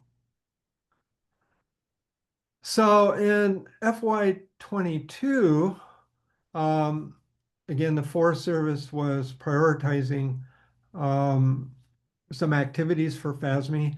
And so we began with some reorganization of the disciplines, recruitment of new partners. Of course, there was a resumption of the field campaigns post-pandemic. Starting to bring in some new emphasis areas such as data integration and management, more partnerships and outreach, carbon and climate, at least at the time.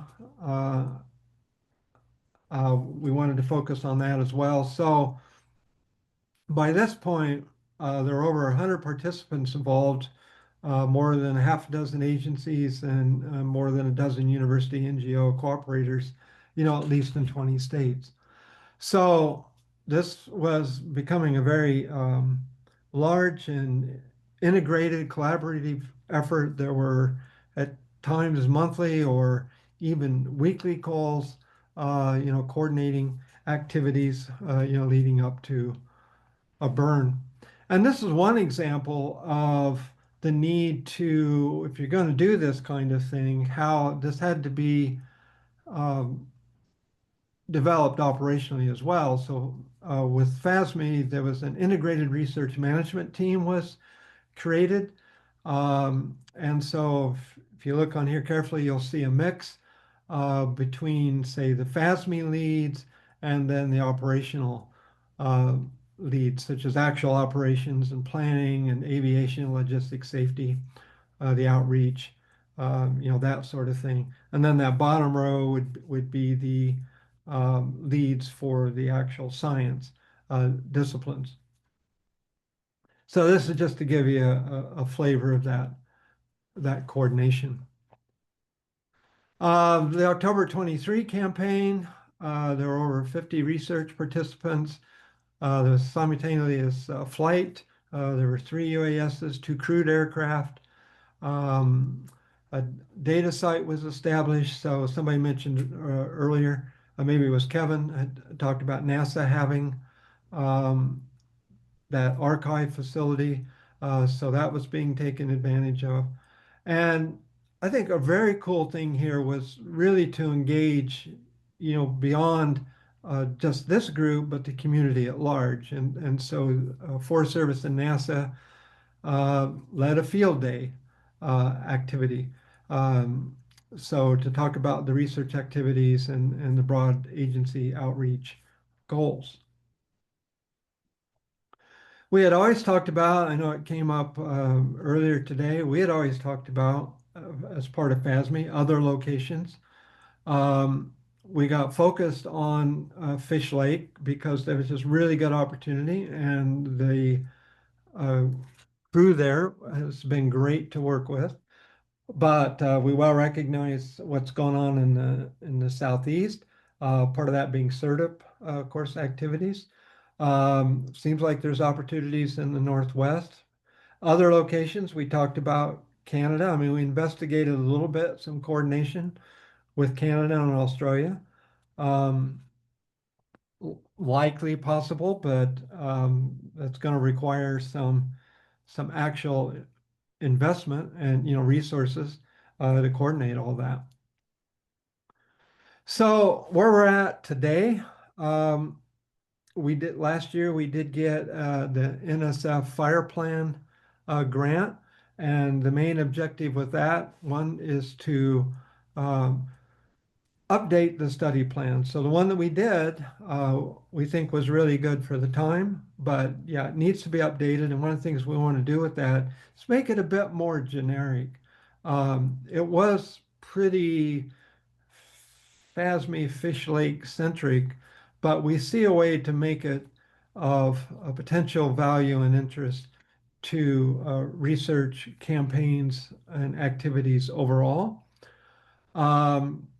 So back in May, we had a study plan and work plan update where we did talk about new science and needs. And so this is getting in the process of getting incorporated into that plan. Our data modeling workshop, we originally thought in January. We haven't done that yet, but we're working on figuring out when best to do that. But it is the idea, we've got all this data, but it's data from a lot of different disciplines. So that needs to be organized and coordinated in a way that makes it very accessible and allows for it to make sense. I think this is just a closing slide. There's a couple of links here where some things are posted online.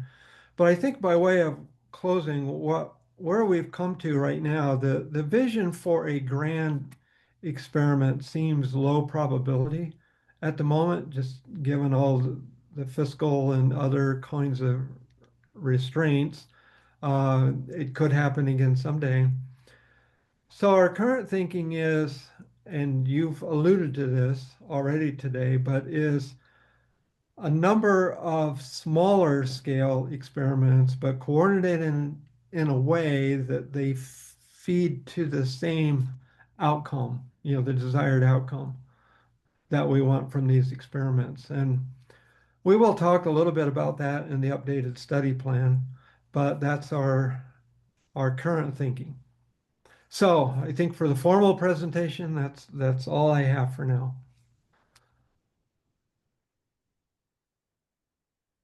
Thank you, Tim.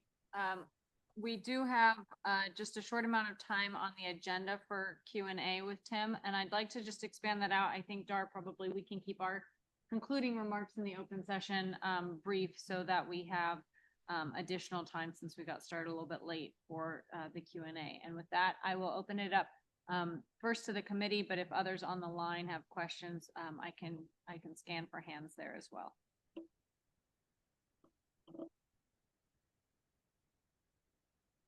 Questions on that? Yep, Kelly? Thanks, Tim. This is Kelly. So I think one of the things that I wrote down that I think seems like a success of FASME is that you definitely engaged multiple agencies and, you were successful in getting burns on the ground with multiple agencies. And I guess I'm wondering from you what you think worked well, what enabled that, and maybe what were some challenges that you faced in doing that? Yes, first, in terms of engaging agencies, I think it was, a recognition right up front that these partners were needed. So what are they working on? And so it was just physically organizing meetings, traveling around. This was a time when people could travel. So we could go to NOAA in Boulder or come out to DC or wherever we needed to go, to meet with people. A critical, the short answer to working with the burners folks on the ground was Roger Otmar. And what I mean by that is an individual that has that trust and connection to the fire management community. That's just absolutely critical to be able to do that. So if that person already exists, great. If not, then someone needs to take the time to develop those relationships. Well, again, the biggest challenge was, and I kept thinking all along, at least from my perspective, I mean, never, I'm not the lead on this, I was the co-lead.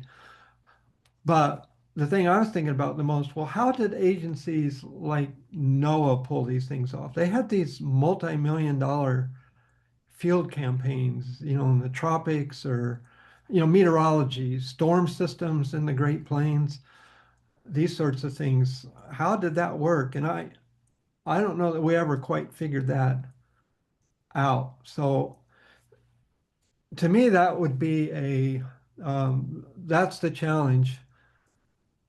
Figure out at what levels, and some of that is probably timing. Of course, certain things do need to line up. am optimistic that a report like you will produce will actually be a guide at various levels to support both smaller scale experiments, but also potentially again sometime down the road these a larger experiment. We need a community that says this is important. And we need, of course, fire management to say it's important as well. And that was one of the beauties with Fish Lake. They really liked the concept and what they might be able to take back, from the findings.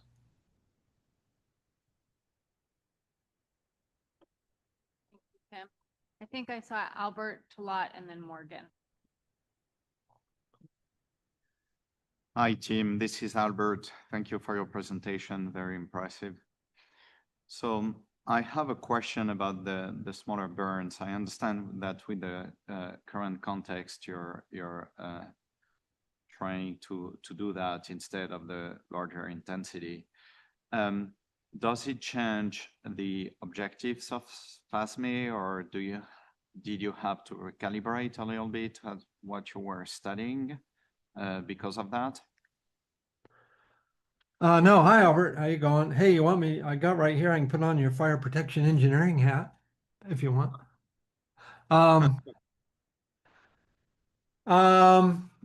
No, I don't think so. But that's why I say in this new study plan update, we want to talk about that such that these smaller experiments can be coordinated in a bigger picture.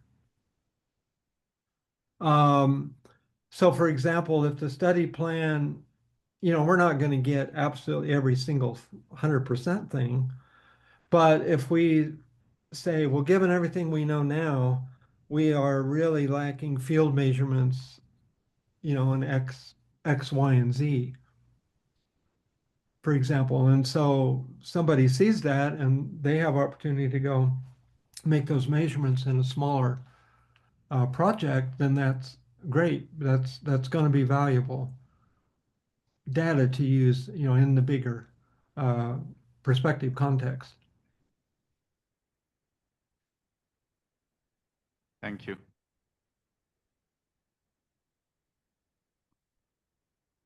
Hi, Tim. This is Talat Otman. Thank you for your excellent presentation. And my question is actually a follow-up. When you said, smaller experiments could be designed, I started thinking about maybe taking out some of the components, the 6 components that you had on your slides, maybe doing campaigns focused on some of those elements or compartments, if you want to call them. But then, without the fuels component, you cannot do dynamics, bloom dynamics. Right. Well, you can take out the 5FX component. Can you give us your perspective of, what is essential, what has to be absolutely there in these smaller campaigns, such that, there's some still value in pursuing such small efforts. And then also, could you comment on whether, that's a clever approach, or is it really better to, maybe spend more money and do these more comprehensive campaigns? Would that be ultimately more cost effective for the knowledge, that it would produce? Yeah, it's an excellent question. So for the first part, I suggest that it's fuels.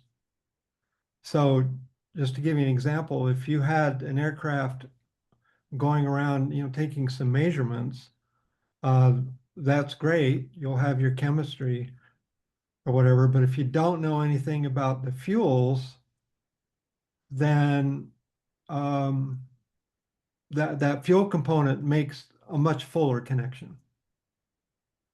That's what I'm saying. And so that has happened before, where there'll be some researchers who will go out and do those fuels, and then so we have a good idea of that structure, and then someone else comes along and is taking some other kinds of measurement.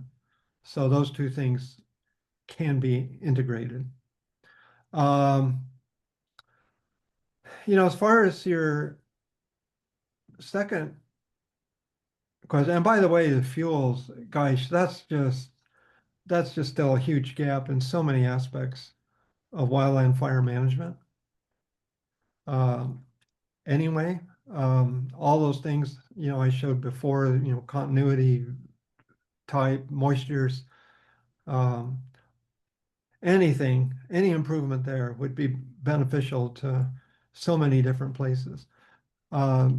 If I could have my wish for a grand plan of fire, it would be a vastly improved network of fuels information. And I think we're getting there, but I think we're also a ways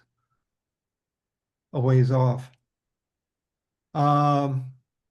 Regarding the second question, yeah, I mean, that's good. And I've been viewing the smaller fires as Plan B.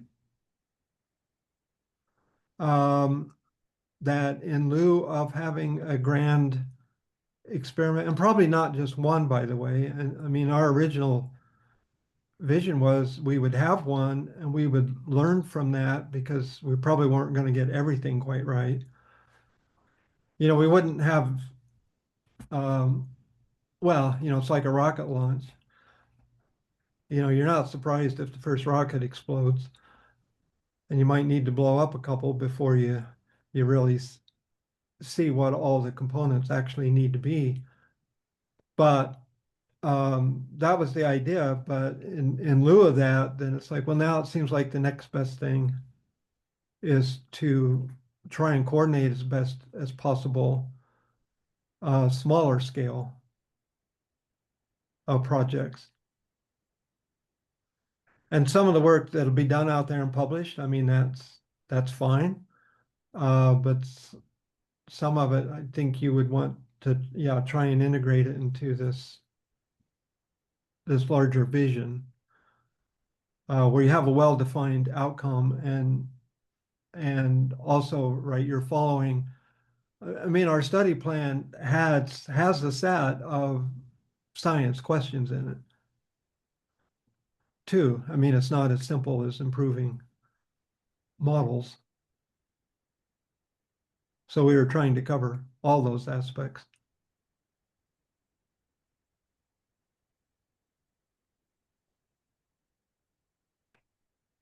Morgan? But Tim, thanks for your presentation. The thing that your talk triggers for me is the comment that you made about other research fields tackling a similar sort of magnitude of an issue, and how they pull it off. And from a prescribed fire standpoint, those Utah burns and the other burns I think that we'll see in the other campaigns, the burn is not being conducted for research. It's it's opportunistic. And that is, like we were talking earlier, it's striking to me. And so that part is something, as we think about these campaigns, they're burning for some reason, you're a guest, all of that structure to me is awkward for us thinking about campaigns in the future.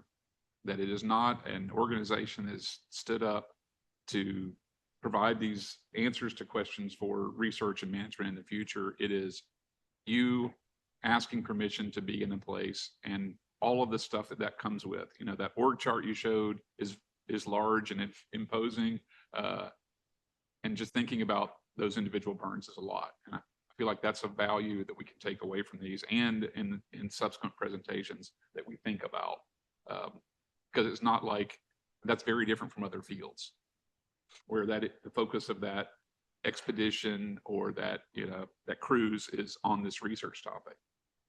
And that's something that's heavy on all of us to think about this in the future. So that was my observation. That's an excellent point, Morgan, absolutely. But I don't think we have to worry about going back to Fish Lake now, right?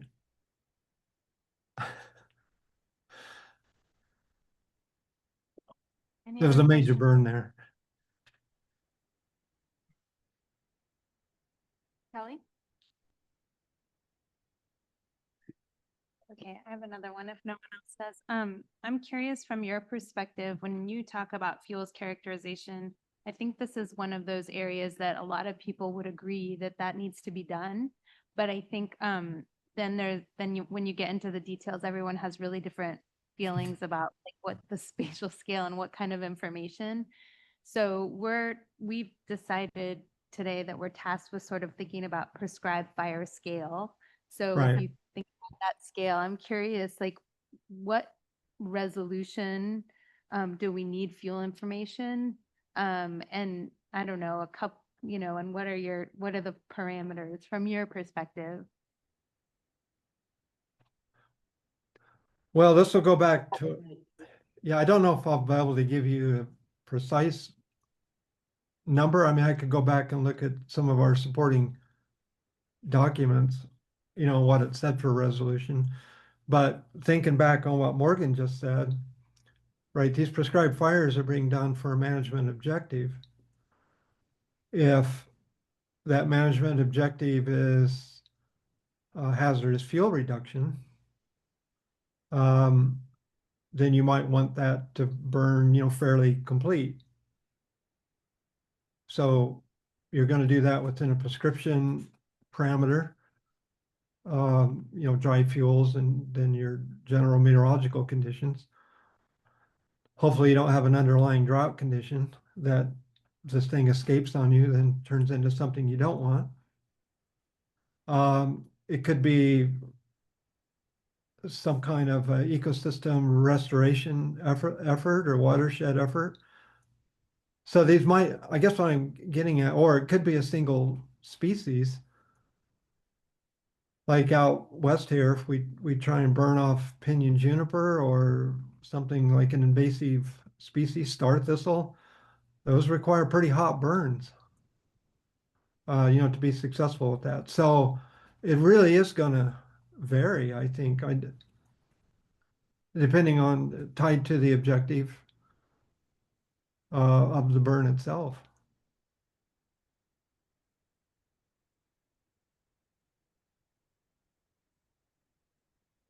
But in the study plan, there were, from the modeling perspective and the measurement perspective, there a lot of details were put together about spatial and temporal measurements. I'm just not going to remember all of them off the top of my head.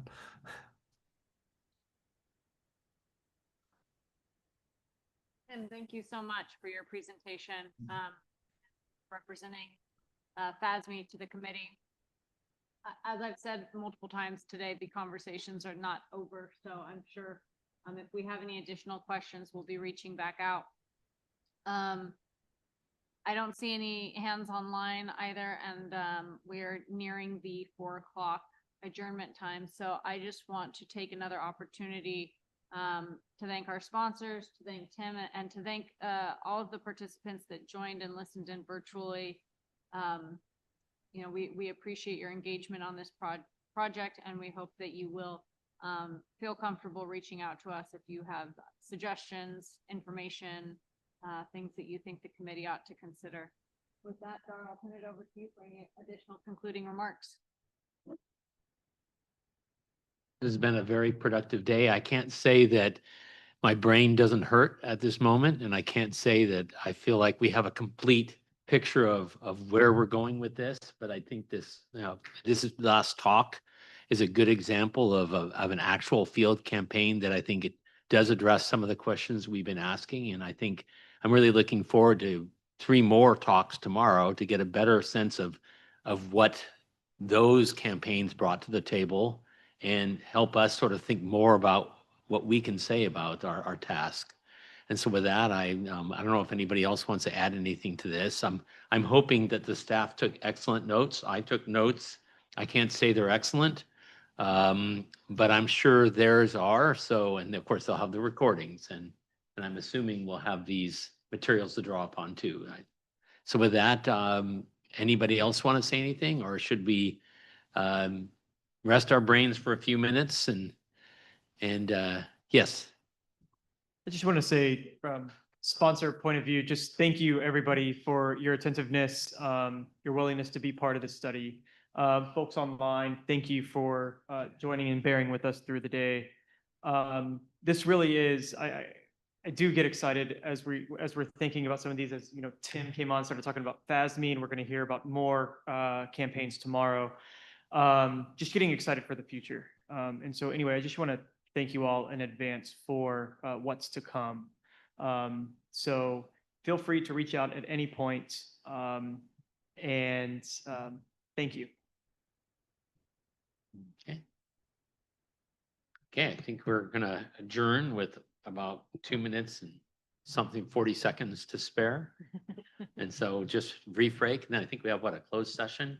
Exactly. Yeah. And for the committee members, I suggest we take another maybe 10 minutes and we can reconvene here a few minutes.